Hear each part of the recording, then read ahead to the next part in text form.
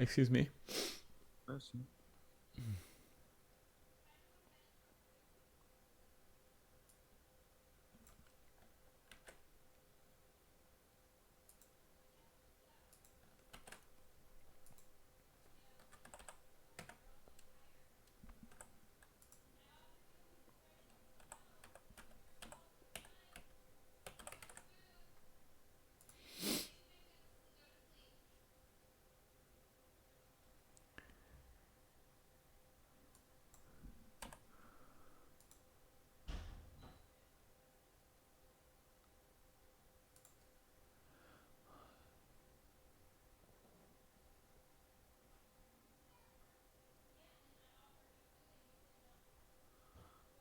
Okay.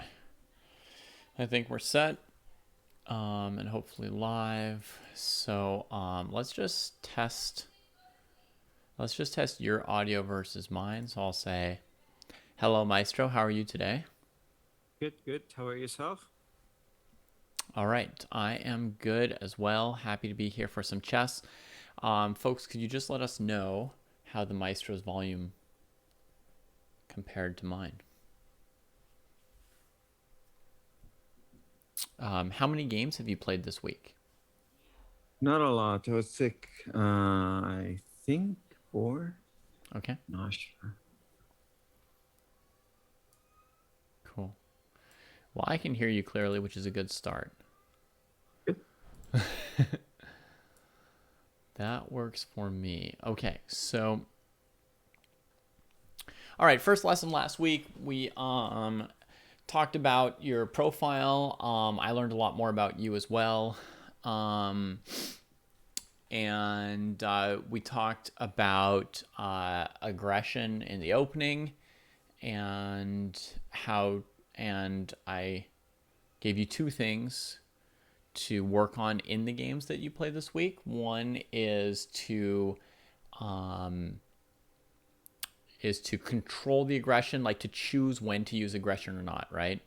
To use Mm-hmm. your aggression when you think your opponent's made a mistake, but if they've played good moves, not to go as aggressive. And number two, at the moment where you choose to go aggressive, to really look hard at for good moves for the opponent, right? Mm-hmm. Because you tend to look for the options for yourself and not as much for the opponent. Sure. So that's the lens through which I'm going to look at the 4 games you've played this week with you. So we're only going to look at the first, at the first opening phase, and we're going to see how you did on choosing the right moments to be aggressive or not, and how you did on like taking into account what your opponent might do at times when you wanted to Sounds good. start the aggression.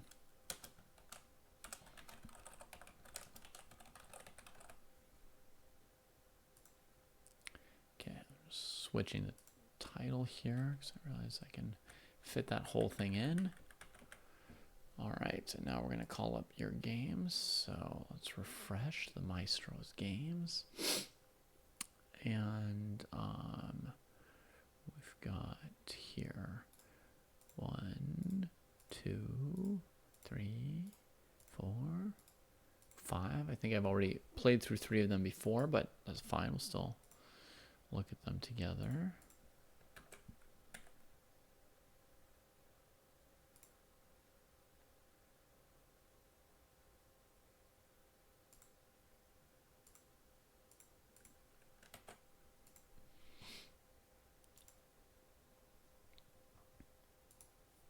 All right. Okay, so this one you're white, and yeah, let's see. One thing I'd be curious about is if you could tell me at any point in this opening a move your opponent played that you thought didn't look good. Okay. Okay, that would be useful for me to know if there's any point here where you're like, "Ooh, that wasn't a good move." Mm-hmm. Uh, are you gonna share a board or should I look at the Oh my gosh, stream? sorry. Let me invite you in live chess.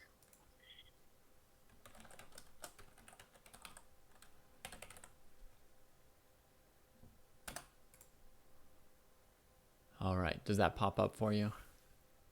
Just a sec.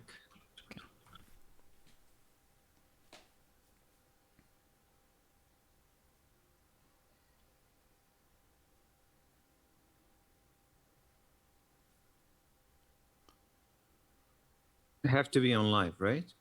Yeah, you have to be in live chess, and then you'll get my invitation.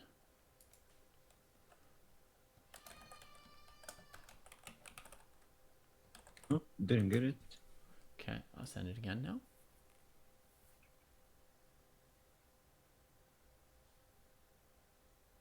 Did that work?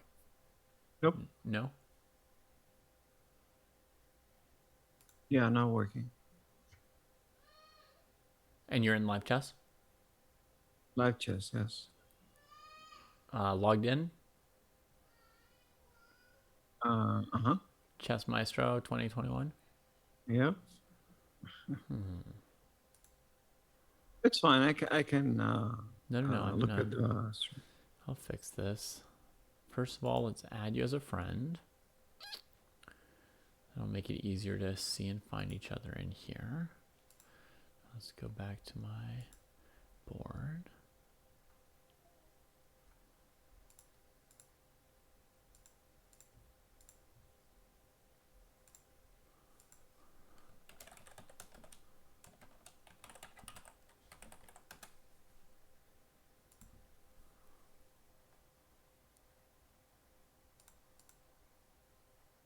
Anything Nope. showing up on your end? No, nothing yet.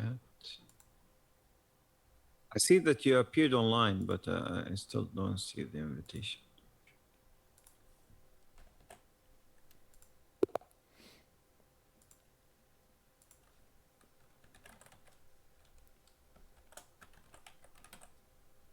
Ah, there you are.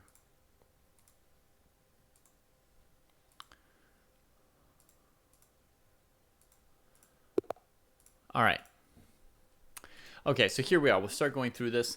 Let me know if there's anything that your opponent does that you think of as like, a mistake. Really bad or a little bit bad. Either way, you can let me know. Mm-hmm. So, the big Russian boss trades. Then hits back in the center. I think this move was bad. B5. Okay. That looks like And a yeah. wrong move to you. It looks like a wrong move, and I thought so during the game. First line was knight takes b5. What was it?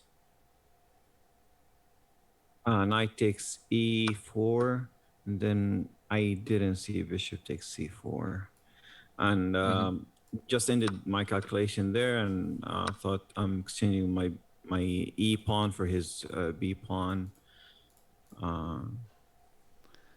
Right. Well, the other way around. So But basically from anyways, here, so I didn't like that trade.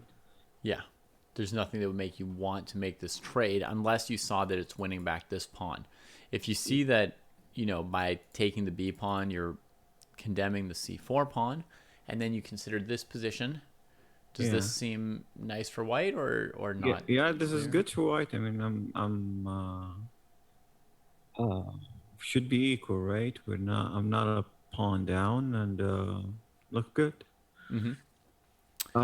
Which is weird because the intuition that I had to take the pawn with the knight started with noticing that the bishop is actually targeting both, or rather, it's going to be easier for the bishop to take the pawn on c4. But I don't know, for some reason, I just didn't think of c4, Right. bishop c4.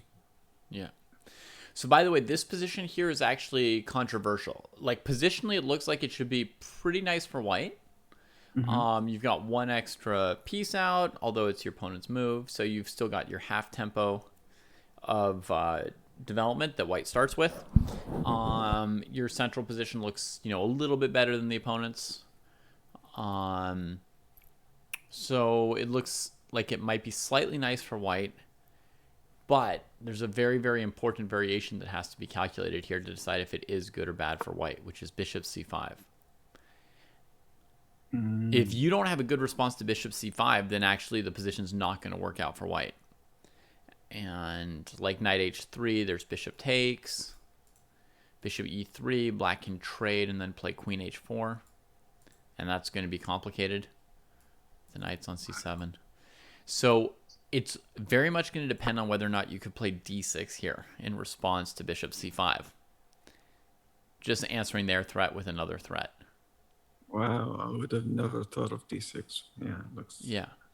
Super critical for deciding if this position is good for white or black. d6 opens up every single one of black's tactical problems. makes sense. Right? Your queen gets in touch with d5 and the bishop's opened up. So the rook, the knight, and f7 are all hanging. That's one half of what's going on, and the second half is knight c7. So basically, you're allowing knight f2, bishop f2, and do you have any instinct about something like this, or does it just look like a mess to you? It looks like a mess, honestly, but a mess that I wouldn't mind. Yeah, I know. Yeah, last week if you saw this option, you would play it for sure. Now you'd have to say like, well, what's the best thing that black can do before you go for something like this? Well, I'll just throw out there that my instinct is pretty nice for white because you've got 4 spots in red for black here in terms of tactical elements. That's quite a lot. Very likely that black's somehow going to just lose here with how many problems they have. Mm-hmm. Yeah. Just Anyway, very, very controversial. And that's what I would calculate before playing knight b5 is whether or not d6 was working. And I would look at bishop f2 and knight f2 and queen h4 and castles kingside, leaving everything hanging. But they say I calculate too much, so maybe you shouldn't look this far ahead. I don't know. But that seems... To me, I make my decisions by looking at variations like that look pretty critical. In the sense that if they work out, I feel like everything's going to work out. And if they don't work out, I feel like I can't even play knight takes b5. So, okay, so b5 may or may not be a bad move for black. We don't know, but it looks suspicious to you. mm-hmm. Your instinct was you could take it. You didn't calculate it to a position that you were happy with. Yeah.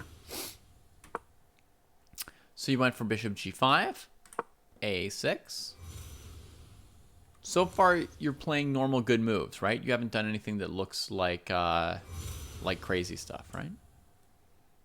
Yeah, one question about bishop g5. I played it, but I wasn't ready to exchange it. Mm-hmm. Well, I was ready to exchange it if I wanted to take on b5 next. Right. Like if your opponent spent a tempo on h6, you would trade it to save e4, and then you would take. Yeah.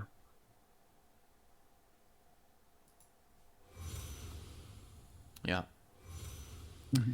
But you're not strategically wanting to make that trade. It's just kind of a weird way of defending e4 in order to try and threaten this. Yeah. Right. Which is why I'm not happy. Right. I'm not that happy with bishop g5. Right. So did you have any alternatives to bishop g5? I mean, you had knight b5, which we discussed. Yeah, I wasn't even considering knight b5 here because I didn't think anything changed. Which, again, I'm missing the whole bishop c4 thing. I think I looked at all squares and none of them looked that good. Like e3 maybe is decent, but it's not that. Bishop e3, you mean? Yeah, bishop e3 is not that good. Bishop d2 is too passive. Yeah.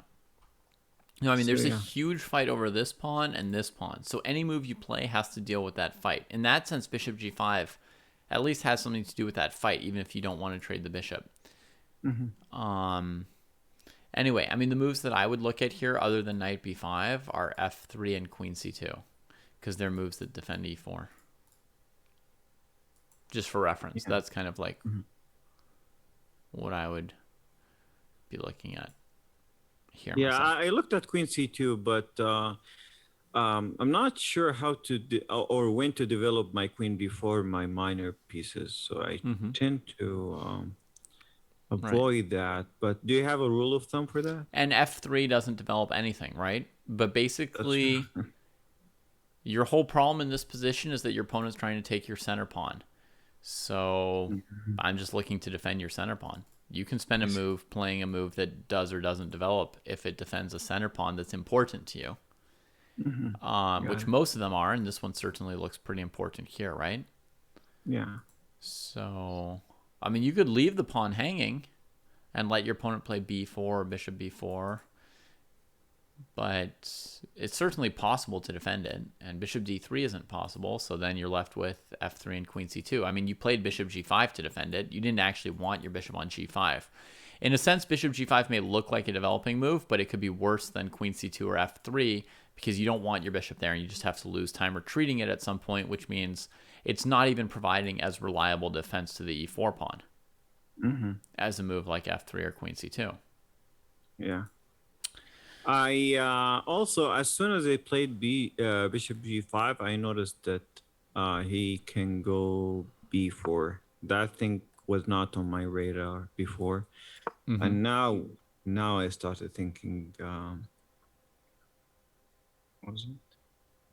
Yeah, your opponent didn't No, play no, this no. move, but Actually, sorry, take it back. I mm-hmm. was thinking between bishop g5 and a3. These were the two moves that I Okay. was. So you were thinking of safeguarding this position. Yeah. Yeah. But I don't know. I mean, A3 made so much sense to me back then. I wanted to at least maintain the position, but With a3. with A3, yeah, yeah, because if my knight from C3, if it moves from there, I think things are collapsing. Yeah. Yeah. So most like combative openings fight over one pair of central squares. Here there's a very, very sharp fight going on over the e4 square. Different Hmm. sometimes it's e4 d5, sometimes it's d4 e5, but usually it's one pair of center squares, right? Either the white ones or the black ones. Now there's Hmm. openings that don't have that characteristic, which would be like the London system. You're not really fighting over anything, right? Like white controls e5 and d4, black controls d5 and e4. They don't Hmm. fight each other over that, right? Or Yeah. some openings like the Grand Prix attack, e4, c5, knight c3, right? White just controls e4 and d5 and lets black control d4. So white doesn't Hmm. try to push d4, right? So there are Yeah. some openings that are sort of the two players each control what they control and overprotect it and don't challenge what the other person has. But then there are openings where the pieces actually fight each other. In most of those openings, there will be some key square in the center, and it'll usually be a pair of squares that the players are fighting for. Here it's e4 and d5, which means almost all the moves that you're looking at for white or for black have to do with the e4 pawn at the moment, Hmm. right? And that's why b5 b4 is an idea for black, f3 is an idea for white, bishop g5 is an idea for white, g4 g5, queen c2, right? Whatever it is that defends this is a candidate move. Okay. Anyway, I don't think you had the instinct that your opponent had played too badly at this point. It looks like you're just dealing with the game here. Yeah. Um, and now you try to crack that pawn structure. So at this point, you're willing to just be down a pawn, right? You're no longer trying to win this pawn back. You're letting your opponent trade it off. And I don't know if you wanted to take with your queen and pawn, but you're basically willing to play a position where you're down one pawn, but you've got the better center. Hmm. Yeah? Correct. Okay. Yep. Fair enough. And that's perfectly playable and just a normal decision to make. If you reach a point where you think it's like unrealistic that you're ever going to win back the pawn, then you might as well trade the pawn that's taking up space and keeping your bishop from developing. Yep. So yeah, so might as well. So b3, b4, knight a4, c3. I didn't Um, see C3, so I saw a lot of lines and I was okay with the knight being on A4, but I didn't see C3. That was stupid. it was stupid not to see c3 coming. Yeah, because it's the most obvious move, but I Mm-hmm. just, yeah. I think it's a visualization thing, not kind of, Not that yeah, I don't know. that not that like attitude thing where you don't look as hard for your opponent's good moves. Yeah, yeah. Okay. Okay. Okay. Anyway, yeah, it's sort of like a somewhat normal move. Knight f3, bishop d6. How do you feel about the position so far? Equal, better, worse, unclear? I'm not liking it. I have a problem to deal with on the queen side. My knight is also on the, yeah, on Kind of the stuck there. sidelines. Yeah. This is strong. Um, Rest of the board is okay, but and yeah, I still haven't solved the problem with the e4 pawn. So Right. I gotta develop, but I can, I guess, now develop my bishop to d3. It's not, I think, Yep. that big of an issue. Castle next, but the main problem is the my disadvantage of space on the queen side On the queen and the side. knight. Yeah. Okay, cool. I think you're very realistic that you were struggling a bit in this opening. I like that you played bishop d3 so that when this happened, you didn't have to take the knight. Mm-hmm. That would have been really lame if you had to take the knight at this point. Yeah. Okay, and this is almost like good news for you, right? It solves one of your two problems. One problem's the c3 pawn, one's the knight on a4. Yeah, and I didn't trade. Why? Right, you waited and let the opponent trade. Who knows the details? It would have been better to trade yourself. Your pawn structures look better than if you have to take. And you also make this into a passed pawn by making the opponent play c takes b6. Mm-hmm. So you trade on b6. You've got, you're down a pawn, but you've got some chances. Anyway, as far as our goals here and our focus, your opponent played some slightly unusual moves, right? Like defending the center pawn with a knight instead of a pawn. You didn't go crazy over it. They traded off the center instead of trying to support it with c6 or e6. Some dogmatic people think, it's bad to take, but it's playable. You try and take the center for the pawn. Your opponent fights back. I think you correctly recognize that your opponent was playing pretty, reasonable to the point kind of moves. Mm-hmm. And so you didn't do anything crazy. Yeah, nothing crazy this week. Yeah, so that's good. All right, we'll check the next game. So that was this one here, so I can close it. Get this one here.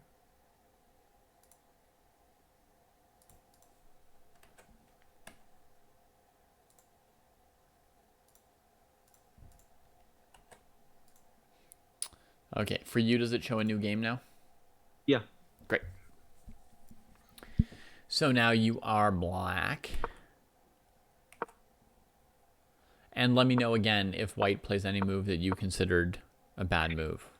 Yeah, I don't know about white, but black here. Should I list my bad moves as well? No. Okay, yeah, That's go ahead fine. then. Just anything from white that made you say like, oh, that's bad.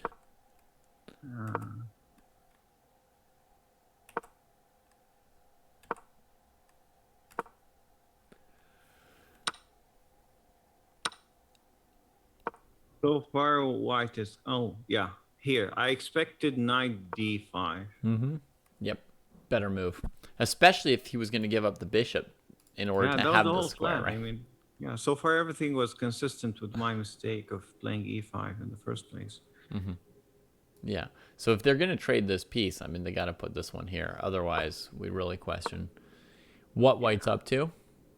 I should have let him take my bishop, I guess, just to get rid of that issue. Maybe It's I true. If don't they know. wanted to take your bishop, that's fine with you. You could ignore them and castle, or play some other move.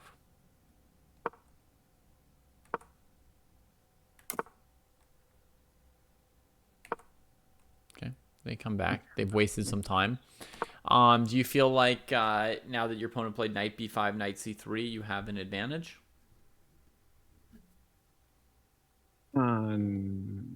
No, not at No. all. I think I'm in. trouble here. I cannot connect my rooks. His knight is, I guess, the strongest piece on the board. Mm-hmm. Um, yeah, and I'm having some trouble um, Okay. kind of untangling my position. Right. So your opponent, and I think you asked this question last week, basically about how much does time matter in a more closed position, and then you even asked me the even harder question in a fluid position where it's not yet clear how open or closed the game is. So here it's a very closed position at the moment, right? So your Yeah. opponent wasted 2 moves with knight b5, which looked just plainly bad, right? But then they came Yeah. back to d5 anyway. So they've wasted 2 moves, and yet it looks like they're doing fine, right? So no reason to go crazy. But given that your opponent lost a little bit of time, you could consider looking at moves like b5 and f5. Open up the position. Yeah, because your opponent's giving you a little bit of time. Those are also standard moves when your opponent controls that d5 square, right? To try and gain space to the sides of it while challenging the Makes pawns that sense. support the knight. Yeah, that makes sense. So those are standard moves in this position period. But given that they waste a little bit of time, you could definitely think about it. I mean, they didn't even waste that much time because you played bishop b8. Yeah. But anyway, you could play f5 or you could play a6, b5. But no reason to like expect that that's going to crush white. It's just maybe a useful thing to do. Okay. So white develops. You go here. How do you think it's going right now? Any mistakes from white? I think I made a bad decision to exchange my knight there, but I wanted to release my dark square bishop. Mm-hmm. That Yeah, was a my pawn intention. trade releases this. Nothing too bad from white though, right? Yeah. Yeah. Okay. I'm guessing he could have done better. Just a feeling because he seemed to have the upper hand before, but no. Yeah, here. There you just lost time with the queen, right? Because you couldn't Yeah. organize these pieces. Yeah. So, I mean, it's outside the purview of today's lesson, but somebody in chat suggested a really strong move here of knight e7, trying to trade your knight for your opponent's really good knight. That is true. Because if you That trade makes, that piece, I don't know. Yeah. Yeah. then That's d5 true. is not as big a deal at the moment. That's true. F3 will take like 4 moves to get there. Though that is Yeah. probably what white will do. Yeah. Yeah. Okay. Yeah. The board was screaming for knight e7. I agree. Yeah. Okay. But good so far on what we're looking for, right? Which is the aggression meter. And, you know, your opponents haven't given you a reason to play anything too aggressive. So it might seem like a non-issue and a non-lesson. Like we're playing through these games where you didn't do anything crazy aggressive and your opponents didn't do anything to warrant it. Why are we looking at all these games through that lens? But I can tell you a lot of the games I looked at when I prepared for our first lesson, your opponent hadn't done anything wrong and you still just started throwing stuff at them. So Yeah. so the fact that your opponent hasn't done anything wrong, it's still interesting and useful for me to see that you're not going crazy. So Yeah. Sure. it's still useful. So let's keep going. So here you are, black. Yeah. There you go. D6. Yeah. This was like a mouse slip. No, No? no. I was trying to maintain my center and I forgot about my line. Usually I take on d4 instead with the pawn. Yeah. And then play this move. And then no, I No. play g6. Okay. Bishop g7. Knight f6. Okay. All right. Yeah. So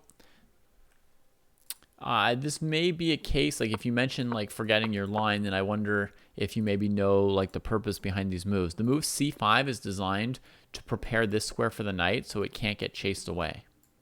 Mm-hmm. So the point is that if your opponent tries to play b4, b5, you can capture the b pawn. If they try and play d4, d5, you can capture the d pawn. That's like what this c pawn does. It creates a very, very good square for the knight. Yeah. Awesome. Right. That makes sense. Yeah, I didn't know that. Makes sense though. So on d4, white's basically trying to play d5 to you, which is going to ruin your opening. And so you have to take it. Yeah. Because that was the point of your c pawn, was to stop d5. Anyway, we'll go on with the game. You play d6. Your opponent plays d5. Did you feel like this was a problem for you?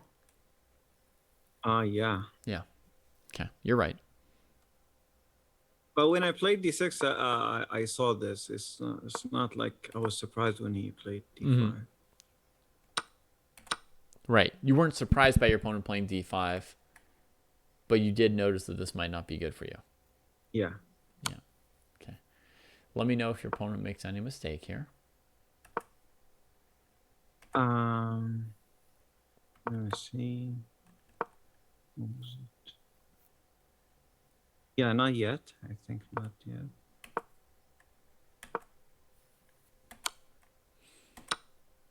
Yeah, I think that wasn't a good exchange. Mm-hmm. Yeah, all he did was develop my queen. Mm-hmm. And release the tension, I guess. Mm-hmm.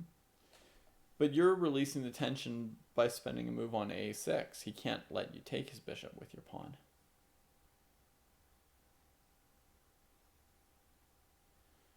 What else is white supposed to do?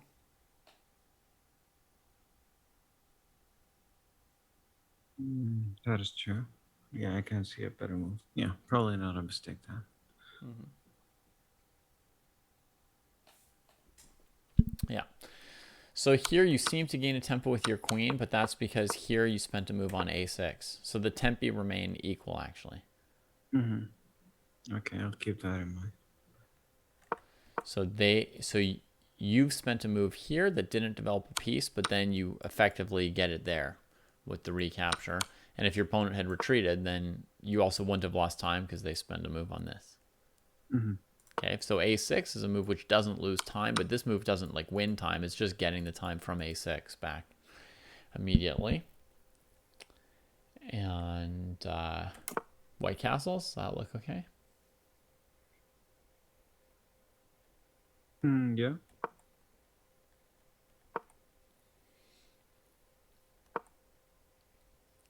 What do you think?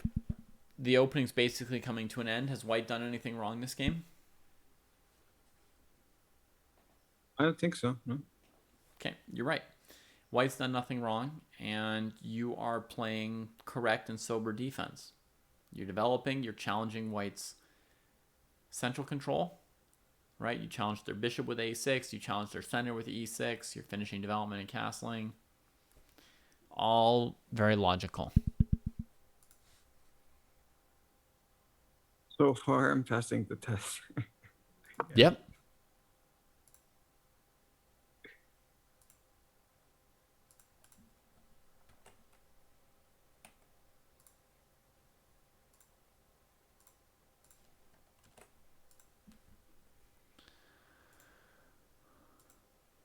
All right, Sicilian again. Okay, knight c6 again.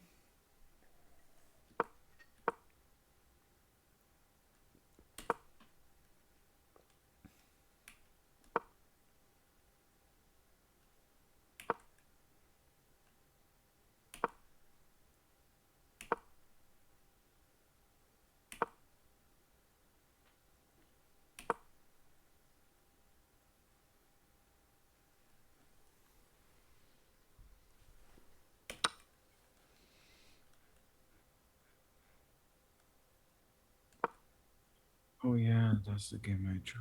Wow. What's that? No, nothing. Any mistakes from your opponent yet?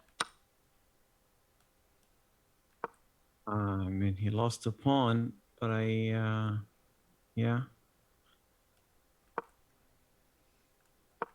Yeah, he's actually down 2 pawns right now. So unless you Yeah, don't but like he's your gonna take position, maybe. he must have made a mistake already. Yeah. Yeah. Can we go back? Maybe Mm-hmm. I'll spot it this time. Sure. Okay. Okay. So here we're at move 5. I think we're good here. So yeah, now he blocked his bishop and undefended his e pawn. Mm-hmm. Yeah, I guess that's a mistake. You're right. And you punish it immediately by just taking your opponent's center pawn. Yeah.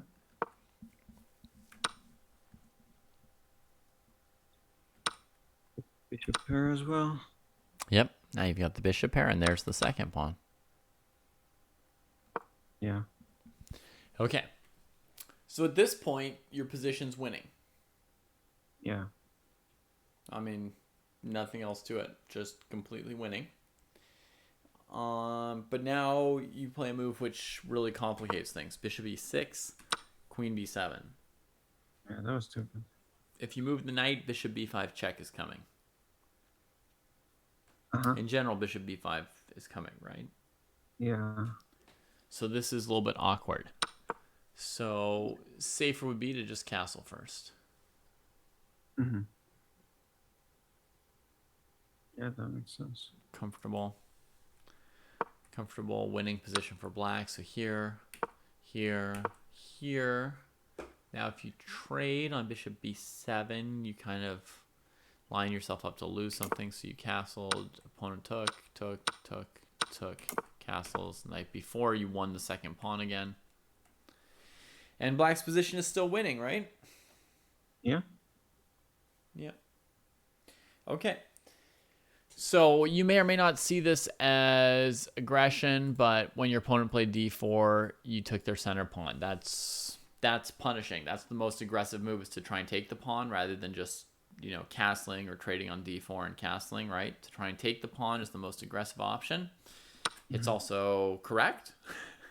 It wins the pawn for free very much. And here you trade, even though it could develop the opponent's knight because it's going to win you a second pawn. Otherwise, they have to play pawn takes, which is not great for their pawn structure. Perfect. So this was a good choice as well. Bishop f5, you could look at also. It looks pretty dangerous for white as well.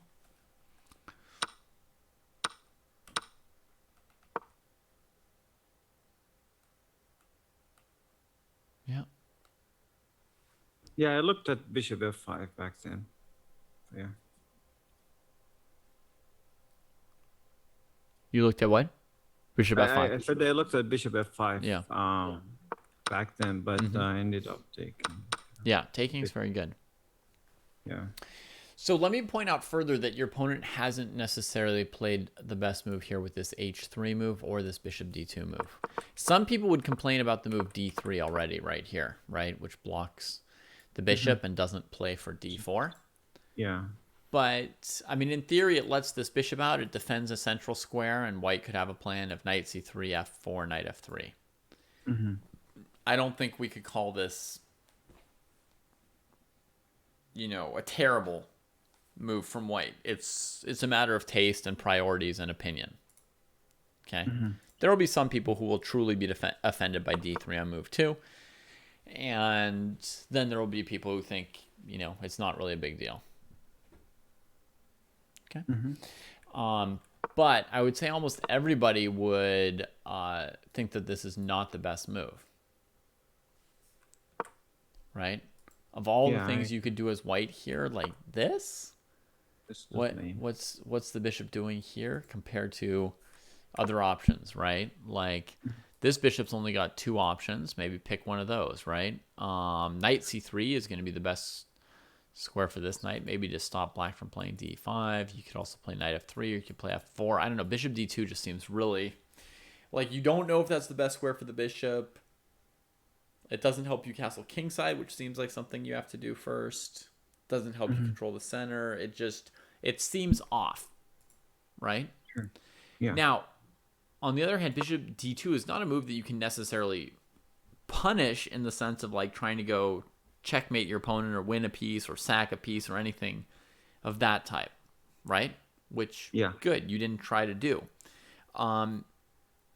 Now, what you could try to do is you could think of maybe playing these kind of moves and taking more space in the center, since your opponent's played sort of like D3, which is not a very challenging move, and now they've like definitely played a move that's pretty lame as far as central control, right? So you remember there's like the openings where you fight and the openings where you each take your part, right? Mm-hmm. If you just take your part with d6, g6, bishop g7, kind of like a dragon Sicilian, then these moves here aren't really going to hurt white, right? Okay. They'll just be, developing moves that help set up their thing while you set up your thing, right? If you somehow steered the game into a d5 kind of game where there's more of a fight immediately between the two players, then these moves here might turn out to be a little bit lame. I see. That makes sense. Now you're black and these moves are not so bad that you could yet claim like a major advantage, but you might get a position as good as what white normally gets instead of what black normally gets. You might be close to that point already, right? Got it. So what that might look like would be knight f6. Preserving the option to play d5. Hard for white to stop you from playing d5 unless they want to play c4, which might be their best option, but if that's what they're going to do as black, I'd like to see that, I'd like to, threaten d5 and see that white's willing to play c4, right? That gives me some major information from this point here. It's probably their best idea because it slows things down and keeps the game in one of those, each side has their own strength and sort of maneuvers and doesn't challenge the other person. So these moves won't hurt white in this kind of a game. It might be their best option, but if white responds with a move like f4 or bishop e2 or knight c3 or something, there's going to be a lot of scenarios here where you can play d5 as black, right? Yeah, that makes sense. And get like a pretty good position for yourself. And if you get more of a combative position, like these kind of positions, I think are going to be advantageous for you by a tiny bit. Again, we don't want to go crazy. Yeah.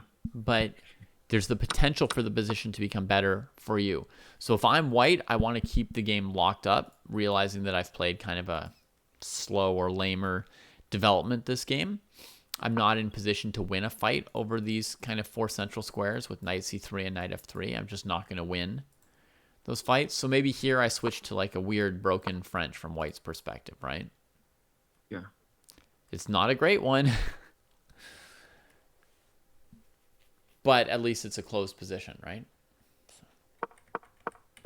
Yeah. Anyway, so if you wanted to try not to punish white in the very, very aggressive sense that we talked about last week, but if you want to look to play in a way that might make your opponent's moves less good, and in general, that's something you want to do in chess, right? Like you read what are the strengths and weaknesses of their moves, and at times you try to lead the game into a direction that highlights the weakness rather than the strength of their moves, right? So if they're ahead in development, you might want to steer it towards a game where development doesn't mean as much, right? If they're behind in development, you might want to steer it towards a game where development matters more. Yeah, I'll start thinking like that. Here your opponent's playing moves that aren't powerful as far as like fighting for control of the four central squares, right? Those moves are knight f3, knight c3 for white, knight c3, knight f6 for black are big moves for that. And then of course any pawn thrust into the center. And sometimes the c pawn or the f pawn can be big moves for that as well. And then bishops attacking knights. Obviously all these moves have their downside as well as their strengths, right? But any of those kind of moves are moves that could prepare you to potentially win a fight over a central square, right? If we talk about, this kind of a position here and say, ooh, there's a fight over these two squares, maybe white plays knight c3 trying to keep fighting for it. The fact that white's played these kind of moves tells us it's unlikely for white to win one of those fights over a key pair of central squares in a fighting opening. which means black is relatively happy to steer the game into one of those kind of openings. Got it. Okay, then your opponent plays another slightly lame move with h3, and when they do that, then you're really wishing that you played knight f6 and d5, because your opponent's like playing a series of moves that would become worse the more open the position were. Knight f6, knight f3, g6. You could consider d5 here, even though you've already lost a move on it because your opponent's done these. And now you just start taking things, right? So that's sort of the end of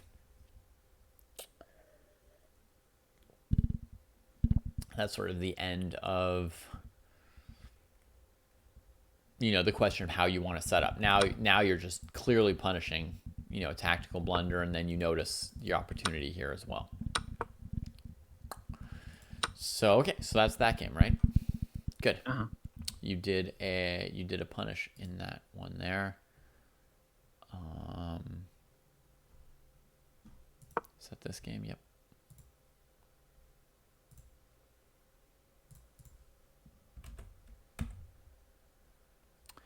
And you'll notice when I'm focused on something, I'm truly focused on it, right? I'm ignoring everything else, right? I don't care if you won or lost, or blunders, or tactics, or time usage, right? We're just looking at the opening through the lens of last week's lesson. Yeah, same thing here. Even when I was playing, trying to be careful. When you were playing, you were also focused. Yep. On that. Great. And I can tell you understand and agree with me on the focus issue from our discussions about what to spend your time on, right? When you were asking about, I'm reading this book, I'm doing these practices, should I also be working on this endgame thing, or should I wait till later, right? So we've got focus working for us here. Okay. So again, you're white. Let me know if black does anything you don't like this game. And you can tell me if it's like, mildly don't like, or I want to checkmate them now. They did something so bad.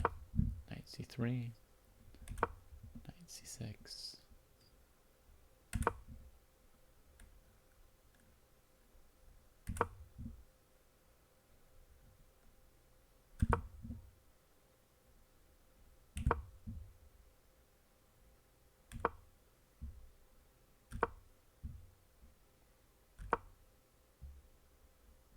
Everything black's done looks good to you so far?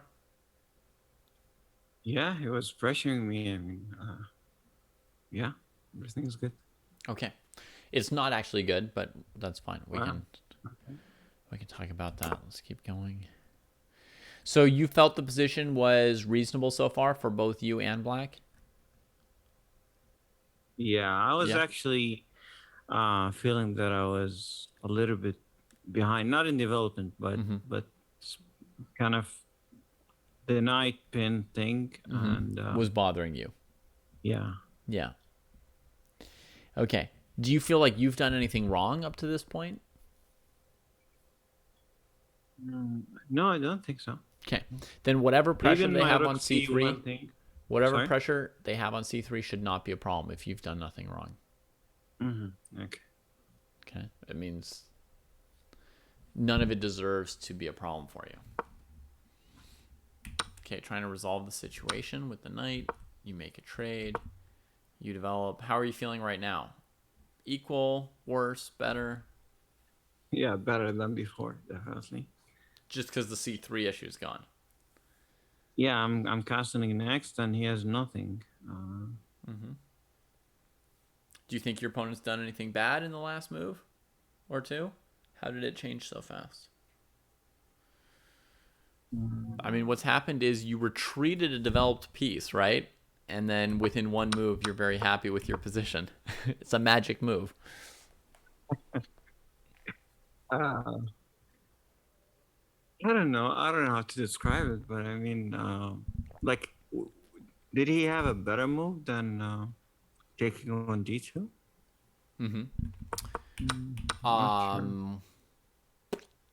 Maybe this is a proof that, like you said, the position is not as good as I thought it. For black, you mean, right? For black, yes. Yeah. Yeah, I think you overestimated how much this was annoying you. And really what happens is your opponent's got 2 aggressively placed pieces and then 5 that are not. Yeah, that is true. And not to burden you with too many ideas, but in chess in general, if you've got like a couple aggressive pieces and then a bunch of not aggressive pieces, it's not actually helpful to have the couple aggressive pieces. You Mm-hmm. want to either like be all aggressive or all like normal, right? I see.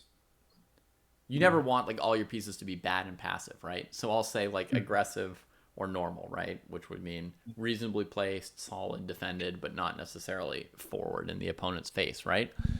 So there's no black pieces to back up this aggression. All that could happen is they could trade for your pieces with like equal trades. The more they trade with your pieces, the more you're going to notice the defect in black's position eventually, Makes sense. because they're trading off their good pieces, and then you'll see that they have an actual problem in the game. Okay, now he's like trying to fight back a little bit, which makes sense. That looks like a good move. I think you could maybe even improve it by trading on d5 once, but maybe it doesn't matter. Here, here, check, here, takes, here, here. Now, did you think this was going to work out for you? Did this seem like good or bad? What were you thinking? Um, I think it was good, but also I think that black didn't play the best defense. So after bishop takes g6, f takes g6, queen takes g6. I was expecting bishop e7, was it? Yeah, that's the move that I was expecting to prevent bishop e5. Didn't think rook takes f4 is good because of what I did in the game, but yeah, I was expecting this move, and I honestly wasn't that sure again. Um, yeah, I couldn't see the position clearly enough, but I thought that I had good chances with the exposed king, overexposed king, I should Right. say, and the queen next to it. So this is the first time in any of the games from this week that you did something really aggressive, right? Which was you took this pawn instead of just recapturing, right? Giving your opponent the option of trading the bishop if they thought that they could get the advantage in this crazy position. And, you know, I mean, it's not like you're sacking tons of material, right? You're going to get, let's say, 2 or 3 pawns for a piece. Yeah. It's not like a big sacrifice or anything like that. But it is like an aggressive choice, right? I mean, you're trying to hurt the guy. Yeah. So did am I right that you expected that this would go well for you? Yeah. Yeah.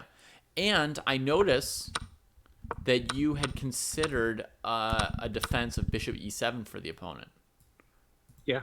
as well as rook takes f4. Yeah. You had seen this idea before you sacrificed, or Yeah. yeah. Yeah. So you did a great job right here with looking hard for options for your opponent. I'm guessing you also noticed that if they tried to cover the king with the queen or rook coming to defend, you would play bishop e5.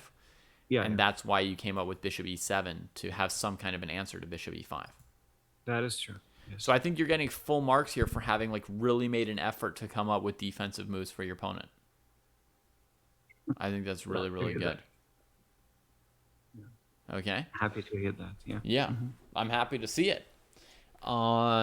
This is the first time you've gone aggressive. I think it looks justified, and I think that you did a good job of looking for options for your opponents. So, success.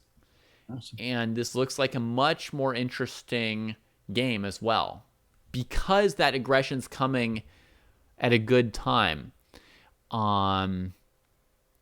It feels much more interesting than random aggression.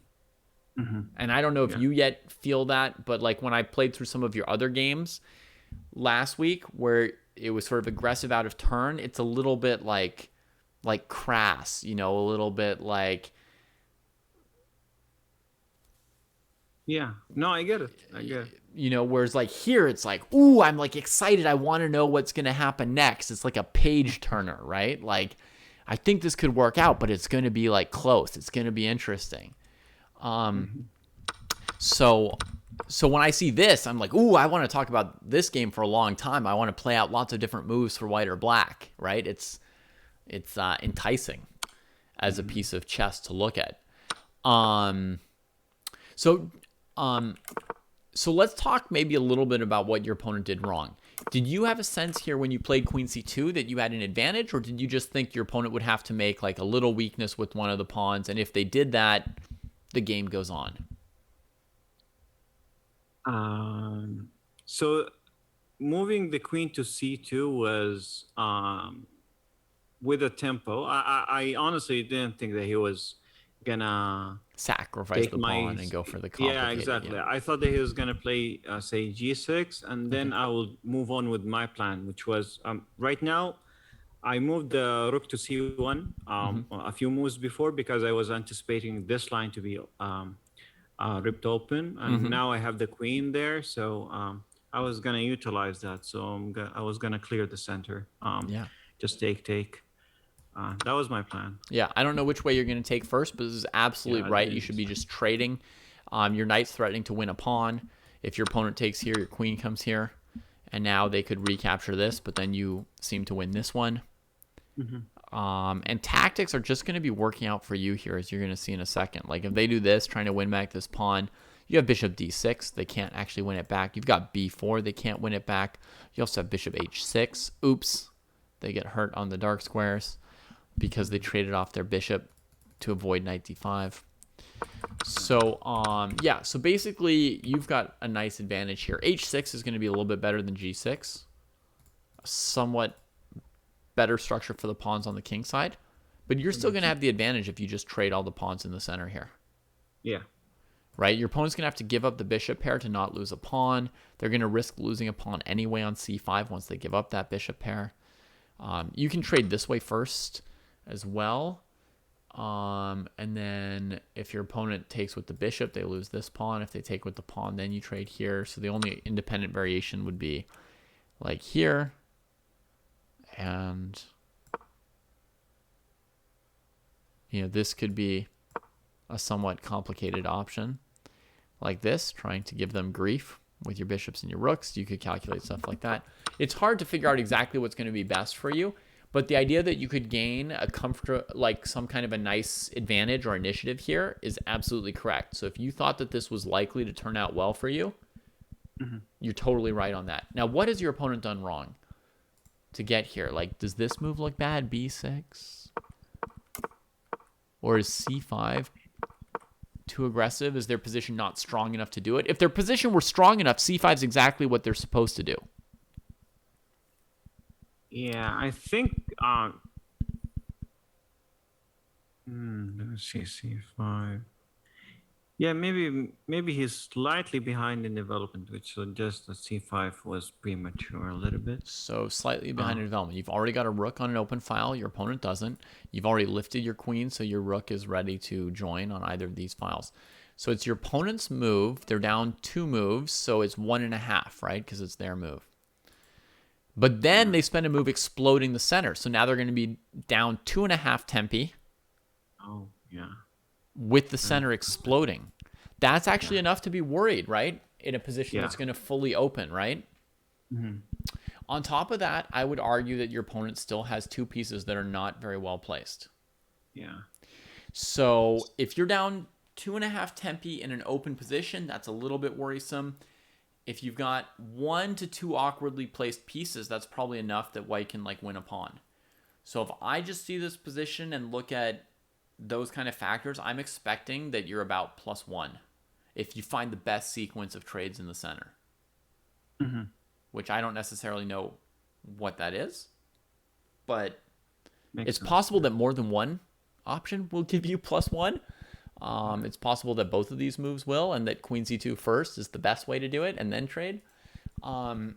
So, yeah, I think this looks very promising for you. Okay. Nice. Now, your opponent's made some mistakes actually way before this that led them down this road, but c5 is probably the wrong idea because they've got 2 badly placed pieces, right?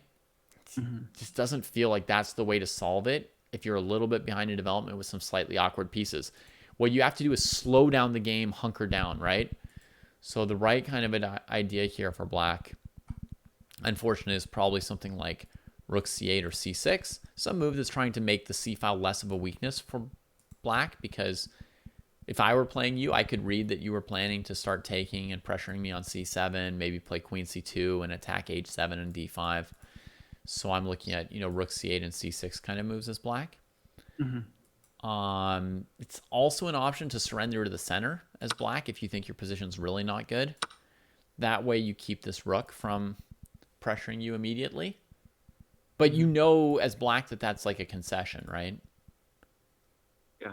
If you trade off the d5 pawn this early, whenever you try to play c5, white will be able to play d5 and pass you with like a strong central pass pawn. So you don't really have any option to equalize anymore for black. Like this option here, you're really just trying to hunker down and survive, play a move like bishop d6, maybe trade a piece. But you're definitely not presuming to play for equality anymore. You're saying like, yes, I'm happy to always be worse for black. But, black sort of got into this situation with one or two mistakes. So one is knight c6. The knight's not well placed here. After white plays knight f3, black's not going to be able to win the fight over the d4 square, which means the knight is going to be kind of badly placed, getting in the way of the c pawn. Is that because of the e pawn? It's because you need the c pawn to either support d5 or counterattack d4 in this kind of opening, right? So if you just pressure white's center with like a piece and knight f3, and white's going to play e3 at some point, which you eventually did, right? Like, look at a position like this. What does this knight do on c6? Yeah. It's just not well placed. Compare it to the other three knights, right? This one supports your center pawn and can come into an outpost square. This one pressures d5 and is prepared to trade off if your opponent brings a good piece in. And this one is ready to hop into those squares to start action at some point, right? Yeah. Now, you don't want to do this too early as white simply because your opponent could trade their bad piece. But the way I usually try and exploit this piece is by playing rook c1 as soon as possible and play on the c file that's going to be awkward for the opponent. And if it ever moves away, then I have knight e5. Oh, so nice. Already at this point, when your opponent plays knight c6, they don't have the c pawn to help defend or counterattack in the center. And they also don't have a great plan for this bishop, right? They played e6, blocking it. And now they put the knight on a square that blocks the b6, bishop b7 idea. So what's the plan for this, Queen's Gambit / French bishop, which tends to be a problem in this opening? There's not an easy plan for it. Yeah. Right? And you'll see that it just sort of like languishes for a while. Rook c1 is the best way to defend c3. That was good. This position is all fine. Right? And this is what I want to get to. See when they develop this piece, is that a good square? Does that do anything? No. Not really, right? It's just kind of sitting there. It's not controlling anything. It's a little bit of a target. There was one line I mentioned to you before where white could try to sort of take advantage of it being awkward a little bit. Yeah. So basically, when I see the opponent play this bishop d7 move, just trying to work towards like connecting the rooks and coordinating their pieces, but I know it's just on a bad square, right? And then they put the knight on a5, so it went from one bad square to another bad square. You basically sort of refute the knight a5 move with b3. Or, refute's a strong word. You answer it correctly, and the knight is still badly placed. Right? So you may not have realized what mistakes your opponent played, but you actually played a lot of the most effective moves to punish their moves, right? And again, it's not like an aggressive punish yet, but the punishment for the knight on c6, for the bishop on d7, is just pressure on the c file and keeping those pieces from becoming good. So you're doing that. And that sets you up to ratchet up the aggression level more if your opponent tries to solve their problems at some point with a move like c5, right? When they try to solve the problem by blowing open the center, you say, you're not in position to do that. So this game is a very, very good model of small mistake, white sets up the best so that the mistake remains, right? So that the problems remain with these pieces, right? Mm-hmm. With the quick rook on c1, right? With b3 to keep that knight out. And then when the opponent tries to fix all their problems in a way that doesn't make sense, then you're ready for the more aggressive punish, right? Wow. So this is really like a model of punishment, and you'll notice that the first punishments you play are not very aggressive. Rook c1 is not a very aggressive move, right? I mean, you even thought of it as just like you're defending c3, but actually it's really good. And then when your opponent No, played, actually, I moved it there to open up because I was anticipating this line to be open. Okay. But yeah, the main Very good. target was to defend c3. right, then your opponent plays knight a5, and again, this move here doesn't look very aggressive, right? But this is good punishing. Yeah. It's stranding that knight still on a5. Yeah, that felt good. Right? And that's sort of like how aggression works. Like the first punishments for what your opponent does are not that aggressive, right? They're just keeping the opponent in a bad position. And if your opponent tries to like break out of like a bad position, that's when you go to the aggressive level. Mm-hmm. Right? So this game here, you know, we can use as very good teaching material. So I want to see the end of this game, which I haven't actually seen this one before.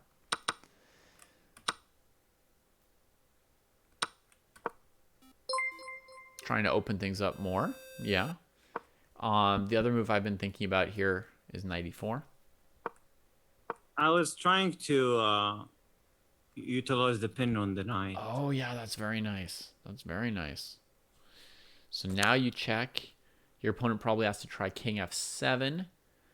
And then you would probably play rook to e1 or something. But... True. That was my plan. Oh, and now you've just taken them apart. And you're just winning. Beautiful, honestly. Yeah. Although I didn't see queen g5 here. Mm-hmm. That's fine. It's still the best game I've seen from you yet. What do you think? Mm-hmm. Thanks. Yeah. This feels like normal me. Before I stopped playing, I feel that I got trusted for a while because I didn't play for like a month or two. But yeah, this is the first game that I feel like, oh, I'm back. Okay, great. So yeah. Yeah, it's a very good one. And it's like perfect on exactly what we were focusing on. Mm-hmm. So when I saw your games last week and I looked at like 10 or 15, in almost every game, your opponent had a chance to win the game in the first 12 moves. Like almost every game, there was some like opportunity where if you put like, you know, an IM or a GM down in your opponent's chair, they could have been winning. And today, in 5 games, not a single game where you gave your opponent a chance to win the game in the opening, right? There was one game where you came out of the opening down a pawn without compensation. You know, the opening didn't go your way, but you didn't do anything like to just lose the game, right? You still, you still always, you know, so you're down a pawn. You're still in the game. You're still playing, right? All fine. Yeah. So, so that's quite a sea change from the week before.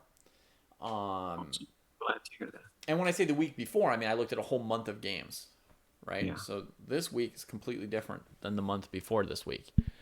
Now I had planned that no matter how well you did on this task, and you did as well as possible, that I would have you save this as your focus for the next week anyway. Sure. Yeah. It's very good to make sure that something's really absorbed. We won't necessarily do the same lesson again next week, right? I'll try to look at your games off stream and see whether or not we need to talk about it or not, or we can move on to another topic. But definitely another week of just focus where when you play your training games, you're focused on the 2 questions about aggression, right? Has your opponent actually made a mistake that warrants aggression? And then if you feel that they have and you've got an idea of something aggressive to do, are you actually looking for good moves for them? Are you looking hard for defenses, right? So when you're going for this and your bishop's going to get trapped on g6, right? Have you tried to come up with defenses for your opponent, right? Have you spent the effort to come up with, bishop e7 to f6, right? Have you made sure that after rook f4 you like your position? Have you looked at, I don't know, queen h4 or something, right? Which I guess just loses to bishop e5, right? Have you made that effort to look for options for your opponent? Those are the two foci. I don't know how to pronounce the plural of focus, but those are the two things to still keep in mind for one more week, just to make sure it's really absorbed. Sure. And I rarely do any topic for less than 2 weeks, just because otherwise it's too easy to forget it and not actually like carry it with you forward from Yeah, I agree with that. Yeah, sounds good. Fun game, really interesting game. I think it could have been really nice to have this pawn trade before getting into all these complications too. If somehow we could have fit that in. CD4 here, takes here. Yeah, there's no time to do it anymore here. Yeah, no, you did everything right. It would have been nice if c takes d5 were already in, which could be a reason to consider this move at this point as well. Might have also been good with the idea that if your opponent takes, then you would play here. And try and get something similar. I mean, again, you'd have to take into account this move, and then this move, and maybe they have to do this now.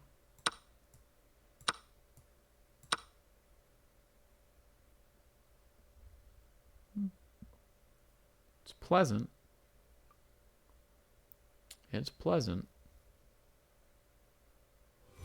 I mean, you do this, and wow. Yeah, it's a tough position for black, no doubt about it. I know I just moved your good piece to like a weird square, but it felt like rook c8 was the only way for them to Yeah, no, I totally agree. try and untangle themselves. I mean, maybe you could calculate rook e1 with the idea that on this move you still play bishop c7. Maybe that could still be really good. Queen moves somewhere and then bishop a6. Maybe that's even better. Maybe that's even better. Anyway, I mean, just it looks very good. Awesome. Okay, so we know what to do for next week, right?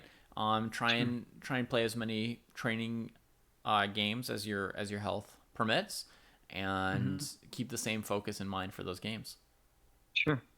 Quick question. I know I've taken more of my allotted time, but in the previous game, I played bishop d3 to attack the queen, and then queen took on. Sorry. I played bishop e6 to attack the white queen, and they took the pawn.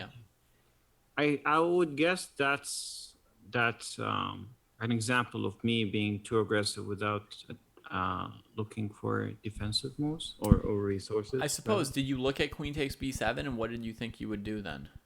No, I didn't see it. Okay. Didn't notice I was hanging because so, the bishop.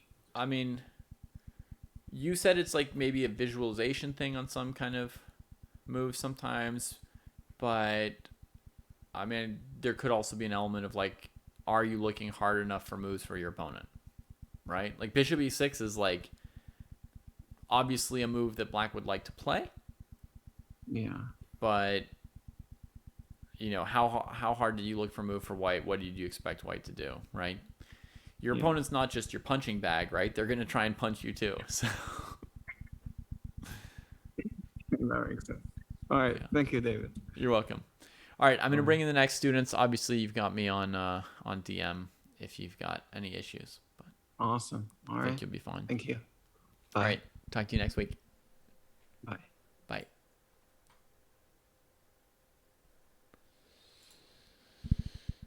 All right. Bring on the next. Bring on the next.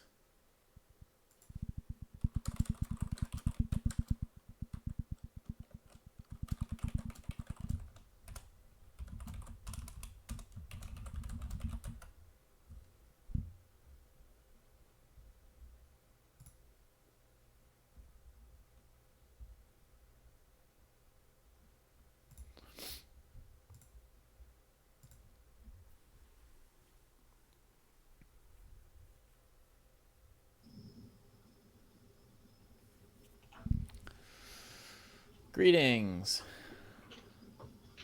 Hey, what's up?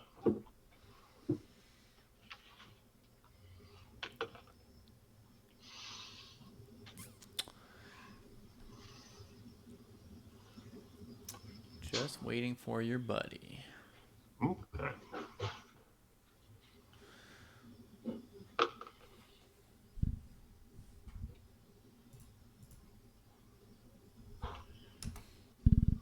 I'm excited. I had really, really good lessons with Paul for a while. Yeah. Very fun, very productive. And we had been on a break for a while. I really wanted to find a partner for him, so I'm very excited to have him back on today. Cool.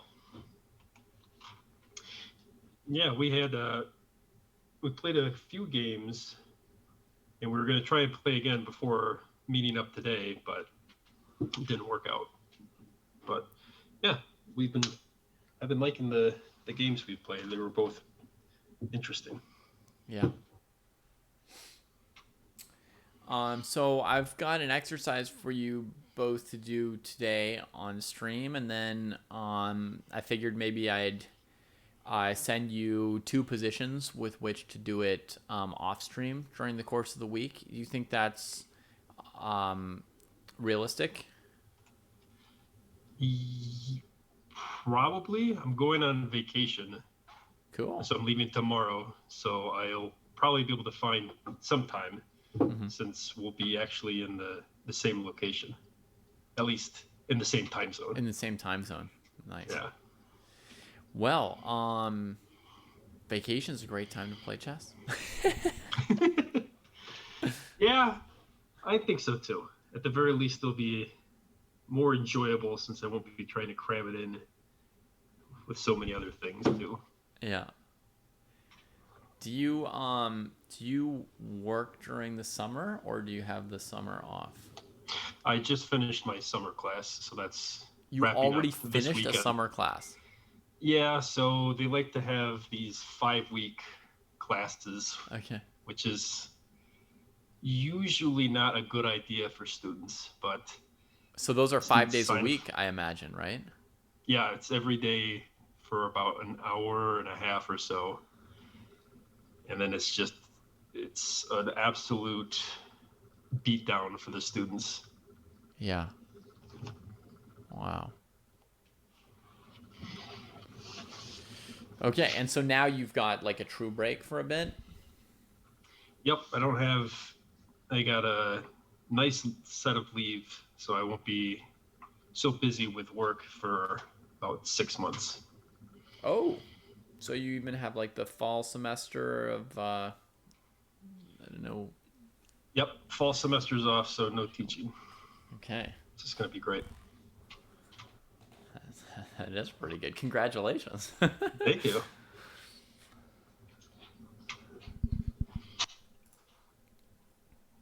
All right. Well, I think your training buddy thought the class was at 10. Are you able to do the class at 10? Or sorry, are you Oh. able to do the class if your partner shows up in half an hour? Yes? Okay. I mean, I'm happy to hang out with you and do something with you in the meantime, but I'm just checking if you'll still have the. Oh, I got nothing else planned tonight, so Awesome. All right. happy to work on whatever you want to work with me on. Okay, sounds good. All right. So, oops. Okay, open the next one. Here.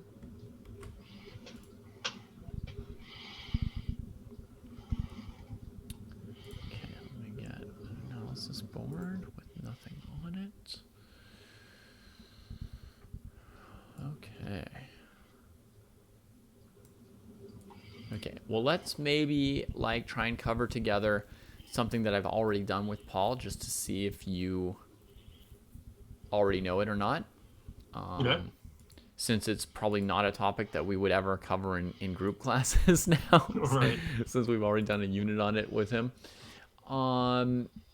So I'm going to invite you to my analysis board. Are you in live chess right now? 1 second. Okay. Okay, I am now. Okay. And your chess.com, is it also something with Baron 411? It's exactly that. Okay. The same as the Twitch name. Okay.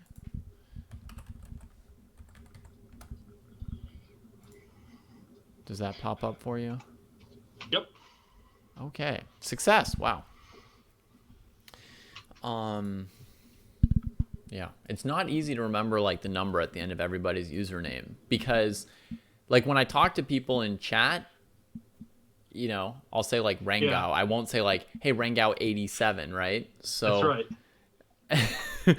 so Yeah, we're not sometimes you don't have to be that formal. You can leave the numbers off at the end. right, but then sometimes when I'm trying to find somebody on chess.com, I'm like, I think Basil is like Basil 19, not like 82, but like 825. Like there's a fifth number. It's not like a year, you know, and it's like, it's not always easy to find the accounts when there's a string of numbers at the end.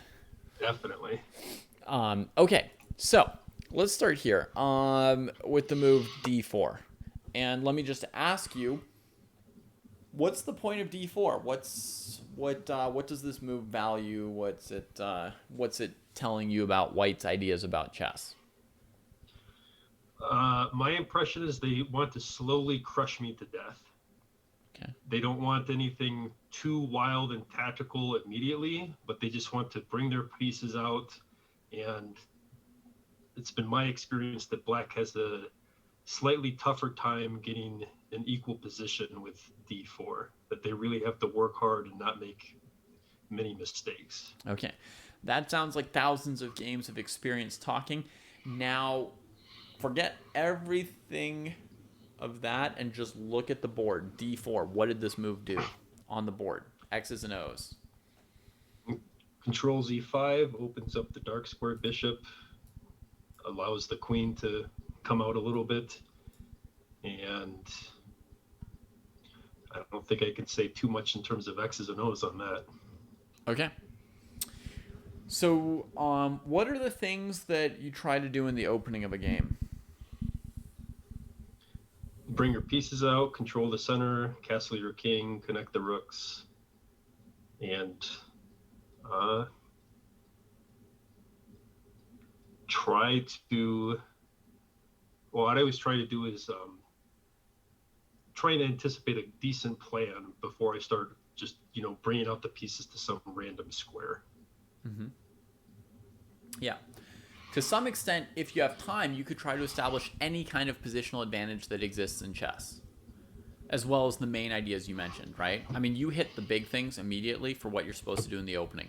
Develop pieces, control the center, secure the king's position, and what else did you say? You said maybe start to come up with like a plan at some point. Yes. Yeah. Yeah. But to some extent, you could also start to set up any kind of positional advantage you want if you get a chance to, right? Like if you think like that there's an outpost square that would be good, you could spend some time in the opening setting that up, right? It'll be a trade-off on time or whatever, right? But you could try and do that if you want to give somebody. Oh yeah, you said connect rooks. That was good too, right? Yep. Part of development, really. If you think that there's like some doubled pawns that are weak, you could try and give them to the opponent. If you think there's a file that could be useful, you could try to set up that file. If you think there's a diagonal for your bishop that could be good, you could try and set up that diagonal, right? So for example, like if I played g3, knight f6, bishop g2, d5, a white player might say like, hey, I want this bishop to be good. I'm going to play c4 at some point. Just see if I can make my bishop better. Right? That's just like a random positional goal, right? To try and make the bishop a bit better. Is White going to, go 10 moves out of their way to do it? Probably not.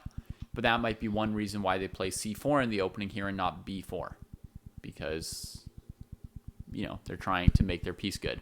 And the same could go for like a file, right? Like when you see the Queen's Gambit, sometimes you'll see people bringing their rook to c1 early on in the opening because they're kind of thinking that they could use that file. So any positional advantage in chess that you know of, establishing a positional advantage of that type could be a goal in the opening. right? But the two major things you mentioned right away, development and central control, and then securing the king position is like a good one. You called it castling, but there's different ways to sort of have your king be safe. So that's like the more general version than castling is like, see if you can figure out a place where your king's going to be safe. All right. So d4. Does this move particularly value any one thing more than another? Like, does this value development more than central control, or doubled pawns more than development, or king safety over blah, blah, blah? What do you think? Material would be another value. In the opening, you're also allowed to win material, right? Like, if my opponent played e5 here, and I played pawn takes pawn, and I asked you, why did I play pawn takes pawn? Because you won a pawn. Because I was establishing a material advantage, right? So it didn't necessarily improve my development or my central control or whatever, get a file for my rooks. Like, I mean, really, I just did this because I wanted to be ahead on material, which is like the most basic way to win a chess game. So, okay. So among all those advantages we could establish, material advantage is obviously like a big one. Okay, so d4. Does this seem to you to value anything particularly more than something else of the chess values? On the move alone, I would probably not come up with too much anything different than what I said before. Mm-hmm. But in my experience with the games in d4, it seems to value central control over other things. That's the later move, so forget about that. So just here, you said that the move developed the bishop, increased the queen's scope, and controlled e5. So it's doing both, right? Does this move tell you which your opponent values more, or does it seem like it's kind of like a move that's perfect from both perspectives, development and central control? I'd say perfect from both perspectives. Right. Correct. So this move here does not yet tell you if your opponent values development more or central control more or any other positional advantage, okay? It's a pristine move which is both pro-development and pro-central control, which is like the best thing that a move can be in the opening, right? Okay. Now, let's say your opponent plays the move d5 is black. It does exactly the same thing, right? And now we're going to play c4 for white. What's the meaning of this move? Again, forget every Queen's Gambit game that you've ever seen. And just what's the idea behind this move? What does it value? It's trying to undermine black's control of e4. Okay. So it's valuing central control rather than material. Above material, above development. Right? You can say that it slightly improves the scope of the queen. It's not like a pure 100% not developing move, but it's definitely not the fastest developing move in this position, right? So this is a move which is valuing central control above other values. That doesn't mean your opponent can't turn around and value something different on the next move. Right. Okay? Because values are also like a case-by-case basis, right? There are people who tend to value development more. And there are people who tend to value doubled pawns more, or space advantage, or material advantage, etc. All these different things, right? There are. But you don't know for sure that in every given position, the person's going to value the same thing, right? Like, if you see this move and you're like, there's somebody who values like central control, right? That doesn't mean that if you take, you know they're going to play e4. Right? They might now play knight c3 or knight f3. A move which values development, right? And says, in this particular situation, if I want a central advantage, I actually need more development. If I just throw pawns at the center, it lets my opponent just throw pawns at the center. So I actually need to have, the development in hand to prevent counters from my opponent against my central pawn before I start taking more, right? People can have nuanced takes on how to play chess, right? So just because in one situation you're like, oh, this person seems to value central control, that doesn't tell you how they're going to make every single decision. But you still, with every move, want to keep track of what they're valuing, because that tells you the value of the moves they've played so far, which tells you what's going on the board, right? Am I ahead or behind right now in development? Ahead or behind right now in central control? Ahead or behind right now in material, etc., right? You want to keep track of those things so you realize what the argument is in the position. And somebody who really values material might play the move e3, or I mean, not necessarily the person, but a move that really values material here is e3, which guarantees winning back the pawn the fastest, right? Versus e4, trying to gain more space, right? Because this move does not allow black to hold on to the pawn in any way. Whereas all the other moves I mentioned, there might be some variations where black could try to hold on to the pawn. I mean, at the cost of other things, right? Like, if you play knight f3, preventing e5, and your opponent says, aha, a6, right? b5, I did it. Right. Obviously, they've, what did black's moves value just now? Material over just Everything. every single other thing, right? They're not valuing development. They're not valuing central control. It's just like 100% this like development, this material thing, right? Although, I mean, again, let's give proper nuance and respect to our opponents as, reasoning, complicated beings, right? Like, they may be thinking that by holding on to this extra pawn, it's going to keep this bishop from ever being on a good square, which is ultimately going to hurt your control over e4 because you can't play bishop d3, and any knight that goes to c3 can be harassed. And maybe they're playing some game to win control over e4. Maybe they're perfectly happy to give away their extra pawn at some point. They're just setting you up to win control over e4. So let's never use the tool I'm giving you now to too heavily caricature your opponents. Okay? People generally caricature opponents in profiles because it's much easier, right? And that's why, a lot of authors like create caricatures, or TV shows create caricatures as well, because it's easier to like engage with and understand immediately, and then you know what you're working with. Right? But when doing so, it's always missing the true complexity of people. Right? So maybe I'm playing these moves that look like all I care about is my C pawn, but it's because I know some way that this pawn structure on the queen side lets me win control of e4. And that's something that white has to realize that I actually do care about. Right. That said, when we see the move a6 on the board, as white, we want to keep a tally of the fact that we have central supremacy. We have a development lead. If we count moves to connect rooks, for white it's going to be 1, 2, 3, 4, and 5, castling. For black it's going to be 1, 2, 3, right? Because it needs a pawn move 3. Yep. 4, 5, 6, 7. So we're at 5 versus 7, and it's white's move. So your opponent may value development. They may realize that they've traded it in here for something, right? Hopefully they realize it if they're a good player. More fun to play against somebody who realizes it. Well, it can be fun to play someone who doesn't realize that they're behind in development in its own way. But at the moment, regardless of what your opponent does or doesn't value, it is a fact that their moves so far didn't value development, and you have a development lead, and you can play the position accordingly, knowing what your current strengths and weaknesses are, advantages and disadvantages, right?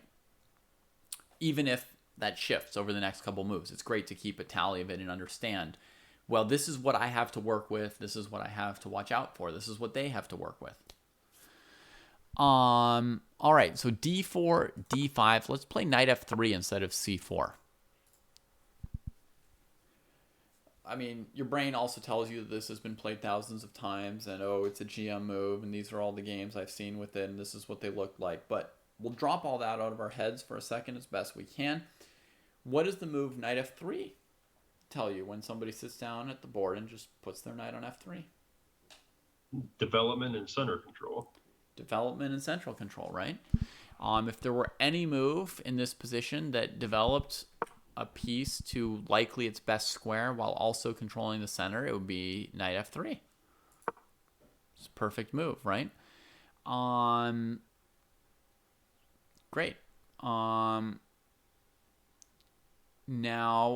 let's try and go a few moves further in.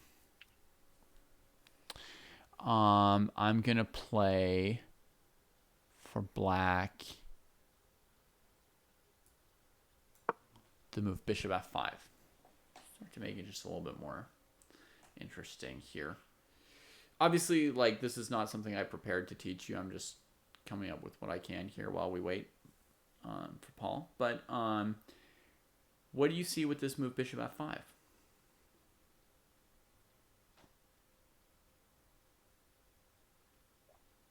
Well, from black's perspective, I'd say it's the same kind of opinion that you're trying to control e4 more. You're developing a piece, and then you're also putting pressure on the c2 pawn, Okay. which will probably get moved anyway. So I'm not sure how relevant that last point. So this move Truly doesn't is. yet tell us too much about whether black is valuing development or central control more or less, because so far it's a move that manages to achieve both goals. A mirror to white's knight f3 move on the previous move, right? All right. Does this move tell you anything else about what black's trying to do or what they're valuing? I imagine they brought out the bishop now because they're going to play e6 soon after, and they don't want the That's right. light squared bishop problem. If they were not going to play e6, then bishop f5 would probably not be the next move in their plan, right? The move knight f6 is more flexible, like the move that white played. More flexible because it controls both of these squares, so it both prepares to defend d5 and to prevent e4. More flexible because you could still play g6, bishop g7, castles, and choose where you want this bishop. And as long as you're not playing e6, there's nothing in this position that says we need to choose between these two moves yet. Right. And in general, there is a value in the opening of flexibility. There's also a value of, like, getting stuff done as fast as possible. That's the development part, right? But if you know your knight's going to f6, and you're like, 80% I want my bishop on f5, 20% I want it on g4, then you play knight f6 and get one more piece of information from your opponent, and then you play it, right? Why not? It might inform your decision. So when you see the move bishop f5 played, it's telling you that black's anticipating playing e6 as the way they want to defend this pawn and where they think this bishop will be best. Okay, this is not... And this is like another aspect of reading the opening. So in the opening, you want to read the strengths and weaknesses of the moves, what they're valuing, who's ahead or behind and what. You can also look at the moves, and from those moves, sometimes guess what moves they're going to play later. Right? So this is a first example of that. Bishop f5 gives you a pretty good guess that they're going to play e6, not g6. In my head, when I'm playing, and this may be something that you do consciously or subconsciously or somewhat or not at all. I think a lot of people probably do this to some amount, whether or not they think about it. But when I'm playing in my head, there's always a sense of, like, the percentages of where this knight's going to end up between a6, c6, and d7. There's a percentage for where this bishop's going to end up, b4, d6, e7, or g7. There's a percentage for where this knight's going to end up, e7, f6, or h6. Every move that gets played, those percentages are changing in my head. And I don't sit there during an actual game and go, like, it's 75% that the knight's going to f6. And then my opponent plays, like, h6, so they can't play knight h6. And I'm like, it just went up to 86%, Like, I'm not sitting there calculating it in that way. But in a general sense, that's going on nonstop. I've got an idea where their pieces are more or less likely to be going. And every move they play gives me information about that, right? And I can use that information to adapt what I want to do, right? So bishop f5 tells me, e6. And as white, I can maybe use that to help me decide whether or not I wanted to play c4 in the opening or not play c4.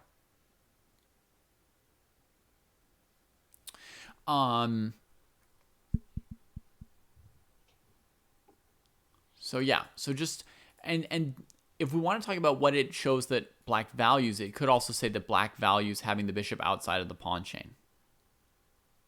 Right? So they're valuing like an active piece by playing bishop f5. Right? And we can start to see a move coming from white. All right, let's play c4 for white here. Now there's some contact, and let's start with what this values or doesn't value between, the different values that you came up with. Well, I think it's pretty similar to playing c4 before, where they're trying to win the e4 square for their pieces. Mm-hmm. So it's undermining the black's control of e4, so devaluing center control over material and development. Mm-hmm. Great. Yeah. All right. So we're valuing central control over development and over material potentially. Yeah. Perfect. Okay. Now let's say I play knight c6 for black.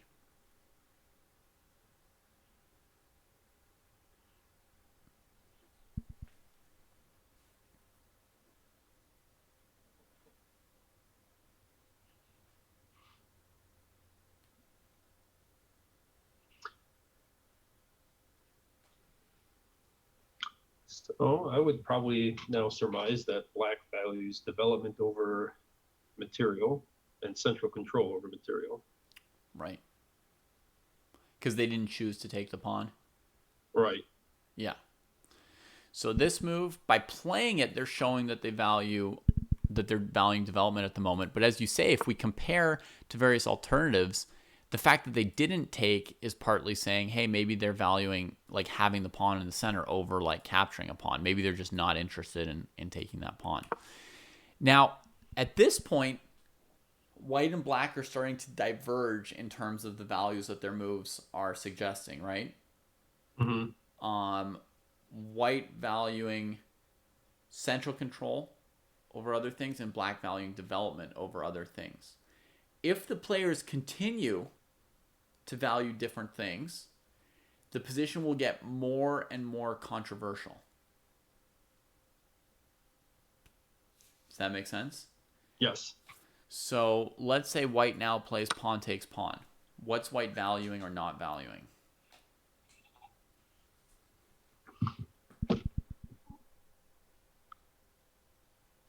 Well, they're valuing material and central control over development. Mm-hmm. Which is exactly the thing that black was valuing, right? Right. So that's pushing things towards maybe more of an intense, decisive moment.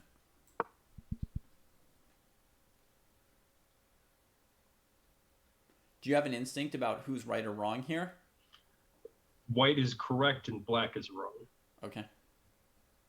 Black's trying to win in the first 7 moves or get a strong material advantage in the first 7 moves, and they are not afforded this luxury.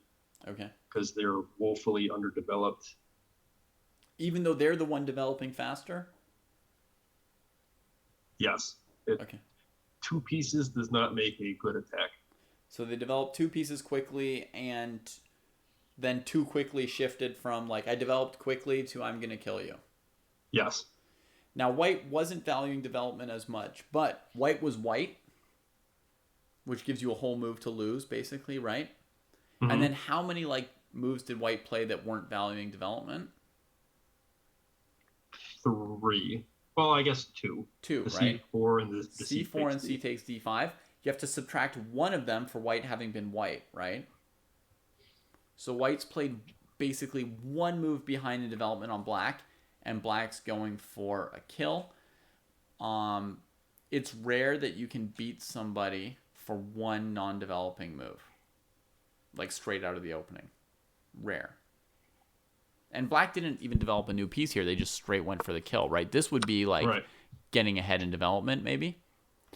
So black here is saying, I have so much lead in development. I mean, I'm kind of like saying this for you, but you already half said it, right? They're saying they've got so much lead in development, they're no longer they're not developing further here. They're valuing the lead in development. They think it's already so big that they can basically end the game with a threat. So now, as you said, they're valuing material advantage. They're trying to win a rook, which they then are going to try and win the game off of the extra rook.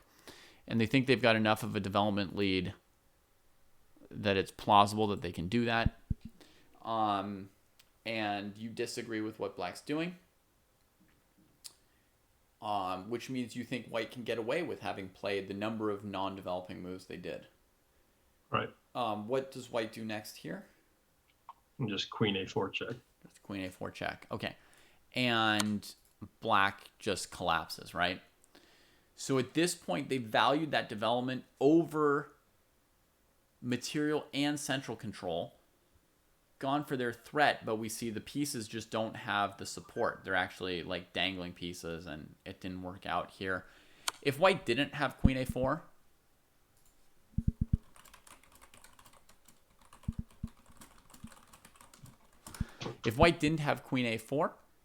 they would still have the move knight a3. Mm-hmm. And then actually knight b4, trying to use that development lead, would actually have just allowed white to catch up in development, right? Because it was a second move of that knight. So ironically, black would now end up, just with white having caught up in development. And if you look at this position here, I would say the salient factor is that white's gained a small advantage in central control. No surprise, white valued that more than black, right? Black valued the development a little bit more than white, got one extra move of development, didn't lead to anything, gave it back, and white still had the central advantage, right? So, again, I personally don't think that one or the other of these values is always right or always wrong, right? Sometimes you're better off developing, sometimes you're better off controlling the center. It depends. I may have, some small bias myself. Like if you looked at like lots of my games and you were like a master and looked through all my games, you might say like, oh, this guy tends to value this a little bit more than the average person. Or in these pawn structures, he values this more than the average other player. But you wouldn't be like, oh, David never develops, or oh, David never controls the center, right? Like it's going to be somewhere on a spectrum, right? In this case here, black was wrong not to value the center more, right? White being white is allowed to play one or two center pressuring moves. And if black just ignores them, then they'll usually end up being worse in terms of central control. Okay, you seem to have no trouble absorbing and thinking about those ideas there. I've covered them in much greater length with Paul, but yeah, that's how I think about the opening largely, and hopefully you can learn to not only have an idea or ideas behind every move you play in the opening, but to read what your opponent's moves are and know what moves are coming next from them and what they're valuing. Like, are they trying to get ahead of you in development, or are they trying to get ahead of you in central control, or are they just trying to strong point one point in the center and they're letting you have an advantage elsewhere, etc., right? You want to know what they are or not permitting. And so forth. Yeah. I definitely never actively thought about these things when I'm moving pieces in the opening. Yeah. So it's interesting. Yeah, which is fine. Paul, welcome. Hey there. I had Hey. the wrong time. So good to have you. Yeah. How's it going? What's up, man? Did I miss all the good bits? Did you give Joseph the secrets to beating me every No. game? Okay, good. No. I was just telling him something about that first unit we did about like understanding ideas in the opening, because I figured that was something we would never cover together, so I just wanted to see if he had any idea of it. Okay. Cool. Yeah. Okay. So let's talk a little bit about how semi-private lessons work. Even though that's, I'm not going to be giving you any like IM secrets, so just bear with me if you think I'm wasting 2 or 3 minutes of your lesson time or anything like that. But I think we're doing something long term enough. I'm just gonna lay out some broad strokes of my ideas here, and it'll probably save us time down the road by you not having like questions later on like, David, why are we working on something that's good for like Paul's development and not like good for my development, or why are we working on something that I'm already pretty good at, or something like that. Basically, you guys are going to have different strengths and weaknesses at the level that you all play at, which is like 1800 plus. You've got strengths and weaknesses in your game already, multiple strengths, and those are going to be different. And when I'm pairing people up for semi-private lessons together, it's not because these are people who need to learn the same things or people who have the same strengths. In fact, it can be very useful to pair up people with different strengths and weaknesses. What's somewhat important is that you have a somewhat similar overall level. It's not like you're not normally going to pair like a 1400 and an 1800, although sometimes you even could. Because even more important than where you're at is where you're going, right? So the question is, you're looking for people who are aiming for something similar, right? They're trying to get to a similar level.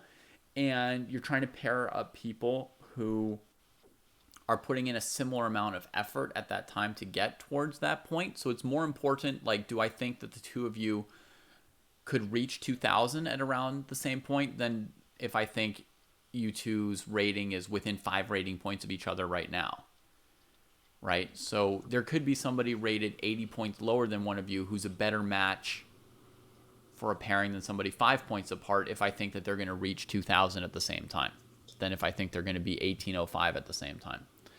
And then of course, like an absolute requirement is that the people get along together, right? That like I can set you a task, which I'm going to do this week, to do an exercise together and like talk together, and that you can do that and get along, and you're not like, oh, this guy's like driving me crazy, or he's slowing me down, or he's going too fast, or I'm not enjoying it, or whatever, right? So we definitely, like, a personality match is like super important as well. So that's what we're looking for with this, and hopefully we have it, but if at any point we don't have it, you just let me know. If one of you suddenly has less time for chess, or one of you suddenly annoys the other, or whatever it may be. I mean, you just tell me, and we can change things. So given that you guys have different strengths and weaknesses, sometimes we'll work on a unit that's more or less applicable to a different person. Okay. We're not going to do like an entire unit on something that I've already done with Paul. It's not like we're not going to go to that level. But I could certainly like have Paul teach Baron something that Paul's already done. Like I could take like a week or two to have Paul try and teach something that I taught Paul before, because I would think that teaching it has some value for Paul as well. Go downstairs if you want to, boss. Okay. And then, the first unit we're going to do is going to be a unit that's like specifically tuned to Baron, but that won't be useless to Paul. And so, as we go between units or exercise or whatever, some of them may be more important for one person or another. But you're bringing different strengths and weaknesses, and I'm not going to be doing something at length that's useless for somebody, right? It may be more useful for one person or other, but it's not going to be like totally useless ever for one of the two people. Any questions about that? Sounds good. Okay. Yeah, no question here, but I did want to say that And what are you doing? for the things you've already taught me, if you felt like going, Sorry. I thought that was Finn. I would not be opposed to that. You wouldn't be opposed to teaching something you've learned. Yeah. Cool. Yeah. I enjoy repetition. Nice. Cement things sometimes. So. Yeah. All right, cool. Oh, let me change the lesson title here since we're switching to a new subject. Lesson control on same side attacks. All right. So our first unit together is same side attacks. So when both players are castled on the same side, yet somebody decides to try to checkmate the opponent's king on that side of the board. Is there a screen share already? No, what there is if you go into live chess, I will invite you to a board. Okay. And then you'll both be just live on the board. And you can make moves on it. And my computer doesn't get weighed down doing like 10 million Perfect. shares. So when you're in live chess, I'll bring you in. All right, I'm in. Looks like I've got Kosti here to be my hype man.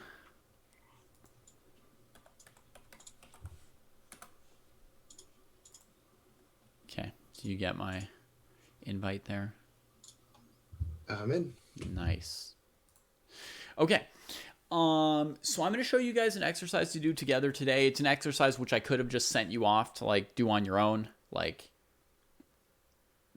for much of today's lesson. Maybe I will just sit here doing nothing and you'd be like, why is David even here? But again, you know, I have to see how you do it, see how you work together, and then I send you off later to do it together on your own as well. You know, hopefully with some confidence that you guys are ready to work together on that kind of thing. So let's go here. Let me just set up the first position.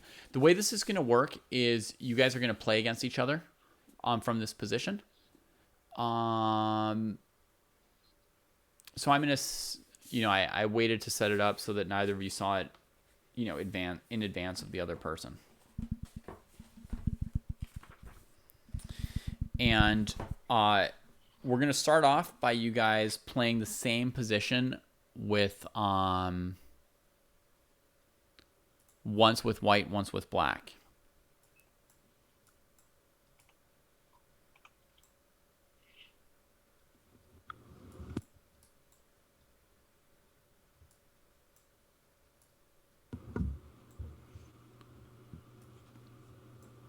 Got to turn the eval and the lines off.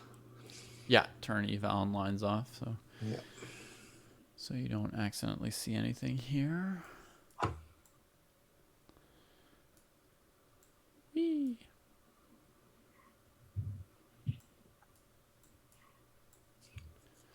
Do do do do do do do do do do do do. All right.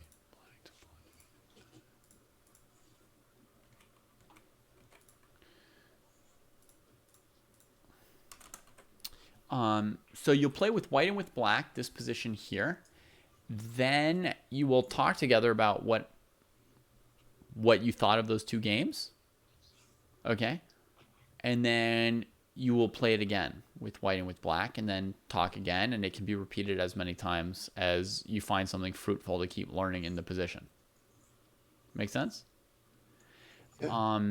Yep. I mean, at some point we'll run out of time today, and when you practice together, you may also run out of time, right? But in theory, this position can be repeated back and forth with white and with black, as long as the two of you are still learning something new about the position, right? Okay. And so one question is going to be like, when you chat between games, do you disagree about stuff or agree about everything, right?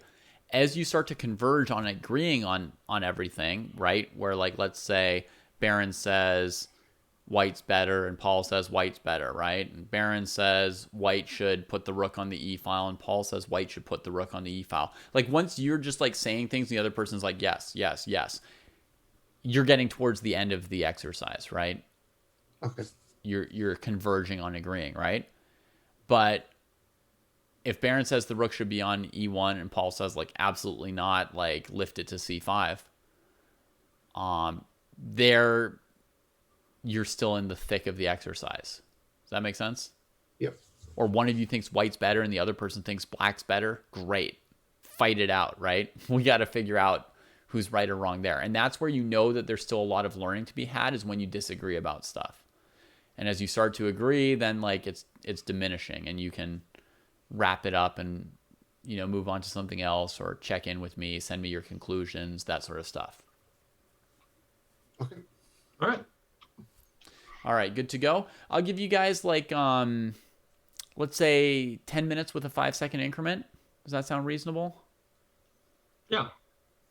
for here? I mean, I could also do like 8 minutes with a 5-second increment. But like another thing is like sometimes like you'll play it a couple times with more time, and then if you think you like are really figuring it out, sometimes like you'll play it with a slower with a shorter amount of time at the end to see if you like really starting to get better at it. But that's more like with like end games where you can do a similar kind of thing as with this middle game. With the middle game, there's going to be a limit to how well you can play it, just because of complexity and number of pieces on the board, right? Where if I really speed it up, like it's still going to be, it's going to become like chaotic or difficult if it gets too fast. All right, so I'm going to try and like now like match you with each other. I'm going to try and spoof you an unrated match with this position here. Okay.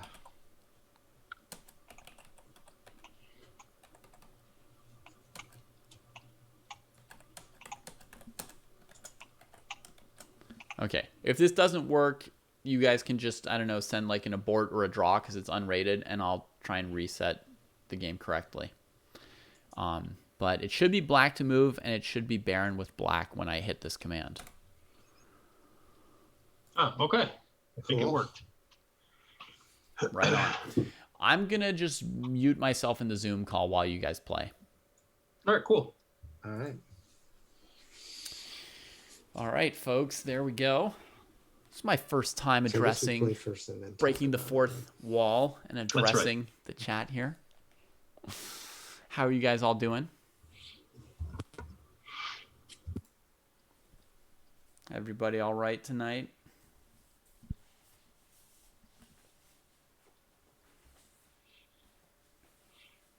Oh, I've already talked to you tonight, Chess Stock, or this morning. I know you got up early, or stayed up all night, maybe. We've got Soroka in the chat, coming in from Canada, I think. Michiko and Vingade. Chess Numbers, tired of following Abimanyu's games, finally getting a chance to recover.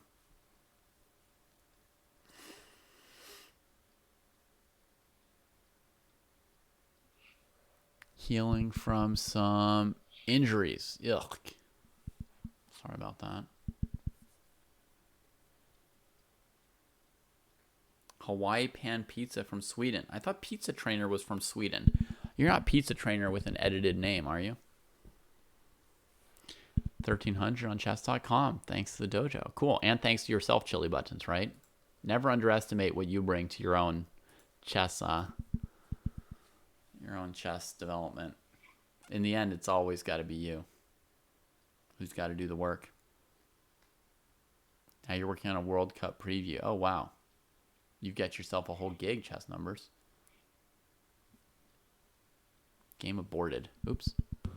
Oh, apparently I need to move. Anything wrong? Oh, it's just like how fast you move. All right, I'm gonna Yeah. try and just like restart the whole command. Oh wait, I'm gonna have to type it out. Sorry, hang on. Oh yeah, because it's your first move. You definitely have like at least a 1 minute limit. Yeah. If you guys watch in chess.com carefully, sometimes it warns you if it's going to auto abort. Like it'll show you a thing in the game chat.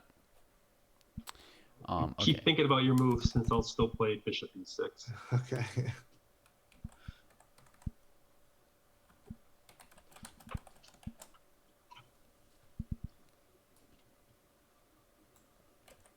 Whoops. Sorry. Okay, I think I might have it again. There we go. Okay, so we've got 2 pizza fans in Sweden. Pizza Trainer and the Hawaiian Pan Pizza. All right, good night, Pravid.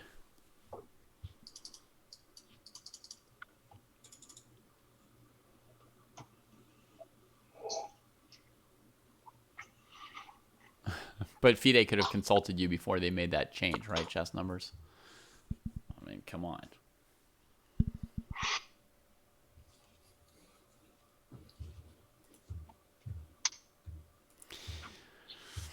Yeah, but I don't want to give them too much time, Hawaii. I want to just get into things. It's annoying that chess.com will abort them. Normally they could spend more than a minute on their move if they really wanted to, but... All right, so Finity plays queen c2. What do you guys think? Ganging up on the c file or a slow motion transfer to the king side?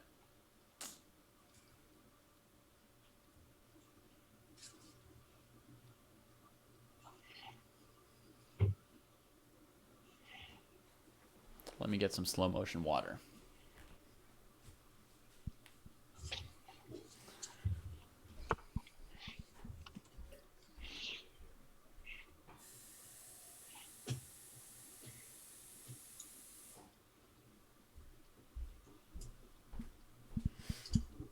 Chess numbers. The answer to your question about giving the opportunity to 78 more players or making your blogging easier is easily decided by the chess version of Occam's razor, which is FIDE always makes the wrong choice. So that means they should have not given an opportunity to those 78 players. I don't know the reason why they shouldn't have done it. I can't explain it, but I know that ultimately, if you think about it in depth, you will eventually come to that conclusion.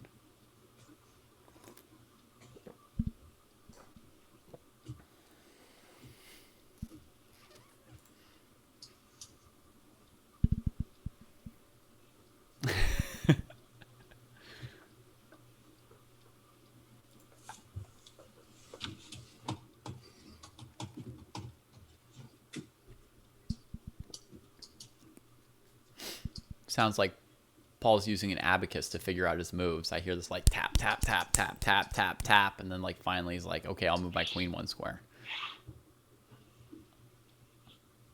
Mako's dull penknife.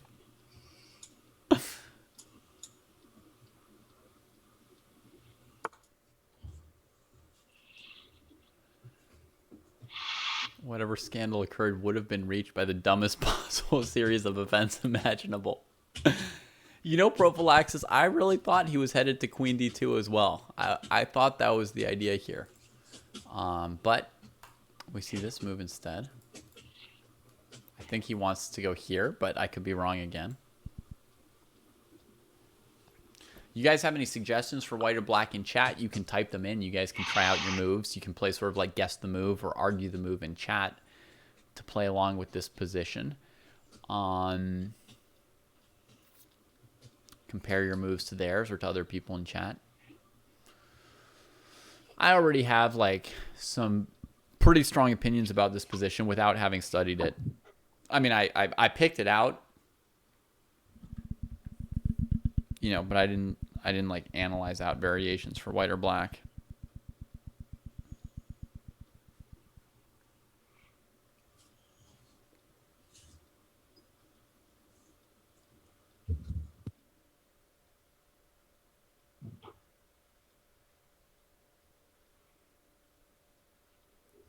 Pressure on white to win on the dark squares. Yeah. F5 to stop bishop f6.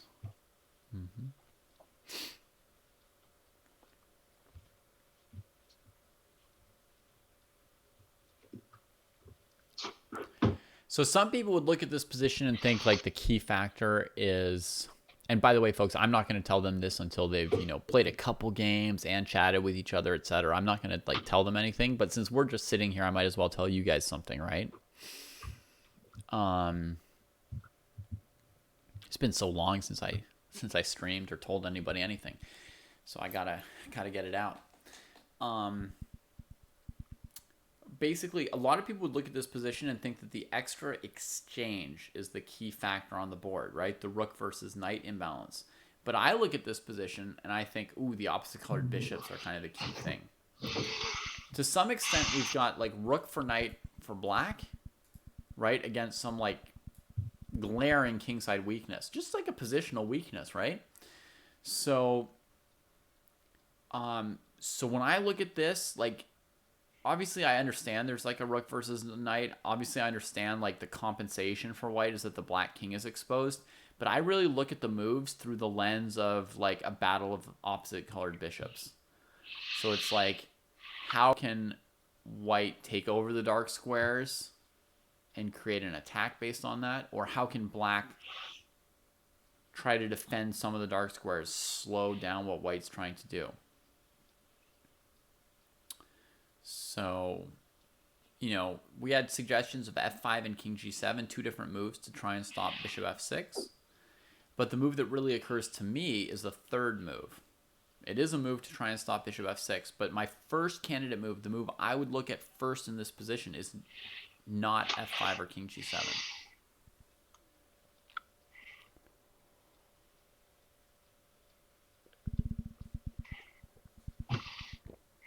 If the g4 pawn were on g7, black would be winning.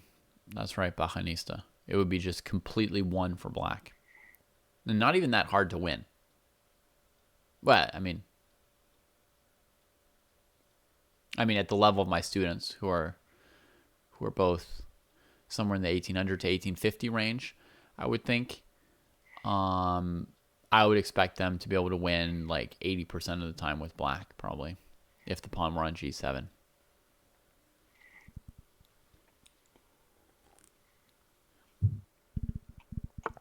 The exercise is not for that purpose, Far Eastern. It's really for them to practice attacks on the king side when both kings are on the king side. That move looks very bad to me on instinct, but we'll see what it has behind it.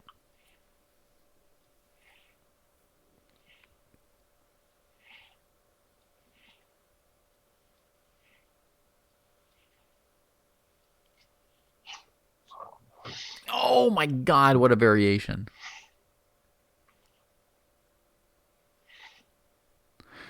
Yes, Stamen. f6 is the move I would have considered last move. In this position here, white plays this. They want to come to f6. My first thought is I want to fight my opponent for the dark squares. So, you know, I put my pawn on a dark square, right? Trying to cover some dark squares with like the best piece I have to do that job. So that's why I would think of that. Not like f5, which puts another pawn on a light square, blocks my bishop, opens up more space around my king. It may stop bishop f6 for a move, but it leaves the dark squares very, very weak, in my opinion. So my instinct is like not to look at f5. King g7 tries to cover dark squares, but like with the king instead of the pawn, much more vulnerable, right? White plays queen d2, headed for like those dark squares. I guess you could try and then play f6 to keep the queen out. But I'm worried that putting my king on a dark square just creates tactical risks for myself, right? So that's not my favorite either. Anyway, we're here on queen b6. What move are you guys thinking of for white now?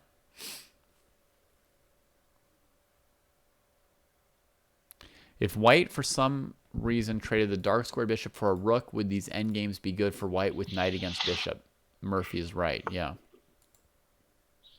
Okay, we saw queen d2. You guys are still thinking queen d2. But Alexa is looking at the variation that I was looking at. Bishop f6, saying like, hey, that's it. You're done. I've got all the dark squares, and I'm just going to come mate next, and you can't do anything about it. Only idea really is to challenge the bishop with the queen, I think. This looks like the only move for black, and then knight d5 wins the game. That was it. Bishop f6, I think, wins the game because of this one variation that Alexa had found as well. And that's just done. We're hitting the queen, and on this move, we've got mate in one. And we've defended the bishop, and it's over. So I think queen b6 was very bad, probably because bishop f6, I think, would have just won the game. More or less.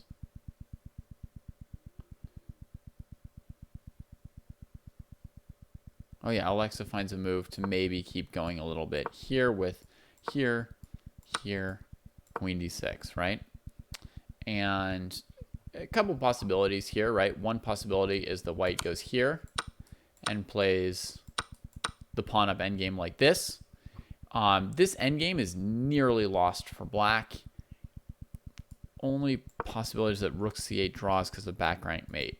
Otherwise, with this bishop, like controlling the king, If white has a rook and a bishop on the board with an extra pawn, and this king is sort of boxed in on the dark squares, that's enough to win. But I think rook c8 would draw for black there. So white might have to consider this complicated variation, queen d2. And then on queen d5, trade, and here. Mate is forced down an entire rook, right? Nobody can interfere with it other than this move. And black probably loses this position here. Probably. I haven't calculated it in detail. It's pretty fancy stuff.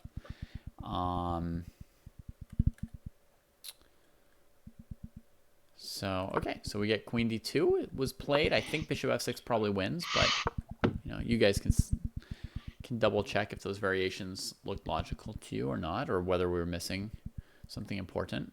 And now bishop f5 was played to keep the white queen out of the h6 square. And now the position really gets into calculation here. Not to tell you guys too much, but it's all well and good to think about, what do you want to do? Where should your pieces be? But here white really has to calculate knight d5, allowing a rook trade and trying to get these moves in. That's just got to be a pretty intense calculation.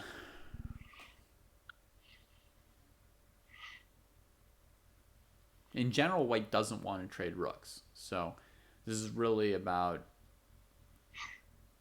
the calculation.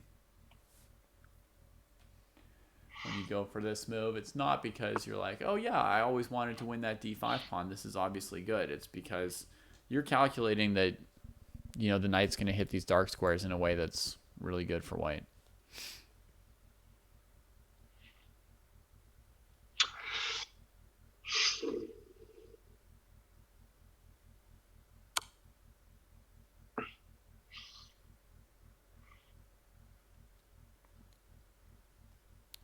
You guys thought queen d4 would have been the right move last move?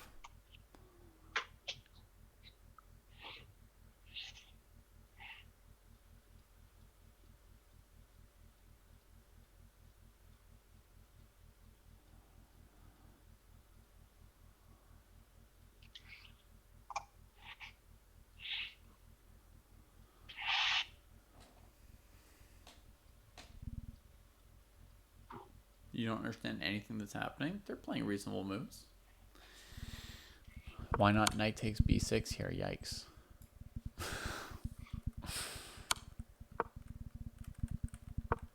Yeah, this queen had to move here on this move. Something like this was to be expected. And then maybe this move here.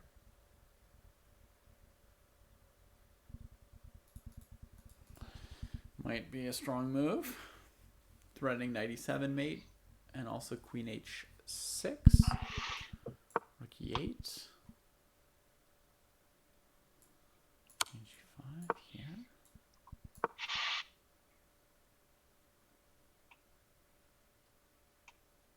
Intense. Anyway, let's see what they're doing.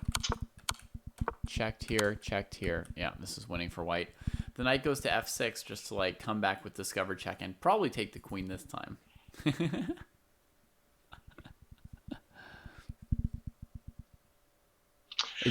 It's the delayed accepted. Dang.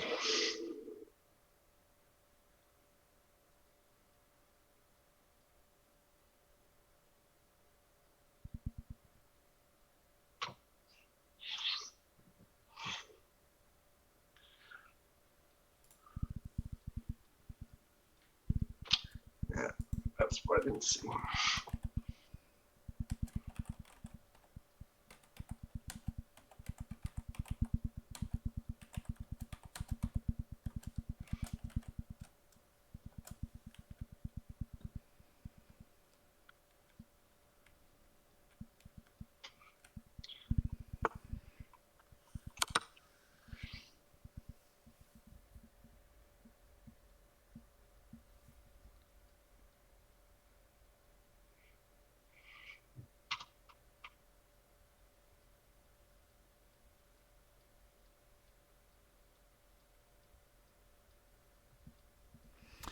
By the way, folks, here as far as king safety, it's generally safer to play like a move like h3 or f3, even with the g pawn that can just take you, than to play a move like g3 and, you know, completely give up the light squares.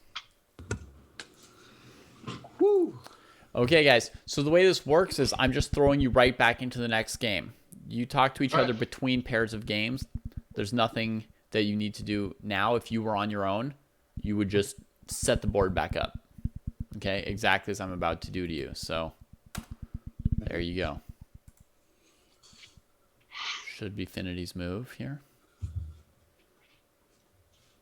Yep.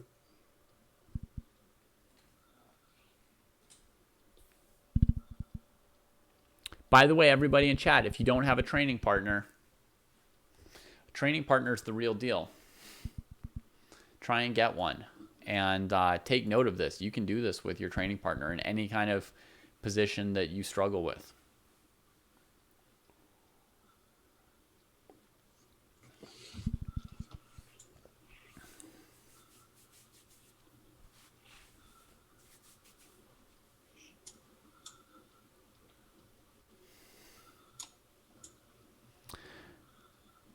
At least one TNK. If you don't have any, start with one. But I would say 3 or 4 is even better. Okay, Baron plays queen c2 immediately. Likes what Finity did last game as white with the queen transfer to c2 and d2. And Finity has a different defense in mind. Clearly played bishop h4 to stop queen d8 in the previous game and thinks that queen d8 is a way to do what, folks? What does black need to do?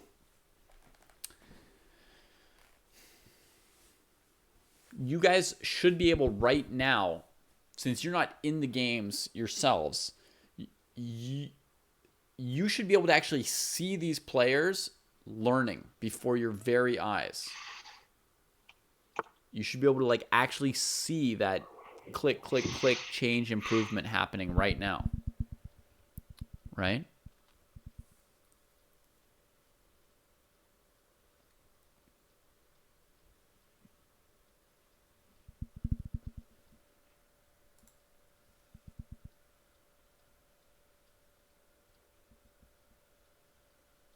Well, looks like a lot of you have just gotten training partners going. Let that be my entire legacy to the chess world, that it's cool to have a training partner.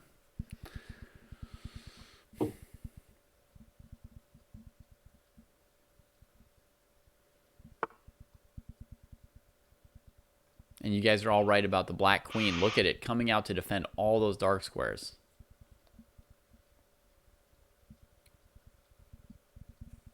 F6 is another way to play it, Hog, yeah. And that's kind of like the first move I tend to look at for black in these positions. But Finity's idea is reasonable as well. And that's like the cool thing about these positions is you can argue about what is better or worse and like where, you know, where the pieces should go and how they should go there. So Finity brought the queen to the dark squares first. She can do some fighting for them as well, right? But how to improve now? How to ever get the rooks involved in the game? Right? White's potentially bringing the rook to e5 or the bishop to e5. Maybe the rook to e5.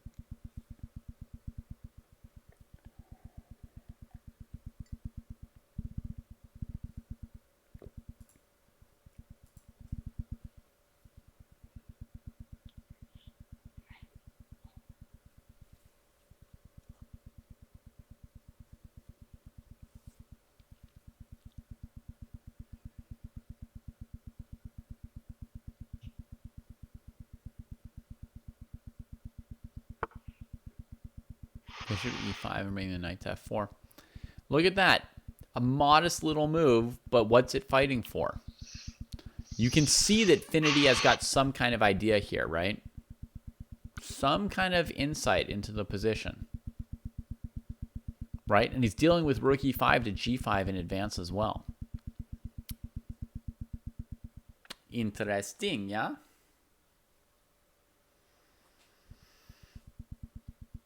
And this is how you'll then like learn from a training partner. Like Baron probably wasn't thinking of playing h6 as black, right? That'll probably be a move that like he didn't really consider. Maybe even queen d8 wasn't like a thing that he considered, right? By seeing which moves Finity plays, he may or may not agree with those moves, but it's already introducing some other ideas into the game, something for him to like fight around with. Notice that Finity didn't fall into queen g5, bishop f4, losing control of the dark squares rather than controlling the dark squares.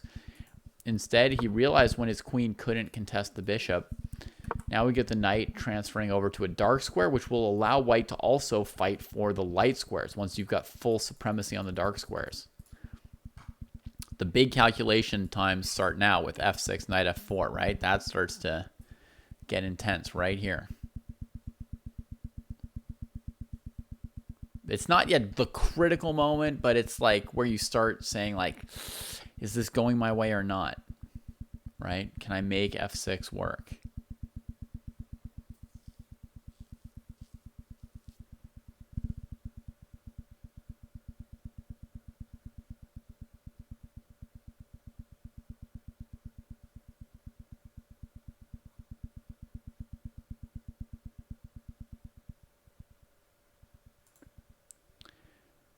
There is a little bit of a sound on the audio, maybe.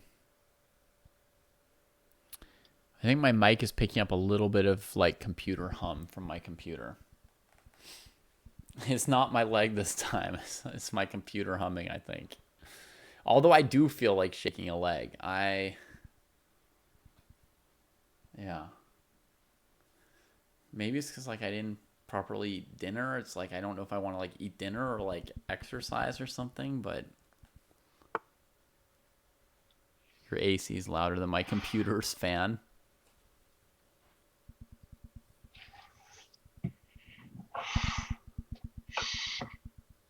Rook e1 provided some secret strength, right, Rangao? Although if the rook were on c1, it would also be doing something here. Okay, king defends a dark square. Makes room for the rook too.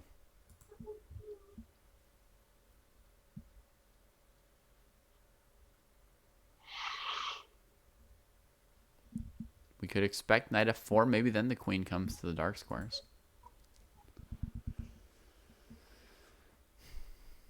Finity is a bit behind in time, but definitely using some good defensive ideas here for black so far.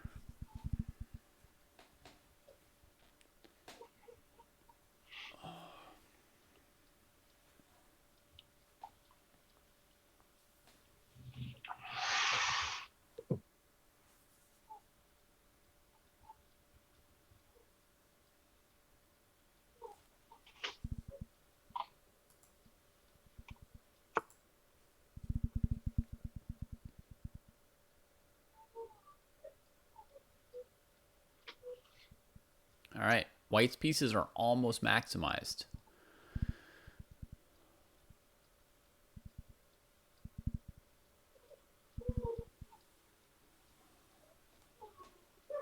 And so far, black's just outnumbered on pieces, right? Because neither rook is particularly involved in the game. They've got ringside seats. They can kind of see that there's a game going on, but not doing much.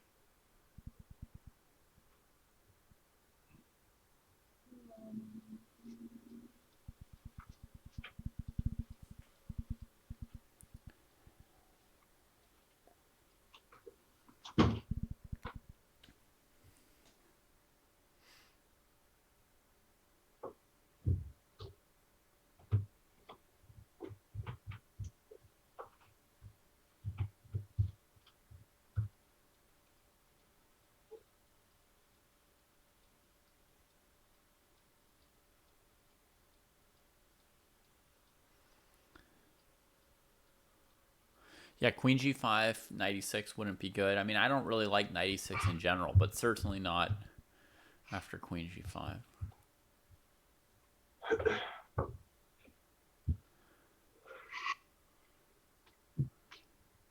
Looks like Alexa thinks that black's in control so far.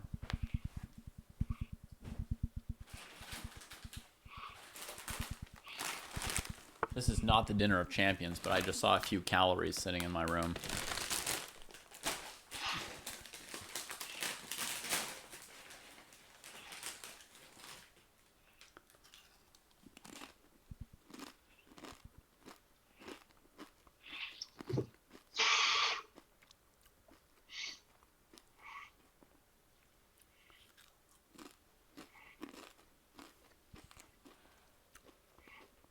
So one interesting question that some of you are starting to touch upon is like the evaluation. Like, is black winning? They're playing good defense. Are they winning?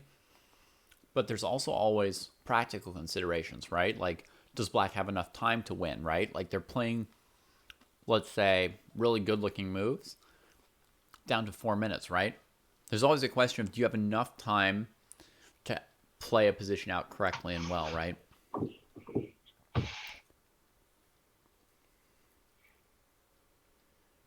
And by getting in some some reps, you can get a little bit faster at it sometimes.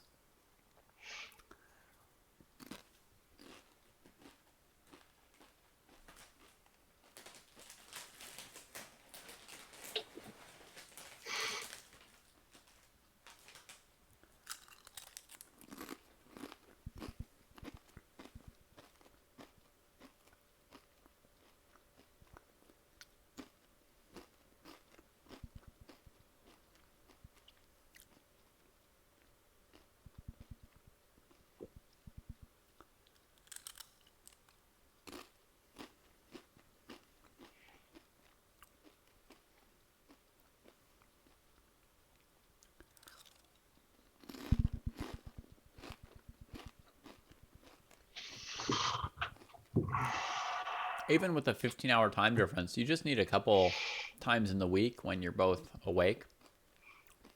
You know, when it's somebody's morning and somebody's evening, or somebody's next day or whatever.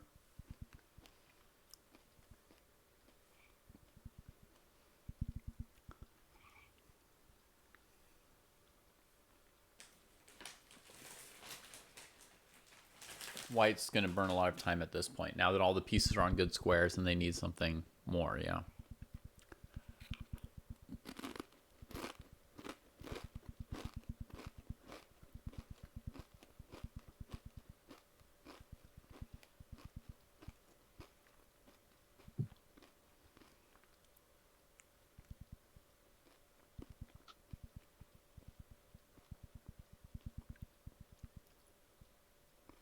Mm-hmm.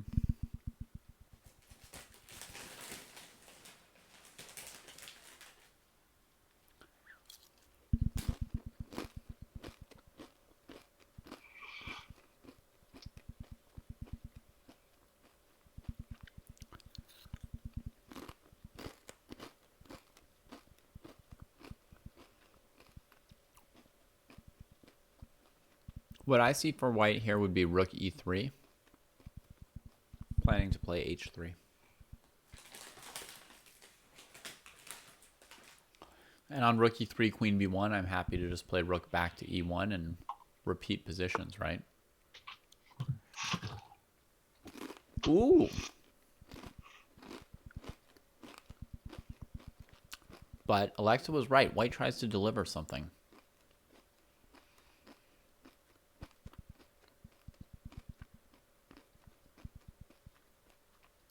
If rook d8, bishop e7, rook e8, rook e5, queen b1, rook e1, queen's basically just got nowhere to go. White gets a perpetual attack on the queen.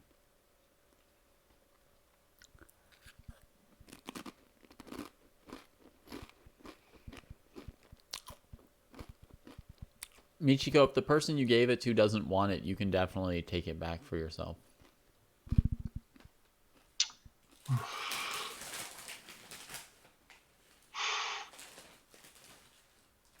But you know that. You can do whatever you want, right? It's your points, your life.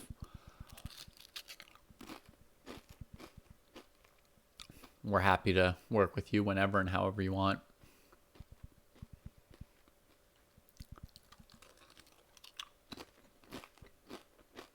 Lesson is still going, Cannibal Bishop, but my students are playing an exercise so I can answer questions, actually.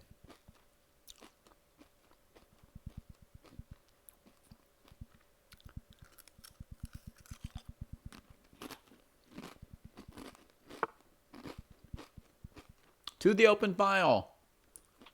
We don't need no stupid tempo, right? No rook d8. What's the rook doing on the d file? We don't need no stinking tempo. We just need some file control.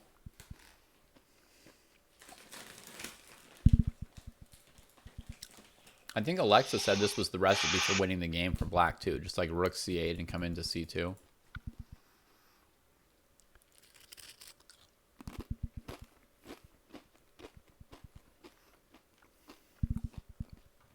Leave those kings alone.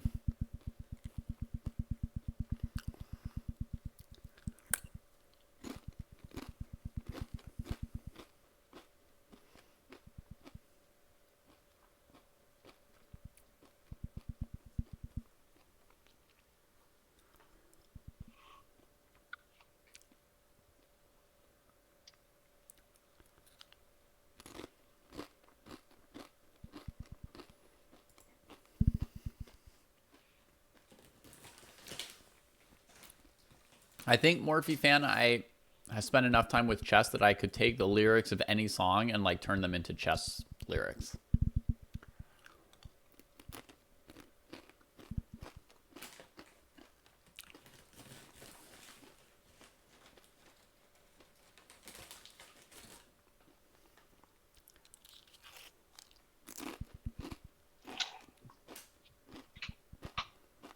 Whatever it is, it seems like Taylor has signed up for more of it.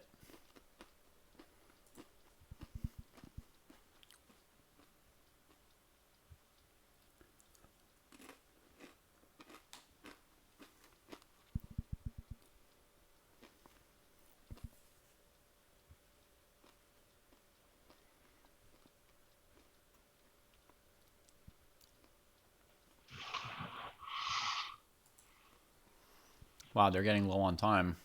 They're getting low on time here. Rook e5. All right. The queen now has not just b1, you know, rook e1, f5, rook e5 with a draw. The queen now has the c2 square. It looks like it's going well for black. This rook c8 move was a nice move. How many people would have just wanted that tempo, right? We don't need that tempo. That was nice.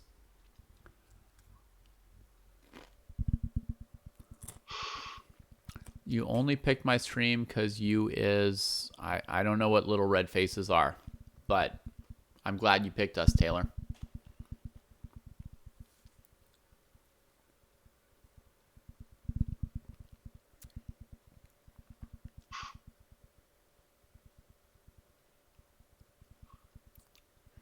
Just rook c2. I think queen b1 check, rook e1, and then queen c2 is probably pretty likely.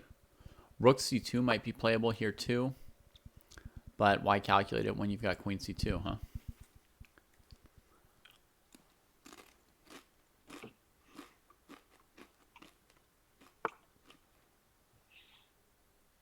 You're trying to sound young by using faces.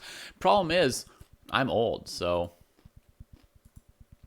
I don't understand those faces.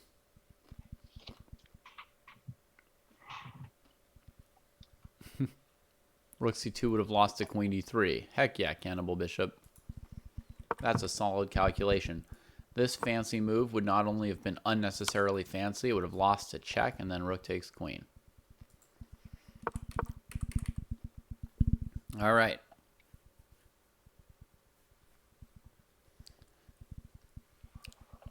So far, Finity's playing amazingly. I think the next move is rook back to e8. Nope.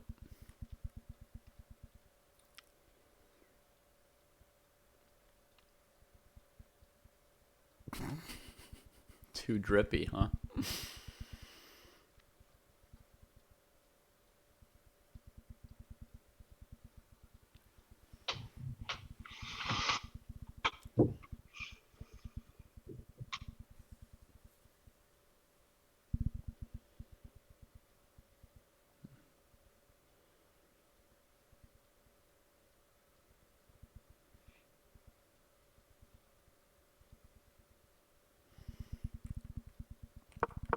I think that maybe just queen c2 without the check on b1, because now the back rank is open, right? So if this queen tries to evade you, you can now check to force the trade. I think that would be good. Also, if your opponent trades, they can't like try and win these pawns because of back rank mate. But okay, we had this. They've repeated once. Rook e8, he finds it. He's down to a minute, so it's using everything he's got here. But rook e8, that's very good. The rook did its job. Black got control of a new square for the queen that she needed. Now this rook could come to c8 at some point, but this one is countering the pressure on e6 and preparing to go after the back rank defense. This is probably a perfect move. Definitely my instinct for black.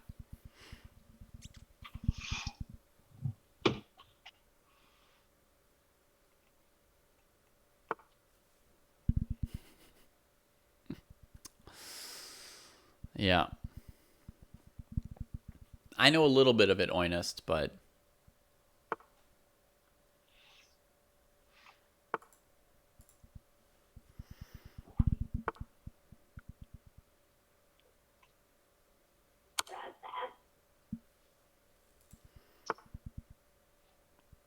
Oh, hurting.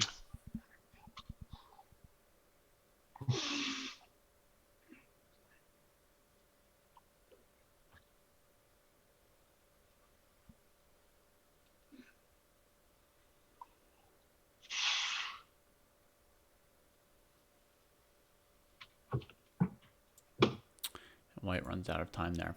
Okay, so now we get to the second phase of this. So they've played a pair of games with white and with black.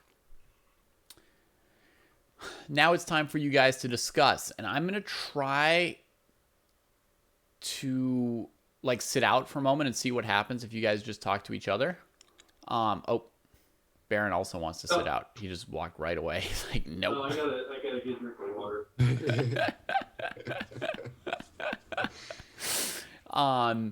But I'm going to see what happens if you guys just talk together, and then I'll try and give you some guidance if needed. But hopefully you guys have some content from those two games that you could discuss for whatever, 10.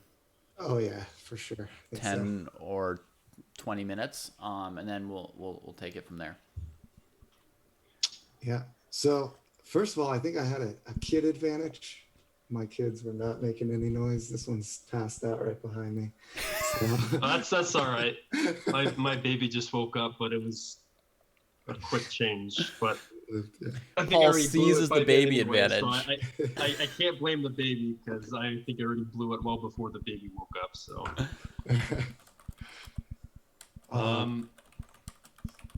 this one's tough. yeah. So I think we still have the analysis board open, right? Yeah. That's it. Okay. So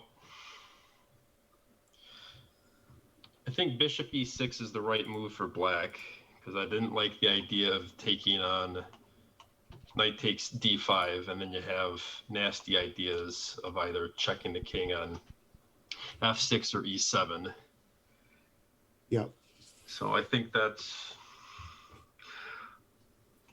after I had played it and after our first game, I was trying to think if it would have been better to just play bishop f5, but I don't think so. So I'm pretty happy with bishop e6 for black.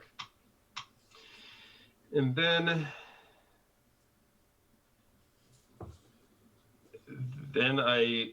after the first game, I confirmed my suspicion that black's dark squares are so weak that you have to get the queen over back to the king side to defend the dark squares. Otherwise, you're just going to get crushed, which is what happened to me in the first game and what I couldn't do to you in the second game. Yeah. So I thought your queen c2 was fine, but then you found the improvement to my move, which was queen back to d8. So this is what... Yeah, the immediate queen d8. Versus what I think I tried of queen c6, I think, or b6, I think it was, right? Eventually, but you click rook c8 first. Oh, did I play rook c8 first? I think so, yeah. Yeah, I think so too. which gave me time to play bishop h4. And then I thought, yeah, it's really tricky because you might have, like, I felt like you might have f6 to kind of defend and maybe sneak your king out of there, but it's really sketchy. I did not think of that. I was trying to achieve a setup like you did, where you just have the queen over guarding the dark squares, Yeah. and then eventually unwind. So I think maybe bishop h4 instead of queen c2, because I can always do queen c2, but I can't always do bishop here. Right, yeah, if queen comes back. But Here I thought maybe f6 defends everything. It keeps the queen out of g5. And then the king always has s7. It's kind of a safety square, well, quote unquote. because the b pawn is also Wow, I did not even see that beat pawn at all. weekend, but I'm not sure. But if you play a move like f6, now I'm much more inclined to take. Oh, for sure. I didn't even see that On b7 was the hanging b-pawn. whatsoever. Well, when I had played bishop e6 to start, I wasn't too afraid of this here, because Although now I can come back well, in and get a counterattack. Well, I just take that with the bishop. Oh, sorry, not yet. Yeah, I realized that was the problem with this. So,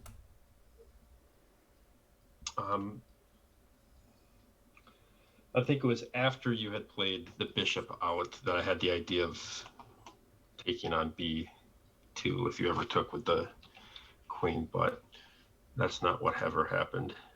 Although there you could probably just play queen b6 because you're hitting d4 and it might be forcing a queen trade because your up material is black, I think. Yeah, up an exchange.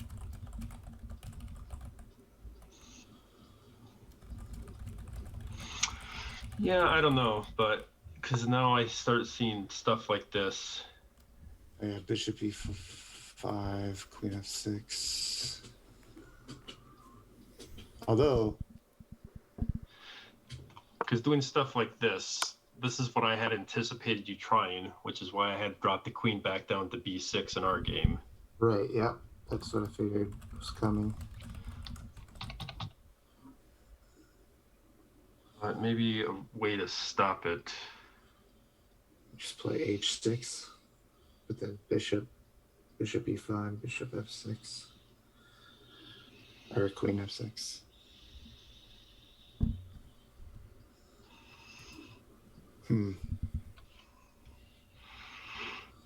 Okay, it was a tough one, David. Yep. Definitely. This is super GM position I gave you. Is it? Yeah. Oh, You didn't see him crack open the book. That means it's real tough.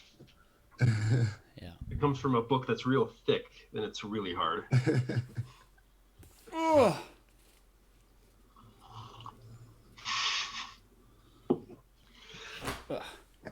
maybe here you can play f6.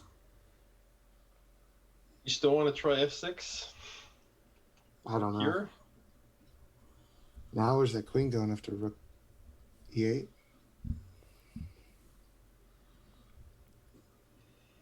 It's got to go back to b4 or c5.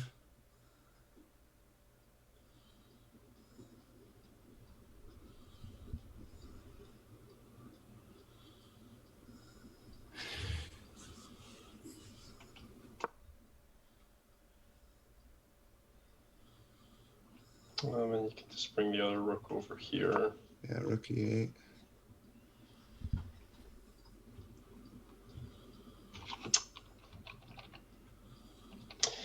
Yeah, so maybe trying to come in. Maybe f6 isn't so bad, but no, f6 just seems so dubious. It feels you're- bad, but it seems to like work. I don't know. It's a very weird move. It seems to Ben Feingold would not appreciate it, but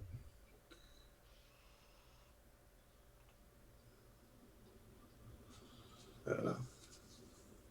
Obviously not what I ended up. I was trying to avoid playing it, but I feel like it might work, but I don't know. Yeah, I just after you had played Queen D8, I just had a real hard time finding the right places for the pieces for white to attack. Right.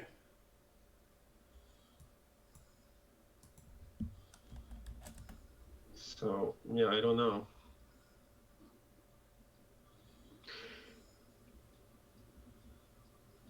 Anytime I see a position like this, I look at knight b5 to c7 to get something on c7 as white. No, play knight c5 here, No, knight b5. or knight b5. Sorry. Yeah. It's probably not best. That's just what immediately jumps to my head every time I see something like this with the bishop and the knight lining up on c7. Yeah, but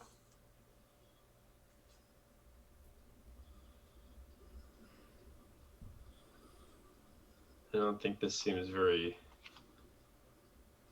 Although after knight c7 here, how do you get that knight out of there? If you play knight c7 here,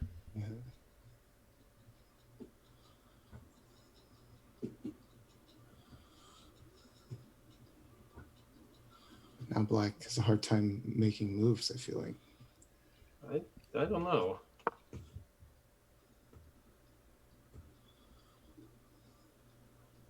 Because your knight looks impressive on c7, but I'm not sure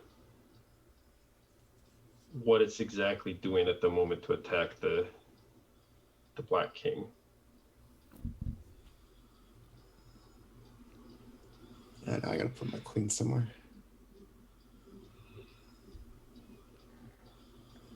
I don't really have it.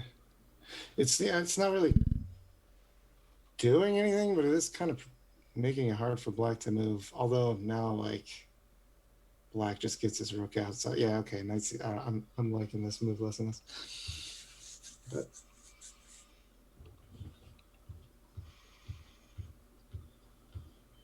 I don't know. But I think Queen D8 is like has to be played.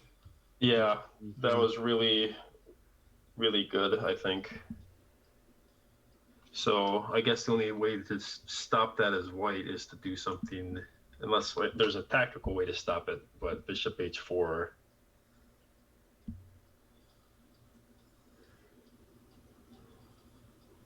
Yeah, now.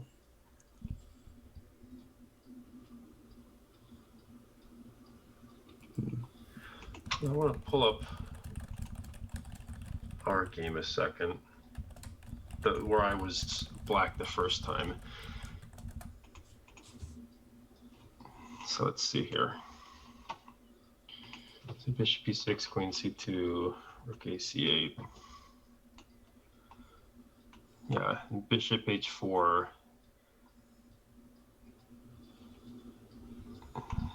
Here I was for defensive ideas for you. I was only looking at queen b6 and f6 and h6. H6 didn't seem to work because you just played queen d2 anyway, and then you're hitting the pawn. But then you had king out, and I don't know, it felt a little dicey, but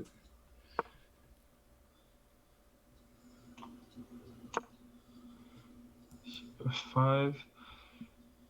And so what I didn't see after you took here is I thought I was going to have a critical tempo in one of these lines because of the back rank.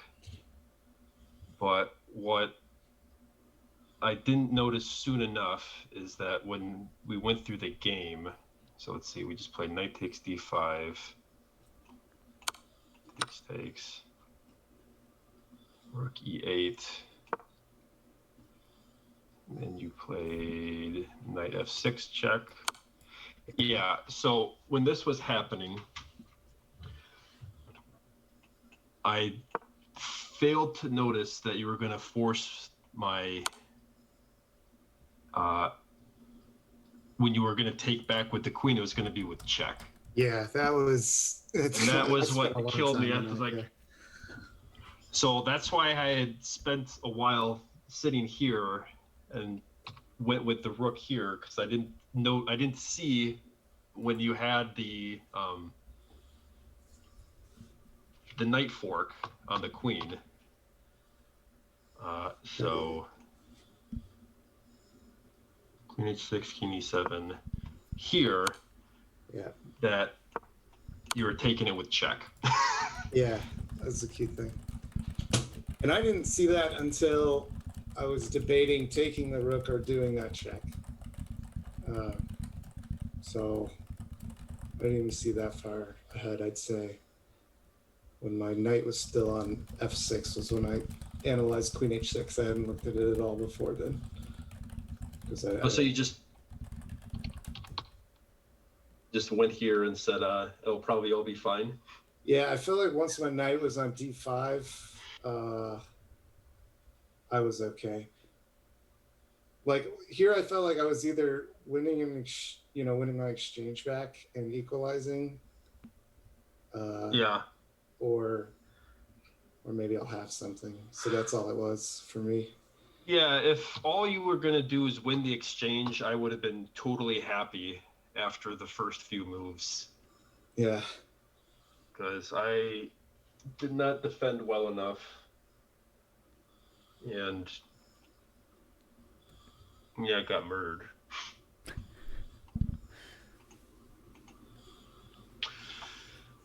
I can't wait to see what the super GMs played to put us to shame.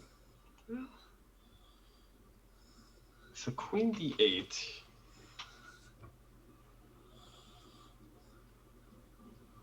Yeah, I'm just trying to figure out where to put white's pieces.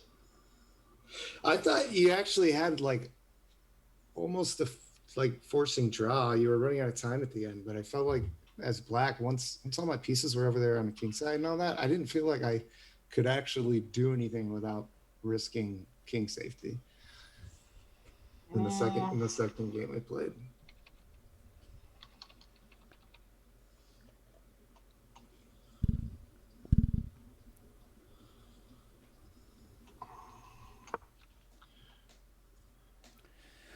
You guys are doing great. I'm just going to throw one little thing out there for you.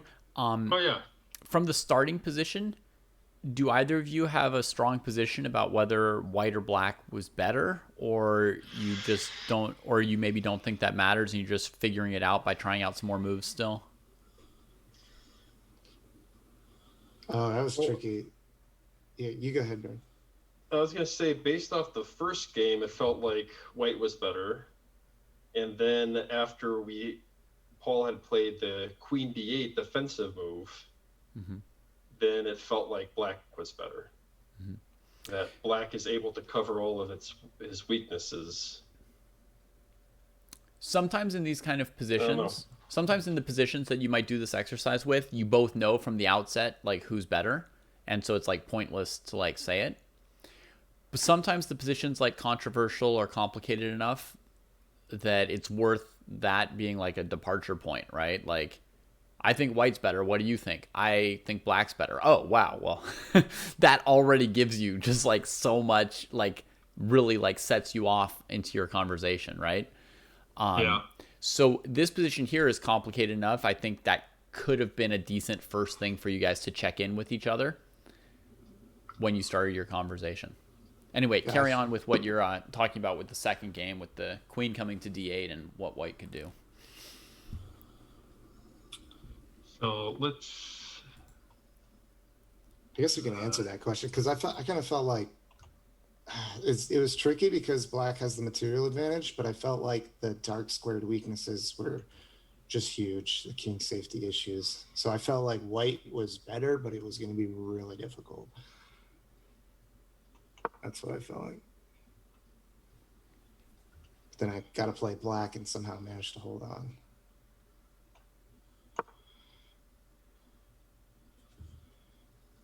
Yeah. So bishop b5, queen g6. Yeah, I wasn't sure. Here is when I realized I couldn't find any sensible arrangement for white's pieces to keep the attack going. Right. Because I had ideas of, bishop f4, rook e5, to try and get at you that way. But after king h7, it's... Yeah, I played h6 to prevent rook e5. Because I knew I had king h7 and could defend the pawn. Mm-hmm. Bishop f. But interestingly, there's a lot of times I wanted to push f6 again, but at that point, my bishop would have been hanging. Right. Really wanted to push f6. And I thought maybe you would play something to hit my g4 pawn, actually. I don't know that it mattered, but I thought that if you could get that away, then you could maybe have like rook g3 or something weird like that. Yeah, I had also thought about, for that exact reason, doing something like rook e3, rook g3. Right. And then, a timely h3 or f3. Or maybe you black just takes it and now he's got a mate threat. Oh, no, rook g3 still comes. I don't know what I'm talking about. Yeah, so I think... Because later I regretted having moved my knight when your queen was still on this diagonal because of the annoying queen b1 check. Yeah. That would just sort of send things back and give you a tempo to improve your queen to something like either f5 or Right. somewhere. Let's see, queen g6.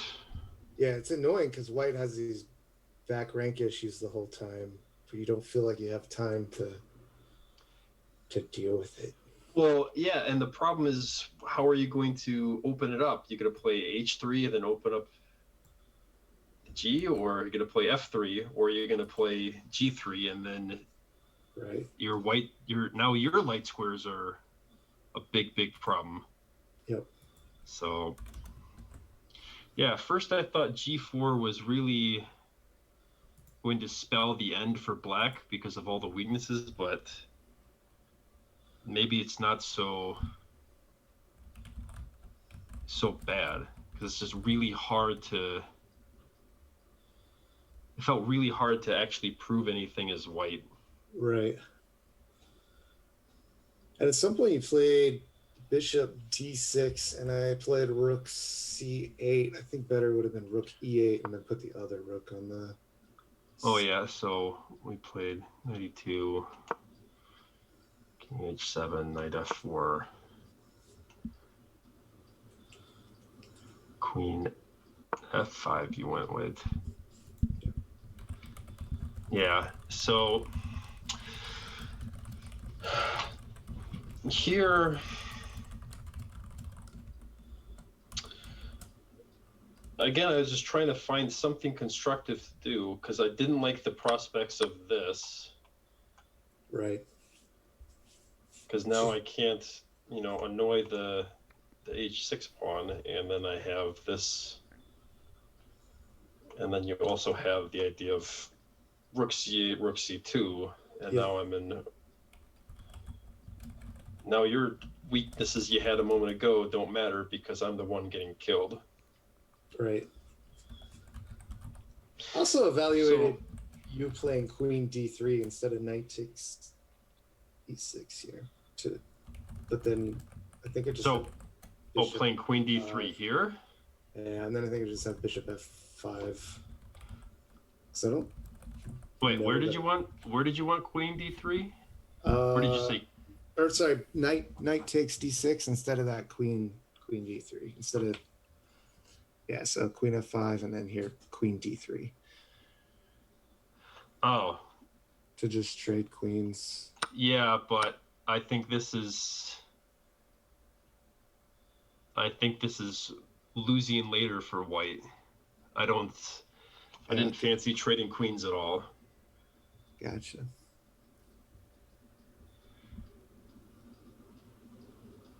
I don't know. I mean, it's It might have been better than trying to keep forcing an attack, but it felt like White's only hope of winning from the starting position is to checkmate Black. Although actually in that last position, you do bishop d6, b4, c3, and then just hold. Maybe just hold a draw. Okay, so in which one? Yeah, do the queen trade. Oh, the queen trade? Yeah. Bishop. Now it's Black's move. I guess Black just plays rook c1 here. Never mind. Sure. Yeah. Then I was looking at bishop d6 to b4 to c3. So rewriting the dark square bishop to c3. Oh, so you want to try something like Just this? kind of holding. Yeah, but yeah, and the idea is just to, although actually that probably just loses the game to like bishop f5. Yeah. Maybe not. Oh, this position's weird. I mean, this knight, I don't know where to stick him. Here? Oh, it just loses, right? Yeah, so what do you do on this? Actually, if the knight is there, well then probably trade rooks first, and then knight there. And then knight e5 or Knight f4. knight So f4? Yeah, knight e5. I think it just gets kicked. Knight f4 because I'm guarding u1 with the bishop. And then at some point I could.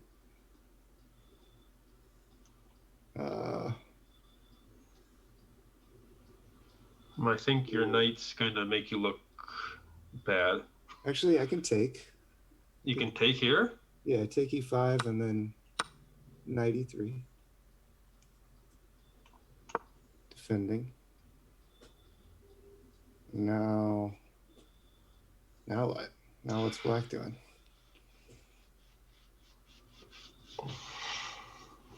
Now I get g3. I'm hitting the bishop. Yeah, but you're also still down the exchange for nothing. You have zero compensation for the exchange. I don't think this is going to be tenable.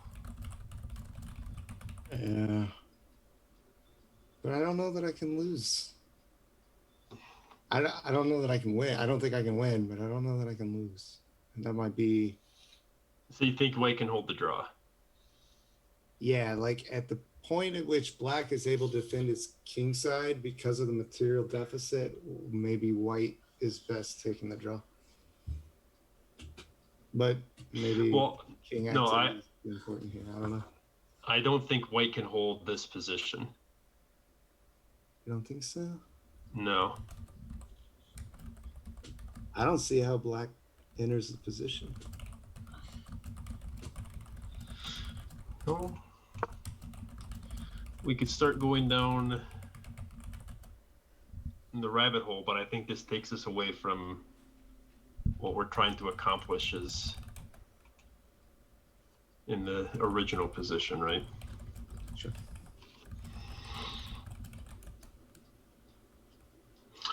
So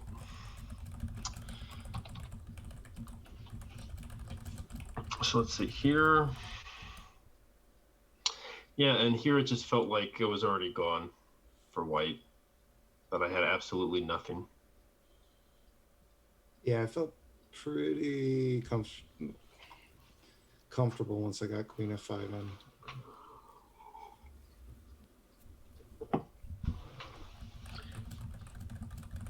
Because outside of queen d3 or maybe knight d3 to c5 or something like this, it's hard to see what White has at all. Yeah, because I mean, the annoying thing is this rook coming down to c2, and now it's Right. Like, there's not enough. There's just not enough for white. It feels like to me. Yeah.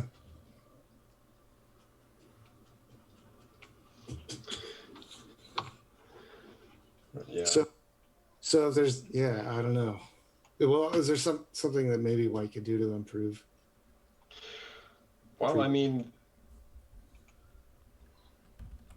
the only thing I can think of is improving, starting on the first move for white in the position. So improving here. Okay.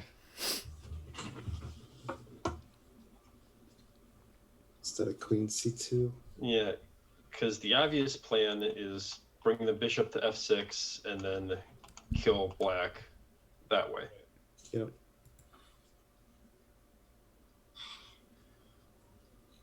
So white plays bishop h4 first. I think so.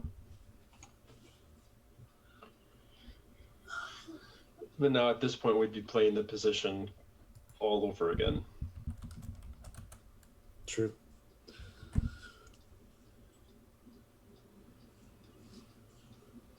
Well, I guess at some point we'll have to play the position all over again. Yeah, I agree. But I think I would definitely want to play through this a couple more times. Yeah. to So try and find around the now, right would you plan guys for be ready to white. sort of like go back into the next round? Yeah. Yeah. As far as like where you're, like how far along your discussion has gone? Mm-hmm. Okay. The discussion went pretty well. Baron, you did a good job of pulling you guys back instead of playing out that end game for like 500 moves. Yeah. That would have been a huge loss of time. And then you also managed to like pull you guys back to the key question, like what's an improvement for how white should play this game compared to this game? Right? Like you're talking about different ways to maybe like suffer or not quite lose at that point.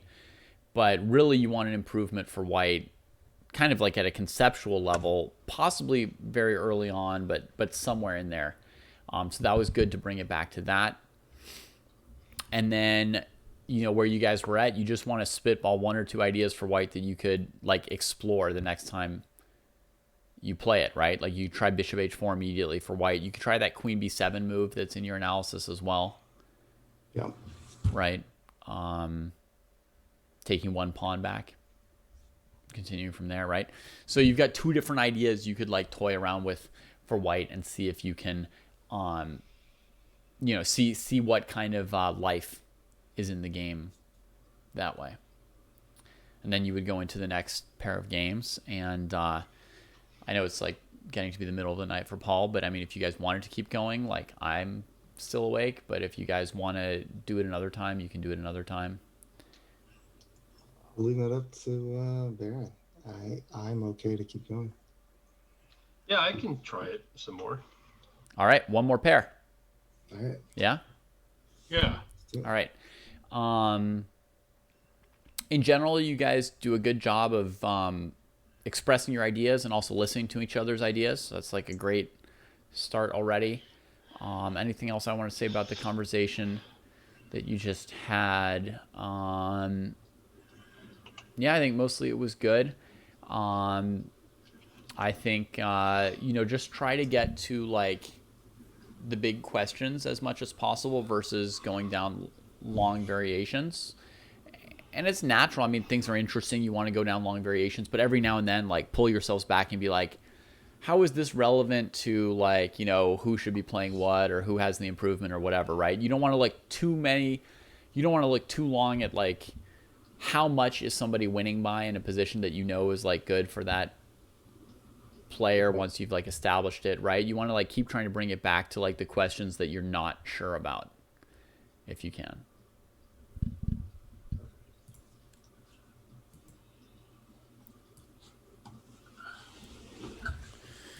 Okay.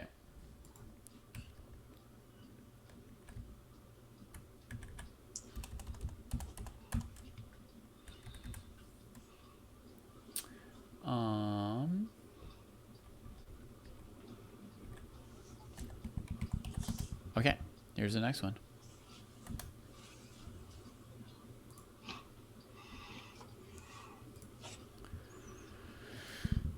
All right, guys. These guys are tough, by the way. I mean, they're not in my time zone. I think they're in like 1:15 and 2:15 a.m. respectively. So they're putting in some heavy work after, you know, a work day and some dadding. So you see the effort that's going in, and obviously it's like easier to work on chess when you're sharp and when you're at your best. But you don't always get to do that, and then often you'll be tired during your chess games, so it can be good practice to practice when you're actually tired.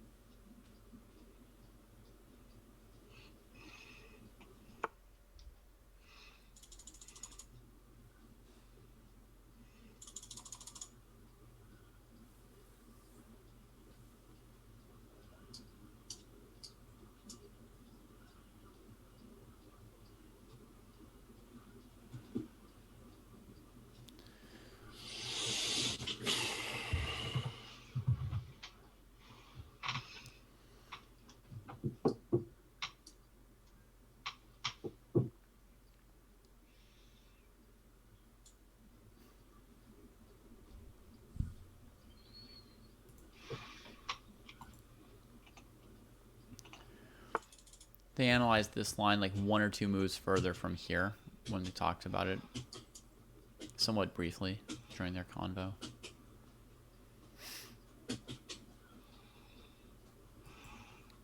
Excuse me.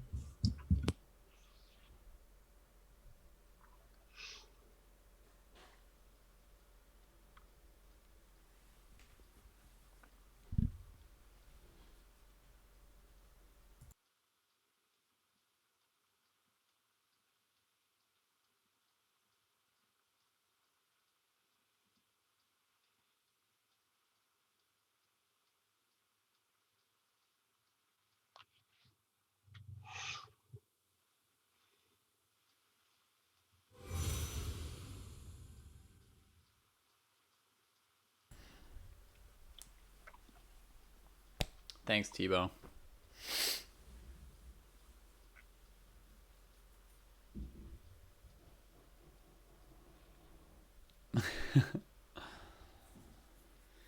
Yeah, they show up at surprising times sometimes, or don't show up.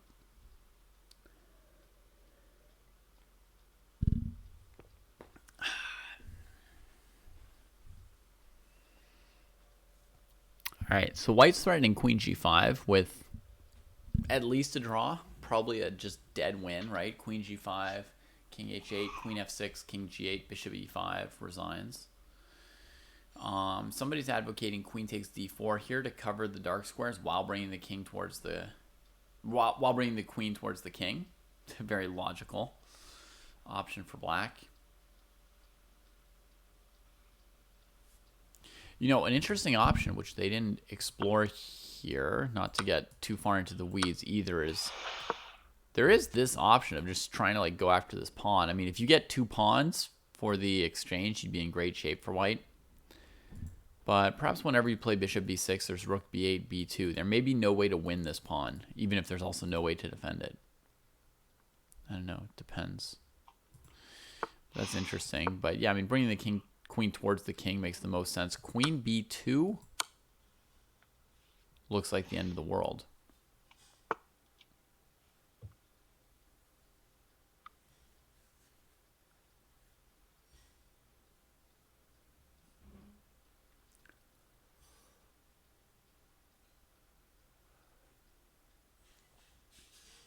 Yeah, Bishop E5, Bishop F6, Rook F6, Queen F6, Queen takes Bishop on E6 with check, and then White wins. Everything with check, yeah. So Queen D4 would have been trickier than this. What do we think of Queen D4 here? Queen D4? Yeah, this is real bad.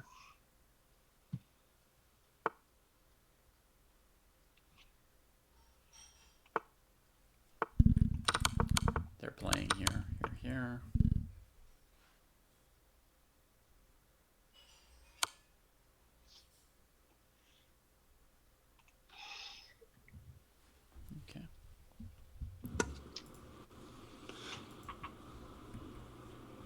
Yeah, that was real bad. Yeah, that's fine. It's part of it. It's part of it. Not every I game. actually thought Queen B2 was crushing for a second there, and then I remembered I still had Queen G5. Uh huh. Yeah, it's just everything keeps falling with check, Yeah. so I don't have it any time. Yeah, and I saw that I could. Oh boy. Here we Okay. go. Enjoy.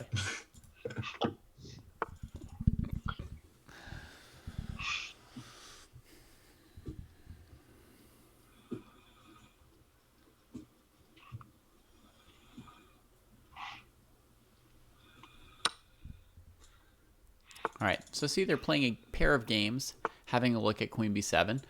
Then, depending how it works out, they can move on and try Bishop H4 instead, right? Or they can keep going with it. Depends.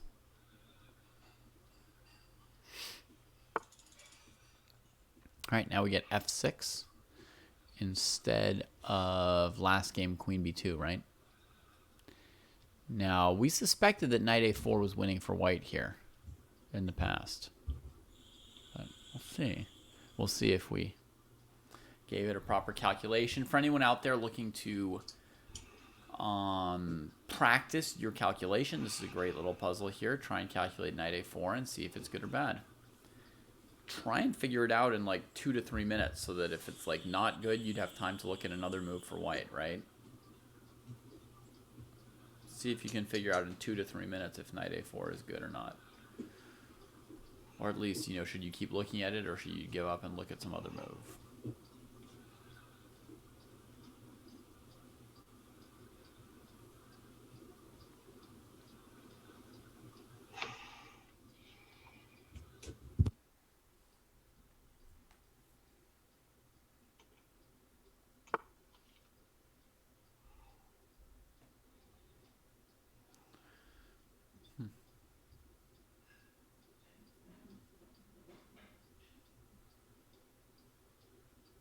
Nice, Benedict. Good night, Morphe fan.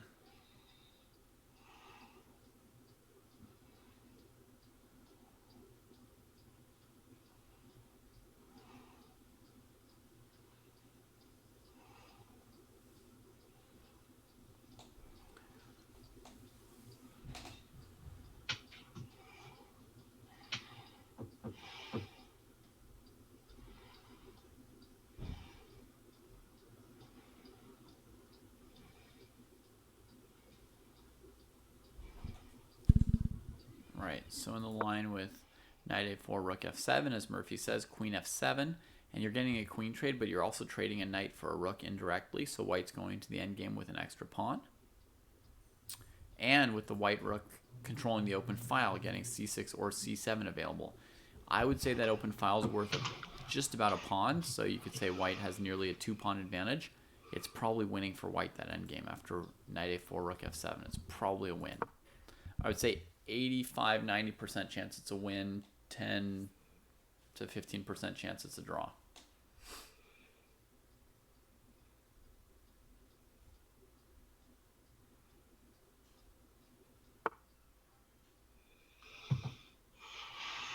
All right, Rook F7, Knight B6, Rook E7, Knight A8's even better. And in the Rook E8 line, then Queen takes E8, Rook E8, Bishop takes B6, or sorry, Knight takes B6 because it's a knight on A4 in that line, is the relevant Rook and Bishop endgame.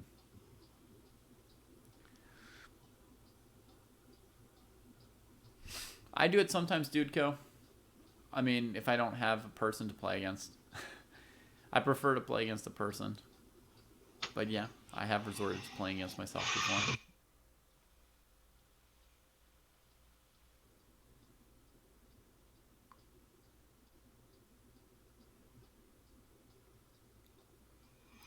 See, here with the knight on A4, the next move for white would probably be knight C5. Now, with the bishop on C7, instead of the knight on A4, I don't know exactly what he's got in mind here, so we'll see. Yeah, I don't often play against the computer either, Toto Young. It's kind of annoying. It's just too good.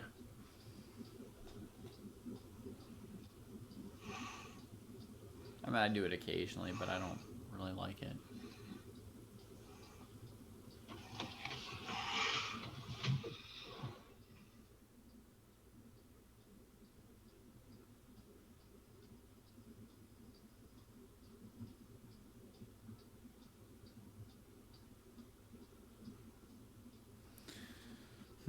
Ideas for white. Ideas for white.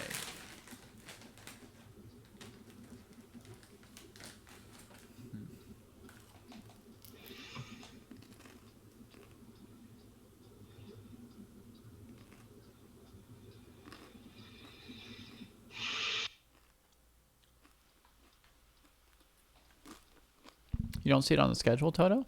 It should be there. I see it on the schedule.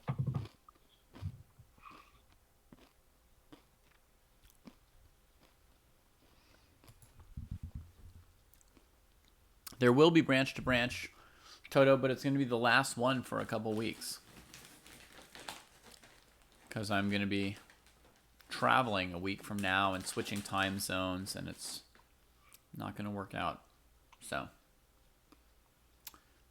yeah. Check out the last branch to branch for a little while.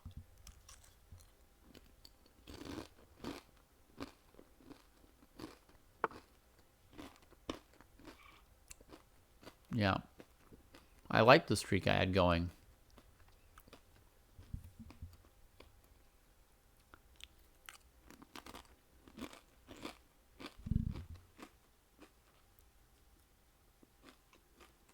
I'm afraid that if I eat too many chips, somebody else is going to pop up and be like, oh, you're so hot. But I'm really hungry, so I'm going to risk it.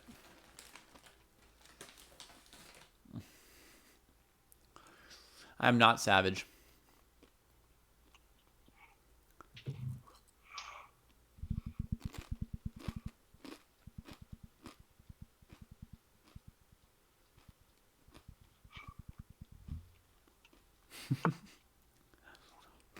Risked it all for the cracker.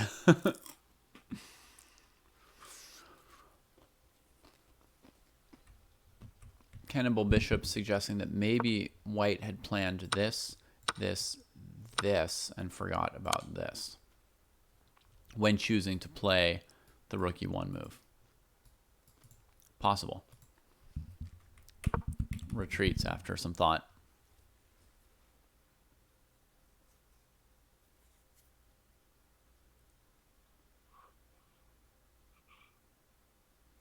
Bishop f7 would be logical now, opening up that e-file.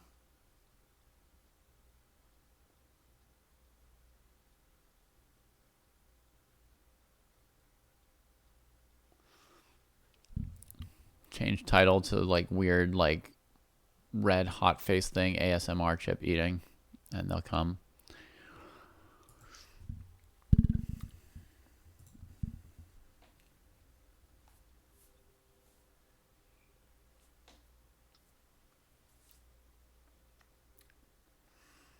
You know, I definitely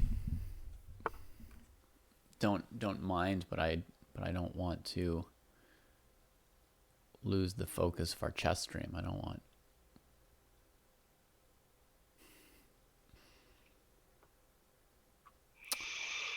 I'm going to go spend 7 weeks in Hawaii, Toto. And in Hawaii, branch to branch would be at 4 a.m. And there's no way I'm doing that.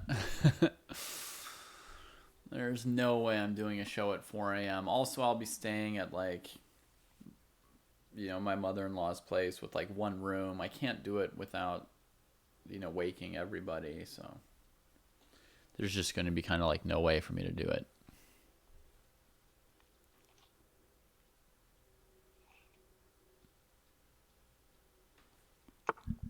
It's going to be very hard for me to stream while I'm in Hawaii for 7 weeks, just due to lack of like space, and my kids are out of school. I have to watch them already. So we'll I don't know. Yeah, it'll possibly be 7-week break from branch to branch.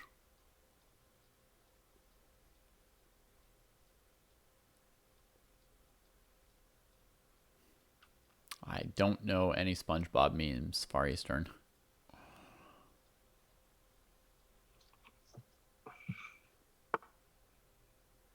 Ooh, leaving the rook on e8 undefended. Yeah, I mean, in this line here, folks, you notice that black's not under the same threat to the king, but white is prioritizing winning a pawn from like the very first move, right? So not aiming as much for an attack, but I mean, very long-term compensation anyway, right? You've got a pawn and a knight and weak dark squares, and the king is always a bit weak. So like if white's worse, if black's active, if black's in good position and white's worse, sure, but that disadvantage is going to be not like super decisive, you know? It's not like a +3 position or anything like that. It's like maybe black's half a pawn better. Maybe black's 0.6 or 0.7 better in computer terms, right?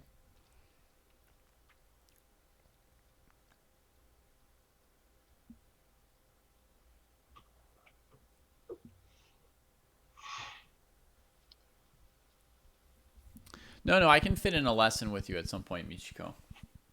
You don't have to wait 7 weeks for your lesson, but it's going to be hard for me to do like as, you know, nearly as many hours as I'd like. It's going to be hard for me to, you know, keep like tournaments running, keep branch to branch running, try and find a time for Endgame Sensei. There's a lot of like regular shows, the Gauntlet. It's going to be really tricky to figure stuff out.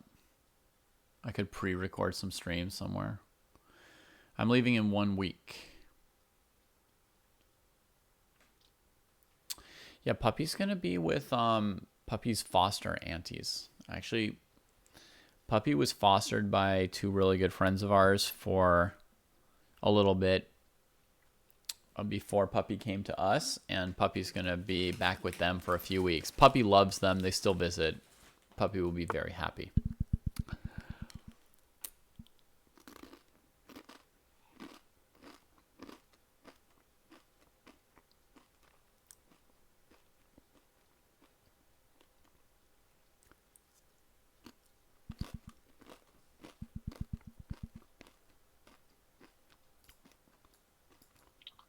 Looks like white can't win back the pawn on d5 immediately because of back rank mate.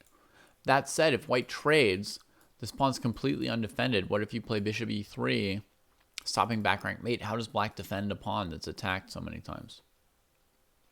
Maybe bishop back to e6, and then if you take it, you can't get the knight out afterwards.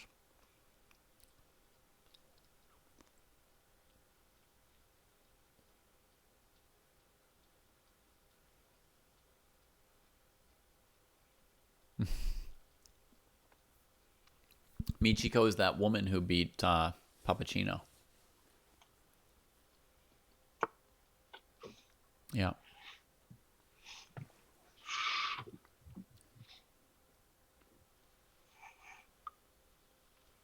Ooh, rook c1 exclam, just like Alexa says.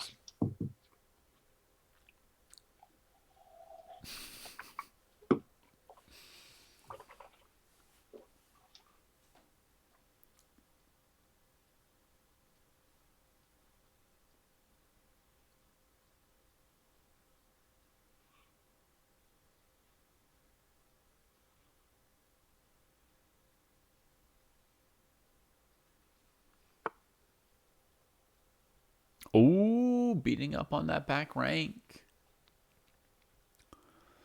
Making all kinds of an issue out of that.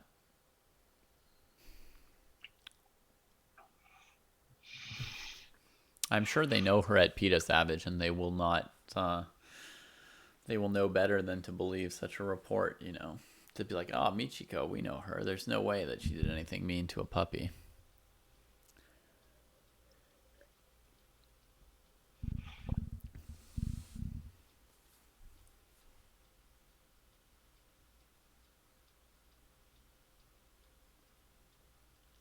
So here we're expecting probably bishop e3 or something. White's getting a bit low on time. But did find Alexa's rook c1 move. The position's pretty interesting.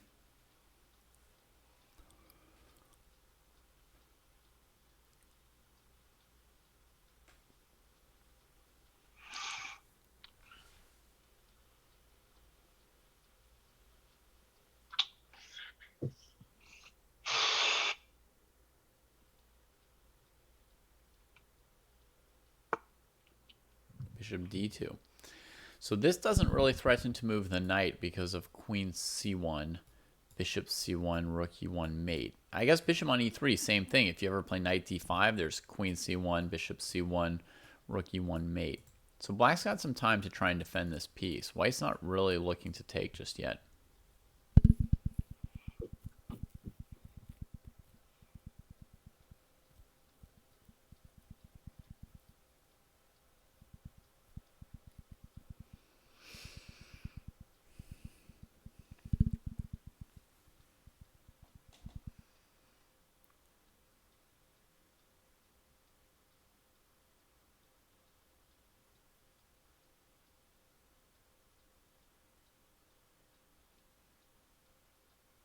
Tricky, tricky, tricky.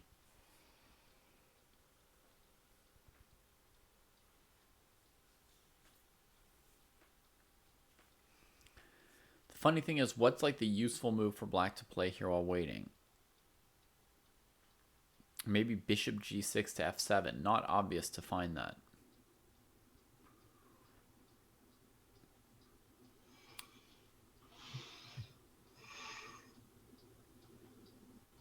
Actually, bishop g6, maybe queen d5. Maybe white is threatening queen d5.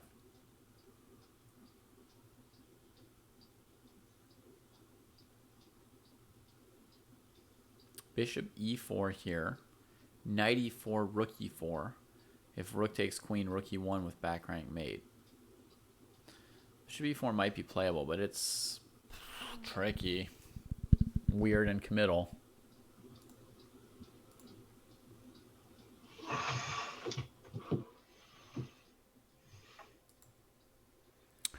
Hi, Suhan. Welcome to our stream.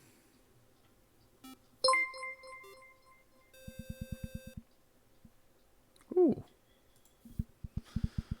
Thanks for the raid, Chessbra. Hope you guys are doing good. I think folks here already know you, but if not, you guys check out the Chessbra stream. It's basically the biggest, most original chess stream there is.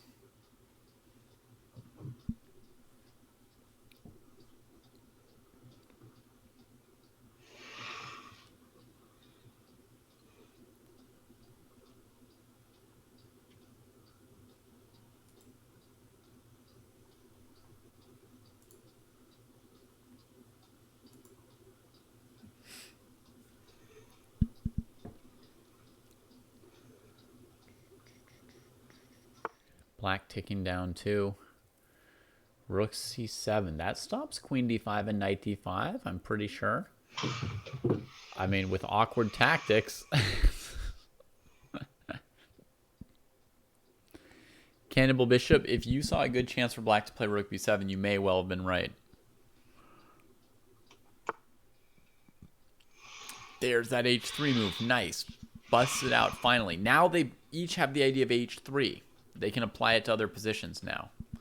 Now that they finally, one of them has thought of it in one position. Now they've got that to work with, which they need. You know.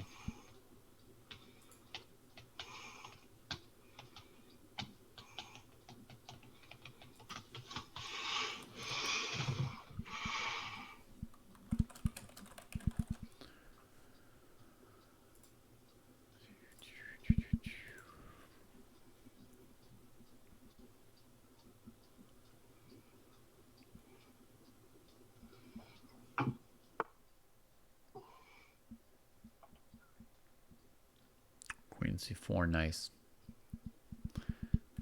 You know, presumably black doesn't have time to take this because of knight d5, right? Opening up like 10 million brutal tactical possibilities. Ooh, transferring her.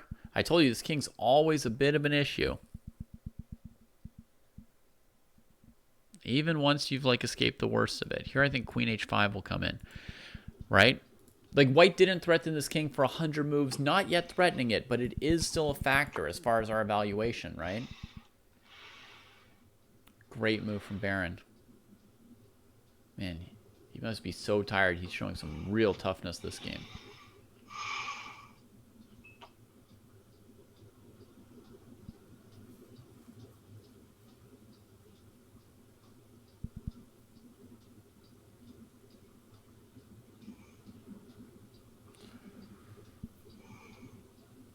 Yeah, I think in this position here, white was truly threatening queen d5, right? So like against bishop g6, white could play queen d5.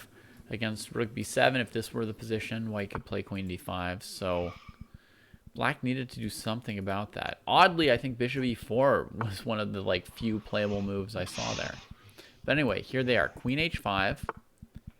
Queen d4, leaving all this hanging. Check here. Oh my lands. A phrase I learned from another streamer.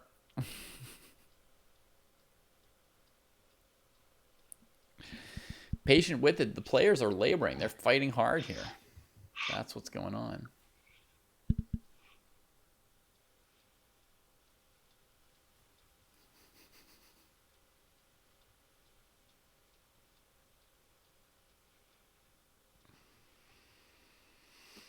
Holy moly. Black sacked a rook with check and is somehow coming out like... I never conceived of this queen d4 move. These pieces are hanging. I assumed it was going to go bishop g6, queen h3. Leaves them both hanging. I guess on queen f5 there's queen d2. So white takes the piece with check, saves the bishop, and this move hits. Jeez. That's insane. Ah,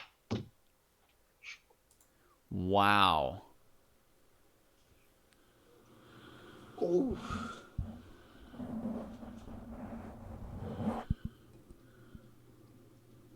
I did not see that I had queen g4. I'll admit that. I started looking up there on the rook. I was like, oh no, I'm lost. All right. It's very important to be honest like that. You know, if you hung a rook and then checkmated, you don't want to say, you know, oh, I calculated everything. Yeah, 40 Not moves with your ahead. training partner. Nah, not at all.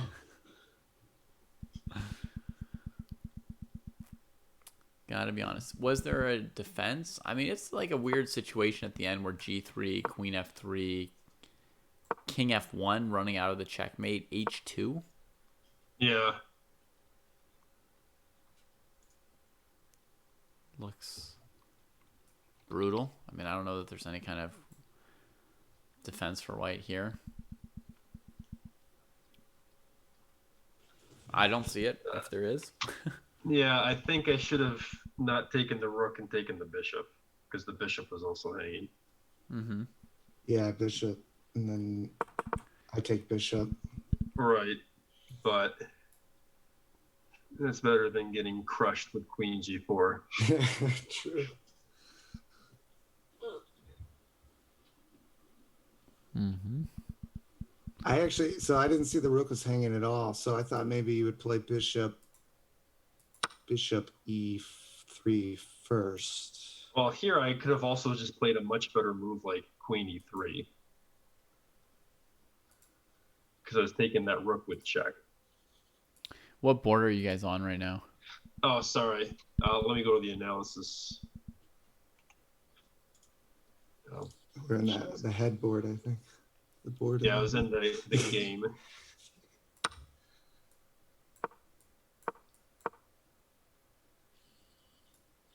So,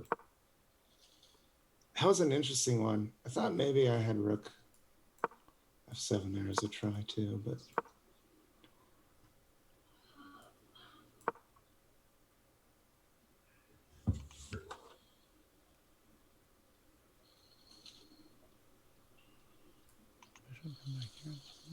yeah, so then here at bishop f4.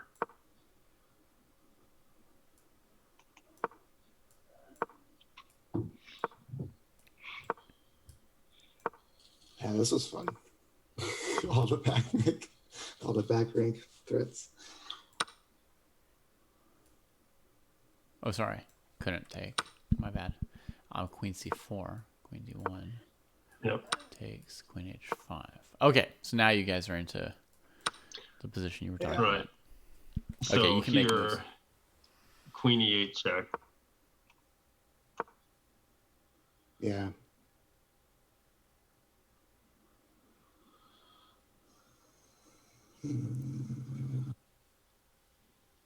So, quick suggestion: if Yeah. you guys had just played a game and you were doing a normal post-mortem and you were like, chess players at a tournament, this is exactly what you'd be doing. You'd be like figuring out what's going on with like the rook hanging and the checkmate, like what are the moves here, right? Right. But when you're doing this exercise, actually, I would suggest you start with something like, so do you think queen b7 is good or bad? And see what your partner thinks. Yeah. Did we both play Queen B7 in our game? We did. Yeah. Okay. I was skeptical that your f6 move was actually going to be good, and I think it turned out to be quite good. Yeah, I wasn't expecting bishop c7 either. So that, I was like, wait, is my f6 move not good? Is he right? But I didn't know. I don't think. Wow. Now I'm trying to think if this was better than what we played before. So it definitely felt on the black side of things, much like when you're attacking the dark squares, that I'm responding to moves that I'm having to do Yeah, I don't a think lot of defensive moves. queen takes b7 is good. Because I think that just gives black the time it needs to, recollect and reorganize the defense for a pawn, and he's still up the exchange. Right. So I don't think queen takes b7 is the way, because of that f6 move.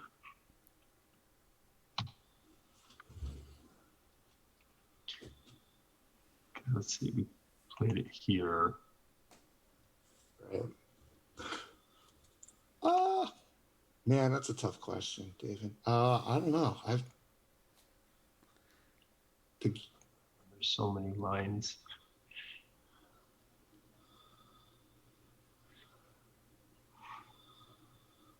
I thought it was an okay move. I don't know if I like it better or worse than. It feels more active for white to me than the other continuation. Personally.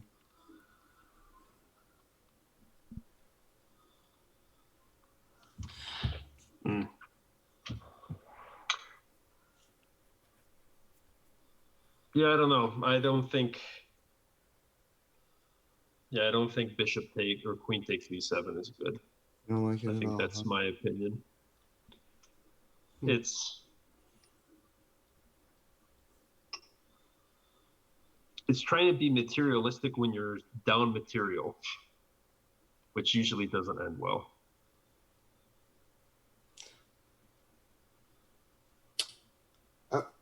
Yep. Okay. But I don't know. We didn't exactly play perfectly, so Yeah. maybe that's white's best chance. Yeah. Like, nor will you likely play perfectly, right? But, as long as one of you or both of you is saying, like, is queen b7 a good move? That's a tough question. And you're sort of, like, disagreeing, then it's still, like, an interesting thing to, like, pull apart and get at, right? It's useful that one of you has a strong opinion. You guys can, that's helpful. You've got like a place to start. It's also cool that one of you doesn't, because then you can try and figure out like, well, what does it take to convince the other person? Right, Like exactly. what's going on with this? As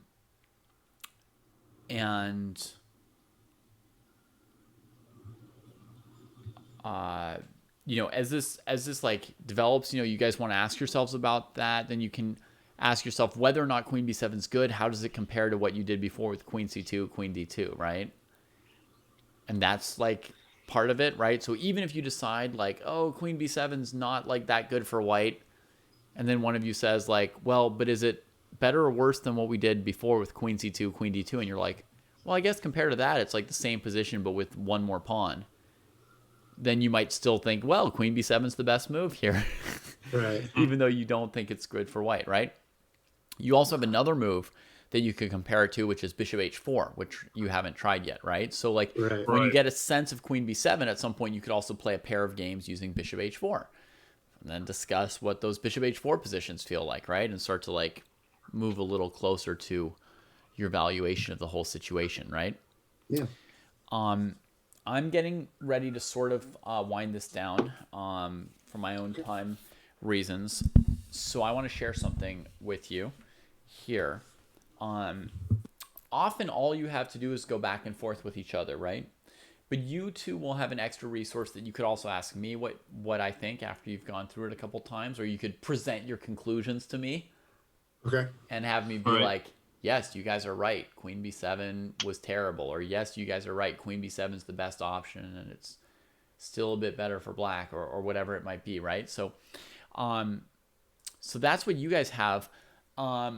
In different situations, you may have some other resource. If the move or the position that you're practicing is taken from a game, sometimes you can play through the game for an extra idea, especially if it's like from a GM game. In this case, it's from an annotated GM game. So not only could you see what the players played, but you could see what Kasparov thinks of what the players played.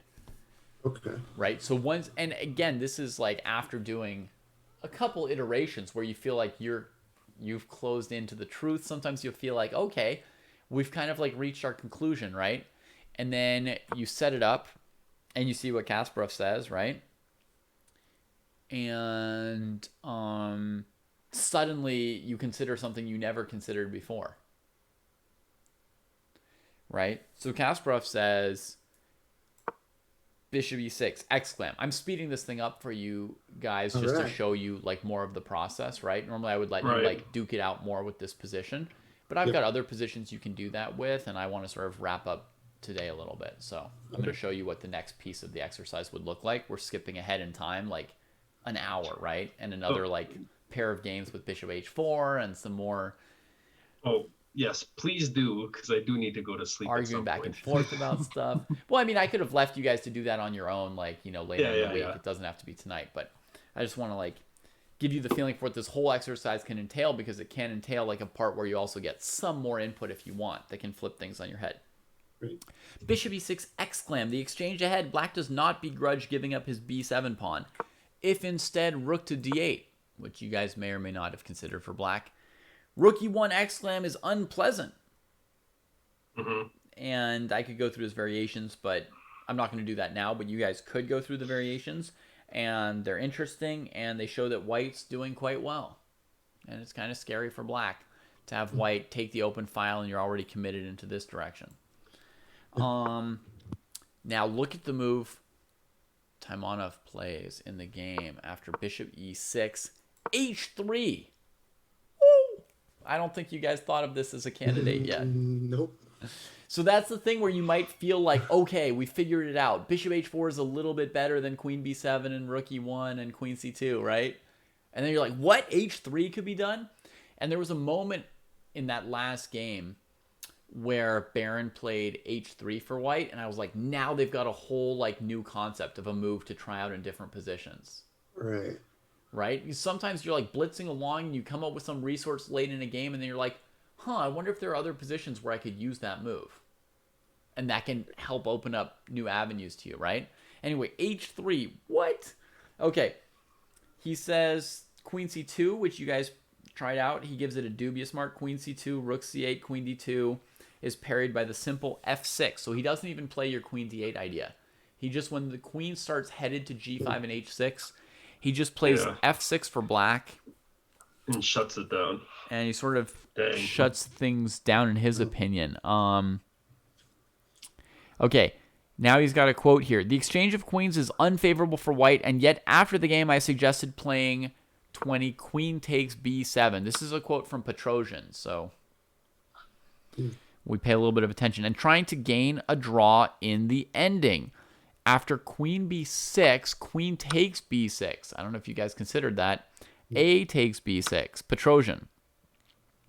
This is also the opinion of Ratmir Kolmov, who suggests in this position playing bishop d6, rook fc8,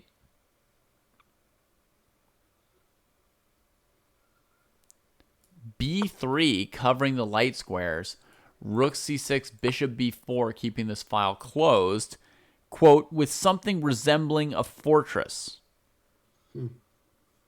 And Kasparov goes on, although in my view, after, and he gives a bunch more moves, White's defense is not easy. But this could be like a true consideration, right? You've got knight and pawn against rook. Opposite colored bishops give some extra drawish tendency in endgames, despite giving more violent tendencies in middle games. Right? Black has no pawn majority anywhere.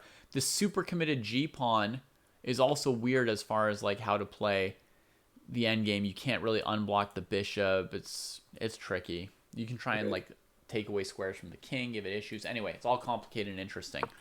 But I don't know if you guys considered queen b6. I did when I was, talking with the chat while you guys were playing. No, because I thought White was just going to lose the ending eventually. Right. And you were right about the one, like, in a previous discussion where you told Finity, when you told Paul, like, let's just not look at this further. It will be like a win. But here with one other pawn, with one extra pawn for White, that's like a big change on this endgame as far as... Yeah, I don't think I would have found the b3 move. Yeah. That's just... Yeah, B3. That's really nice. Kasparov mentions queen e7, queen takes d4, refuting this thing. So he says that if you take this pawn, it actually has to be to trade the queen. Okay, so let's see what Taimanov does. Bishop e6, h3. G takes h3, bishop e5. He says, of course, White attacked the g-pawn, not with the plan of just playing g takes h3 back. Although, I mean, that move's playable too. White plays bishop e5. f6 exclam after 25 minutes.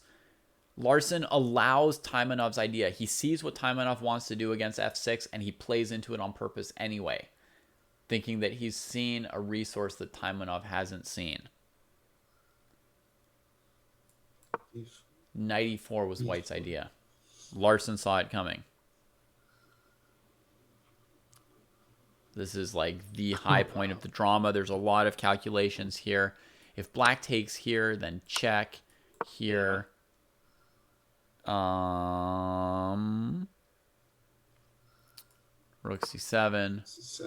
Rook f8. Check. Oh gosh. Oh gosh. Oh. Wow. I think I see this coming. Oh, brutal. And Kasparov calls this losing ignominiously. Wow. What a So, descriptor. so what can Black do about knight e4, right? Oh. It looks like if you take the bishop, you just lose to queen g3. That's like super GM speak. I mean, for us, it's complicated. Right. But Larson has planned this and plays f takes e5 with his queen off on a5, right? No developing the pieces. He plays f6 and goes right into Taimanov's idea of getting his own king killed. F e5 exclam. Petrosian says that he was watching the game and saying, like, what can Black do? Take the bishop, then a queen check at g3 and White wins. Taimanov was sure he was winning, and that's also the way it appeared to me, recalls Petrosian, until Bronstein, who was sitting beside me, said to me, Larson is winning. Can you imagine Petrosian and Bronstein like sitting there watching Taimanov and Larson play, and they're like sitting there calculating like a million moves ahead, right, with their like basically world championship brains. And Bronstein must have been like the older guy by quite a bit at that point, right? Or I mean, at least I don't know. I think he's probably 15 to 20 years older than Petrosian easily. And then he just like tells Petrosian, Larson is winning. Just like that. Like, wow. Okay, so check this out. The defense that he had in mind. Queen g3 check. Okay. Now, Larson instantly plays bishop g4, taking the queen off of the dark squares that are weak for Black. Wow.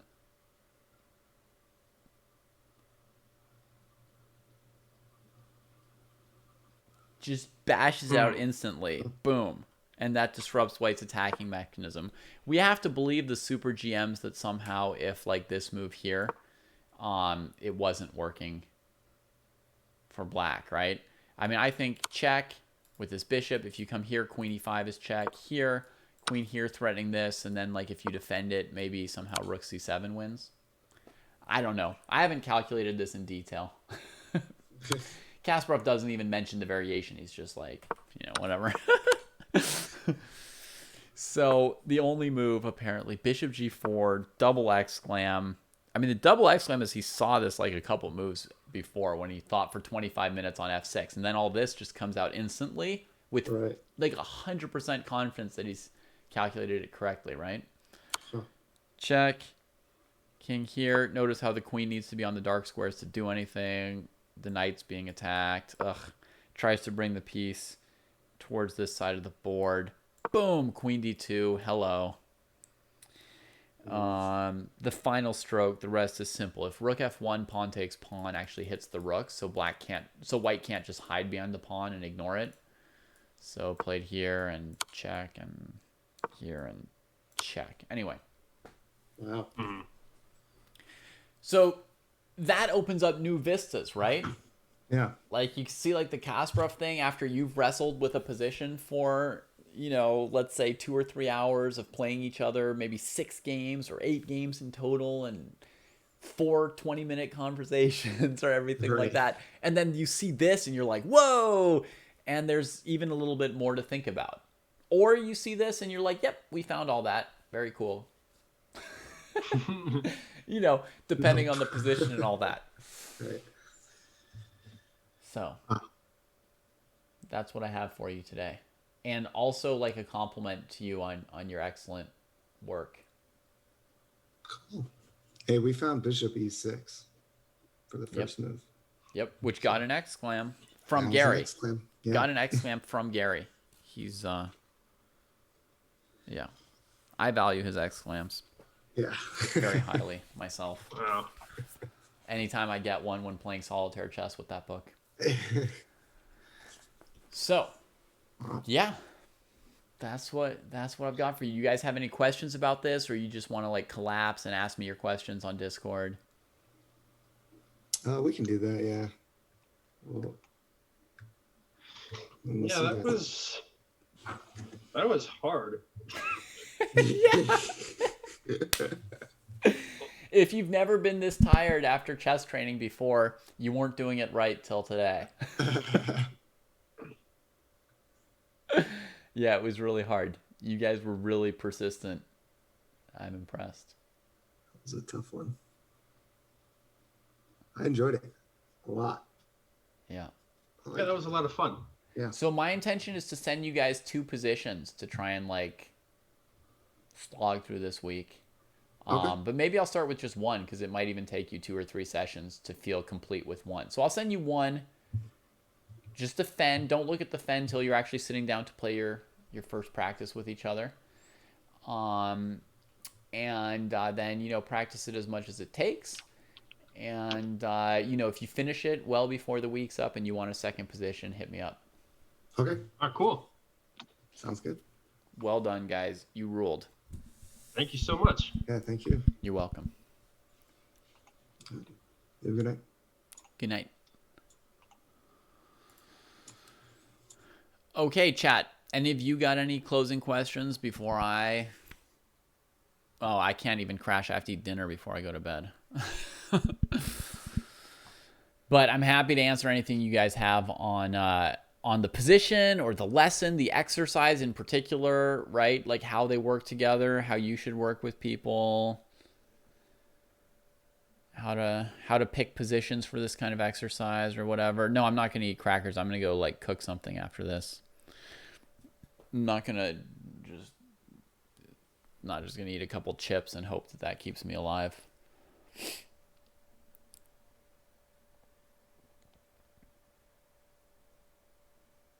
Hey, you're all very welcome.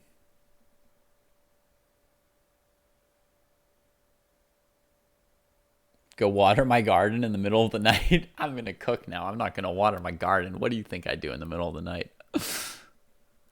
If you water in the middle of the night, the plants stay like too moist and they develop, you know, what is it, like funguses or things like that. You don't want the plants like to be too moist during the night.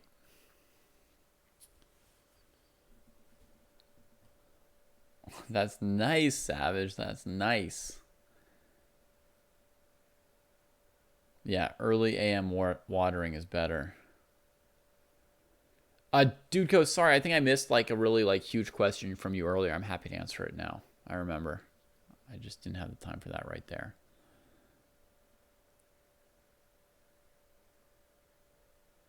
I can do intense training for much longer than 50 minutes, Eric.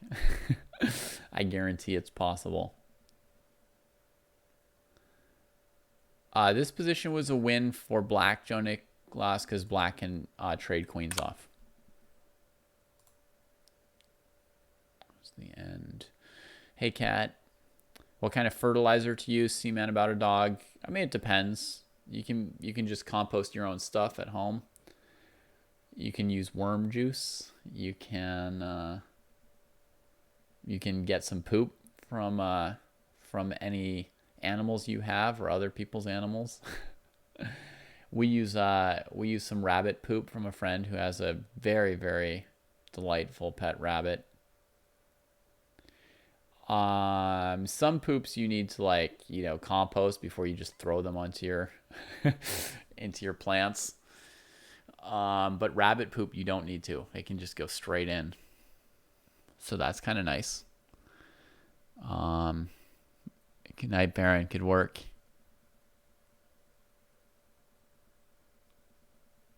It'd be pretty fun, Sokolov. I mean, there's great games being played now, Sokolov. It's just unfortunately sometimes people have got their computers running. And so, like, you're trying to, like, enjoy the game. And then somebody in chat just goes like, oh, whatever. Nepo's an idiot. Knight F3 is winning for white. Easy life for Fabi. And you're like, well, great. There went all the fun, right? Much better to sit there for, like, 30 minutes with no idea what's going on until Bronstein says out of the corner of his mouth to you, Larson's winning. That's much more fun, right? Thanks, Came to Stunt. Thanks again, Came to Stunt.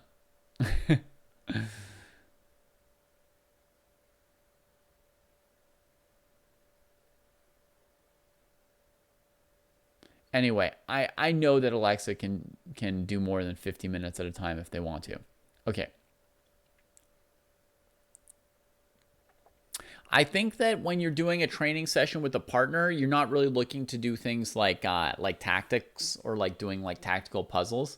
I mean, there's no reason you can't do everything with a training partner, and it's always better. You could sit side by side, motivate each other, solve tactics, then like chat afterwards about the experience.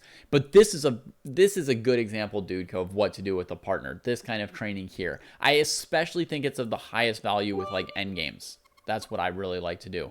Is I like to do a similar exercise to this, but with end games, which you guys have all seen me do with Kostya, I think, by now. Certainly Dudeco's seen it before. That's my like top recommendation for all this. Okay. Then from there, I want to answer your big question. Since I have a lot more life experience than you at 27, yeah, thanks. I know I'm old. Does that need to be the focus of every comment? I'm kidding. What do you do when you feel like you've got the weight of the world on your shoulders and you still need to handle all that without going crazy from the stress? What are anti-stress or de-stressing mechanisms you recommend? Feel free to ignore if you want. I've chosen not to ignore it. I'm not your therapist, indeed, but I am a benevolent teacher / friend / older brother type figure. So,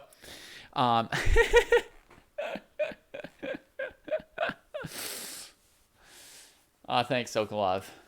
And those Kostyaverse proofs, that's like exactly what I recommend people do. Anyway, with training partners, super. And that's what Rengao is going to do. If anybody caught the private lesson with Eric Wagner the other day, he's going to be practicing, I think, with chess numbers in a sec. One of these end games, do a session with him. We'll see how that goes. We'll have a second lesson with him in about a week or so, and see some of the results of that.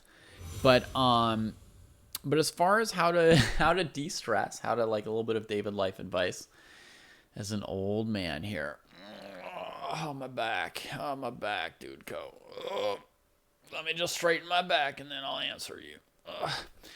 I think that you know, you need to connect with some other people and realize that there's like people to share the weight of the world with, right? So yeah, I mean, the world's like a weighty thing. If you feel like you have to like fix problems in the world on your own, I think that's overwhelming. So you need to realize that you're not alone and there's other people like working with you on it. You know, when I was a kid, I thought like, I've got to do it. I've got to end capitalism, like me. And I was like, man, this is going to be so hard. This is going to be so like, God, where do I start? How do I get the whole thing like ended on my own in just like 20 or 30 years? And now I realize it's like it's fine to be one tiny cog. You just have to realize there's lots of other like great people out there, and you have to like trust and believe in them to all do, you know, their parts as well. To undo like all the bad parts that most of everyone are doing. Just kidding. But no, I mean, you need to like connect with some other people, I think, seriously, to take some of that weight off and know that there's other people out there that are doing good stuff too, and you don't have to do it all by yourself. And you know, there's other people feeling similar things as you. I think this may just be like an extrovert talking, and it may or may not apply to everybody listening. But to me, that's always like the best, you know, connecting with somebody else and or lots of other people, and realizing that you know, you can share that burden. Plus, there's lots of other benefits to connecting with other people. All right. Any other questions about any of this? Lost more hair than you've ever grown.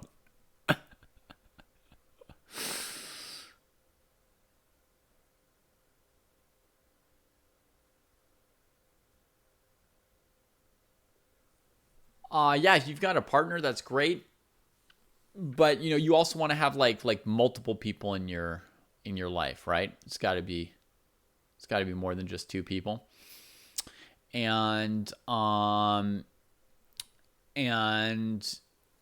yeah, I guess I didn't mention anything like, you know, like gaming alone in your room or like watching TV or anything like that. Those just didn't particularly occur to me, even though, you know, I've done things like that.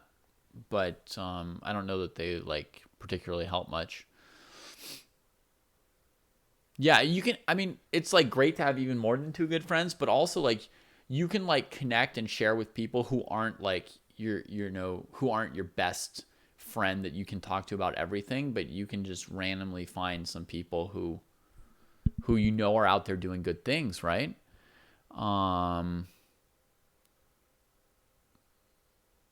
Yeah, I got you.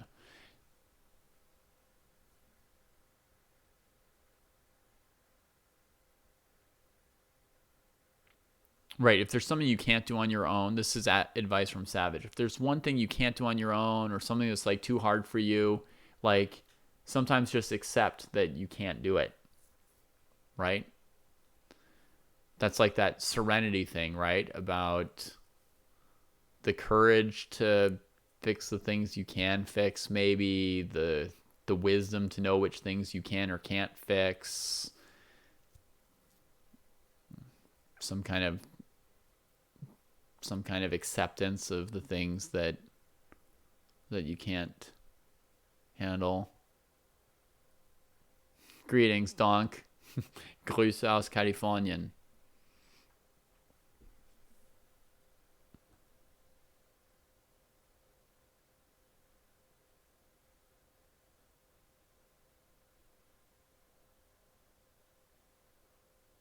And Pumpkin the Cat offers you, if there's a problem that can be solved, don't worry, you can solve it. And if you can't, don't worry either, because you can't solve it whether or not you worry about it.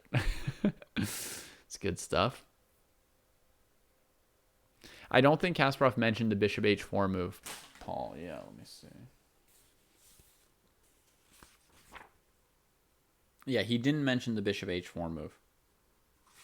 So that you'll have to discover on your own how good or bad bishop h4 was back in our bishop e6 position. Bishop h4, an original contribution from Finity and Baron to the discussion of this classic, epic game.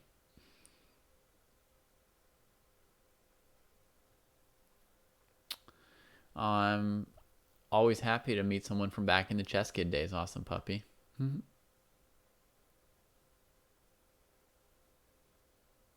The wisdom to know the difference. That's right, dude. You've got it. The serenity to accept, the courage to change, and the wisdom to know which ones are which. That's perfect. That's a very, very good sentence, isn't it, dude? I think it's a good one.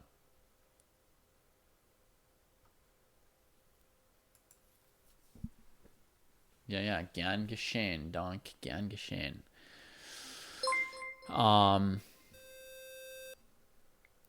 Yeah, ICC did have those kind of positions that you could practice against the computer. Thank you, Lily, for the raid. Big thank you. And you can replace Serenity. Okay. I think the wisdom is for the knowing the difference part, right? WCS?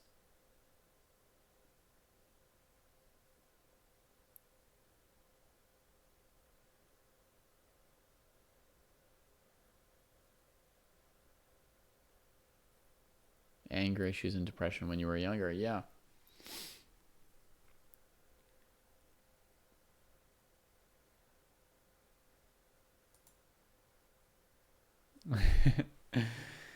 I think I gave a shout out here, folks. You can give a follow to Lily. Lily, we are winding down for the night as well over here. We did a couple private lessons, and now I'm answering related and occasionally unrelated user questions about what we had today, both our position and how to train with a partner, and maybe why I teach the way I do.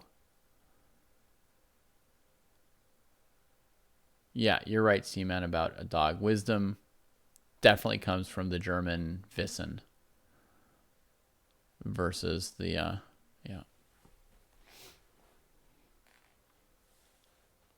Like Asa Hobson.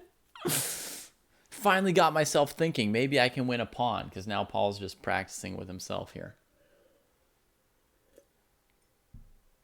Did that help at all, Dude? I hope that helps. I don't necessarily know which stuff you can't let go of, but I think some of it probably you should try and let go of, right? Some of it you need to like accept and yeah, move forward. It's been really fun for me too, Eric. It's been like tough to not stream as much as I'm used to. I missed it.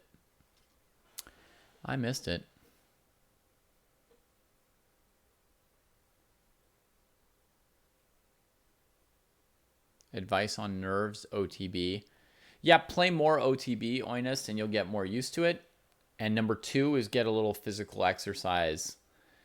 It just like kicks your body into some kind of different hormonal state. I don't know any of the science behind it.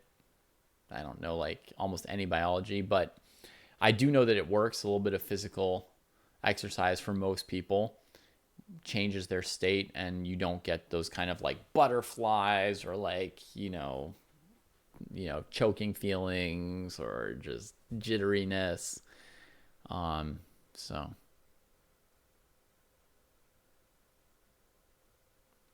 does that mean you're doing too many things at once, Dude and it's like you're tired and you can't do any of those things as well as you want to because there's too many?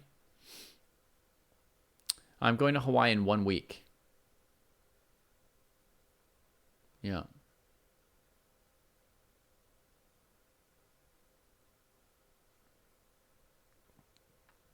Oh, nice, Pumpkin the Cat.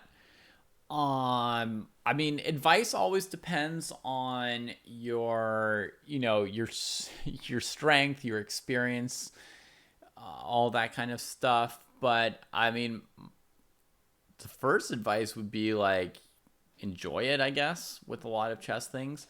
I mean, I think my first advice for people would just be to join the tournament and play, which you're already doing. That's already a great step. You're just going to get used to it and you're going to enjoy it. I think another great thing is to like chat with your opponents after the games. Take your time, enjoy the time that you have available for the games. You've never played games with this much time available to you before, so it's going to be a new experience. Relish it, bathe in that time and in that experience. And then, yeah, like chatting with opponents after the game is a great thing as well. My favorite thing in chess, pretty much.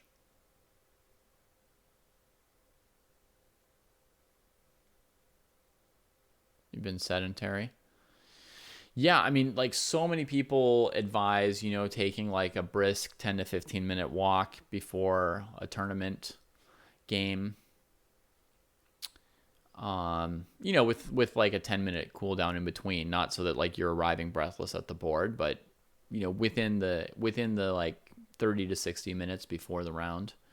That's a very, very typical piece of advice, and any kind of exercise can do that. You can do like 20 jumping jacks and you're already in better shape, or I don't know, you can do yoga if it doesn't hurt you, etc.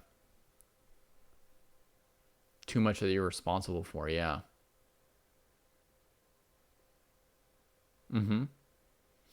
Yeah, so if you're trying to do more things than you can do well, then it's frustrating to be making the mistakes. You have to cut something out, probably.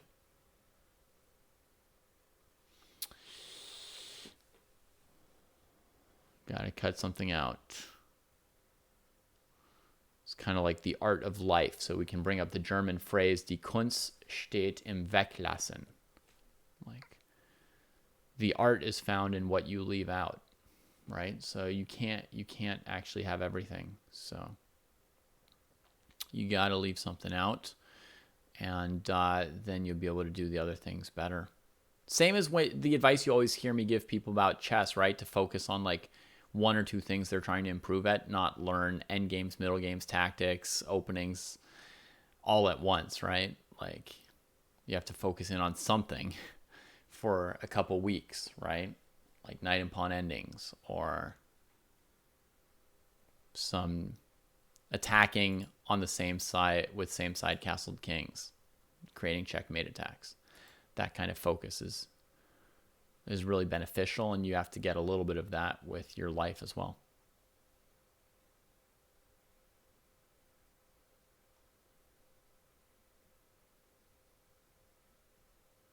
Yeah, I hear you, Dude Co.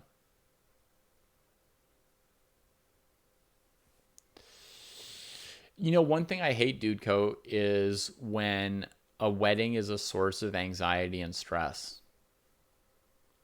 I strongly advise you against that. I've seen a lot of people have like weddings where they're trying to please like 100 other people other than, themselves and their partner. And then they're not even enjoying the wedding, much less the lead up to it and the planning and stuff. Like, to me,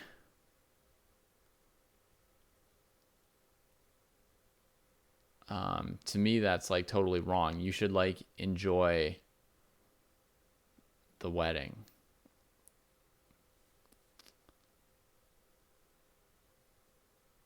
Weglassen, yeah. The notes Miles Davis doesn't. All the spaces, all the pauses, all of that.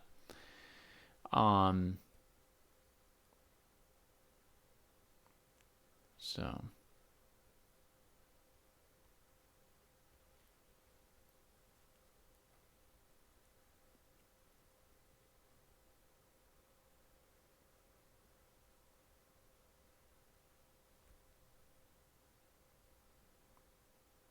$50 people or less. Yeah. I mean, it shouldn't be driving you crazy. And if it is, you just politely ask them to leave you alone, And the financial stress, right. I hear you. My wedding cost me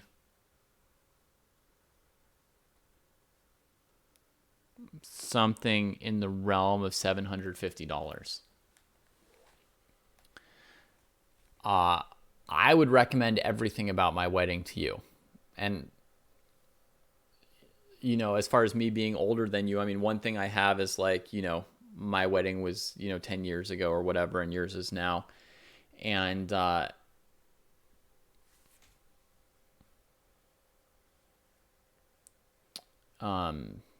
yeah, what did I spend money on? I spent like $500 on food,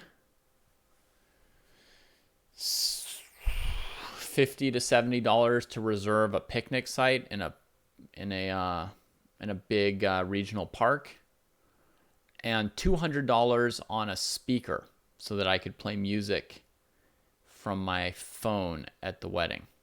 That was it. There was no booze. There was really good food. And that was it for costs. A friend of ours took pictures. I didn't want a ring. I prefer a friendship bracelet. So my partner made me a friendship bracelet. And I think the ring I gave her was like $10 or something.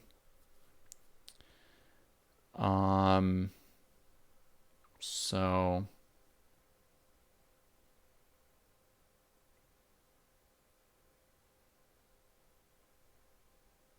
I don't know.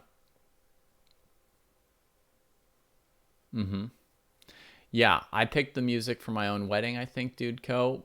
But for a DJ, don't you have a friend who could DJ? Save you some money? And then for flowers, I mean, I went to like a public park, so it was already like looked pretty. I didn't need to add anything to it. No flowers.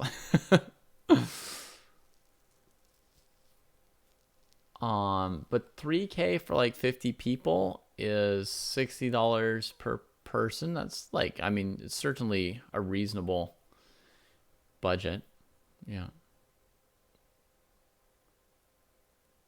If you're already locked into paying for it, then you can't change that anymore, right? So that's one of those things to just let it go and leave it behind you, right? Nothing else to do about it at that point, right?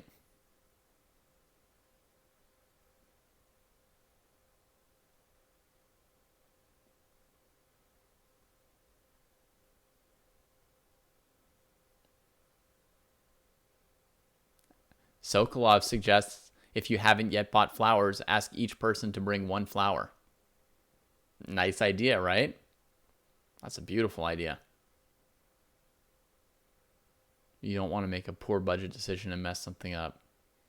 Yeah, but I mean, how many weddings have you planned? Like, you're not going to get everything right. What kind of pressure do we put on ourselves when we play chess, right? We always make mistakes in our chess games.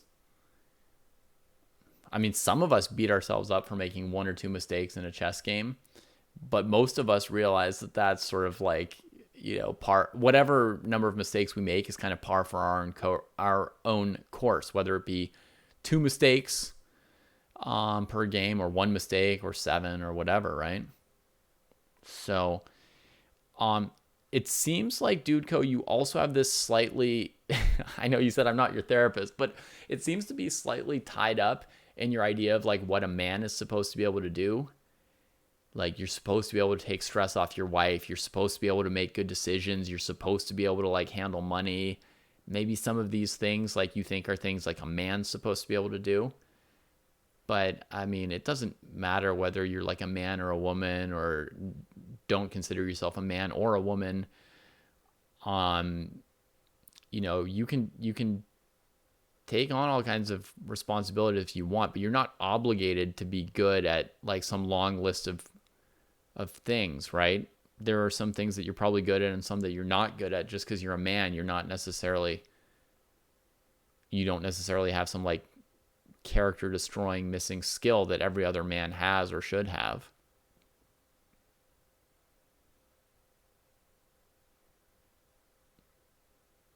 I mean, your partner's probably pretty pumped to marry you. So probably all you have to do is show up and smile at her and hold her hand, and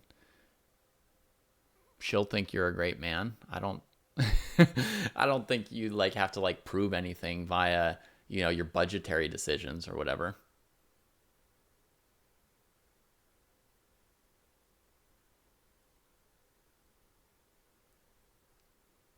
Yeah, you can always ask for help. I mean, if your fiance tends to be anxious, I understand wanting to like protect her from anxiety, but then there's lots of other people you can ask, right? Other than her.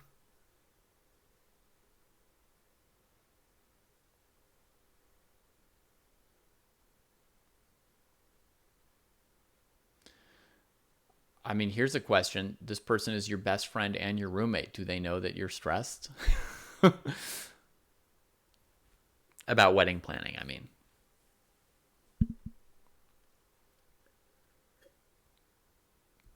If they don't know you're stressed about wedding planning, then yes, it seems to be that you try to avoid appearing vulnerable, and you try to shoulder everything and not let people know that you can't handle everything.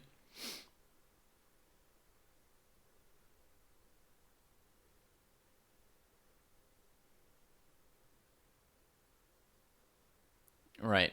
Yeah, you can't tell anyone other than your fiance or 200 random people here on a chess stream.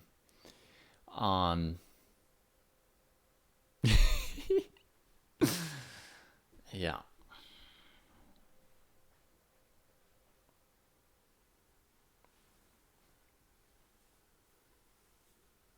And now, Dude Co, we reveal that your fiance and your mom and dad are all watching the stream, and they're all here and they've been listening to you, and now they come like pouring out and everybody cries together, and we've got an episode of Jerry Springer.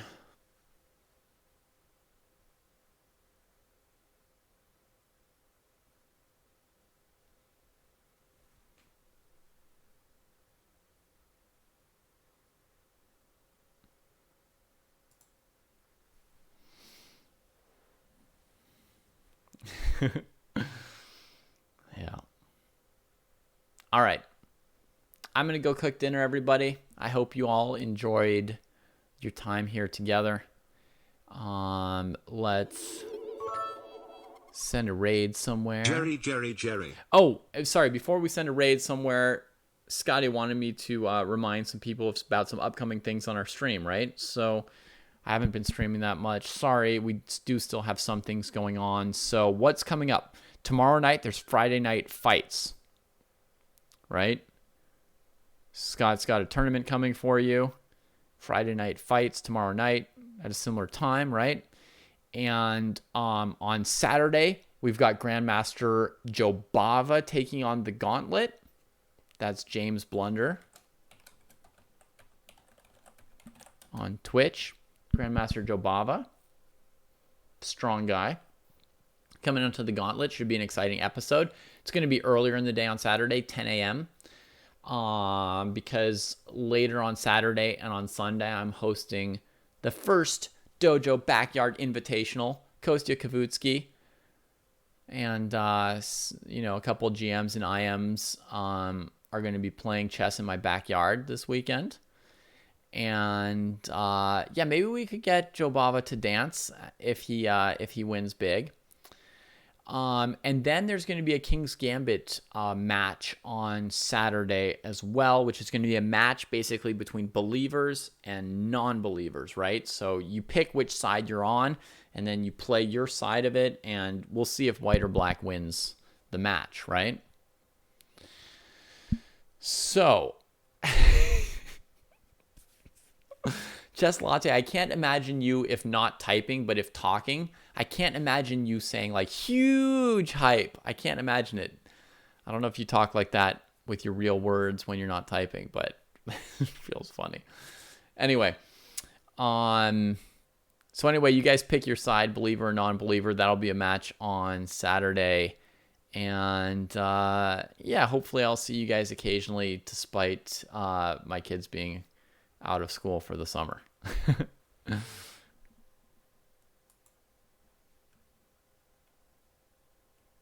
All right. And here comes our raid to the Chess Heroes. Take care, everybody. It was really lovely to share the evening with you, and I hope to do so again soon.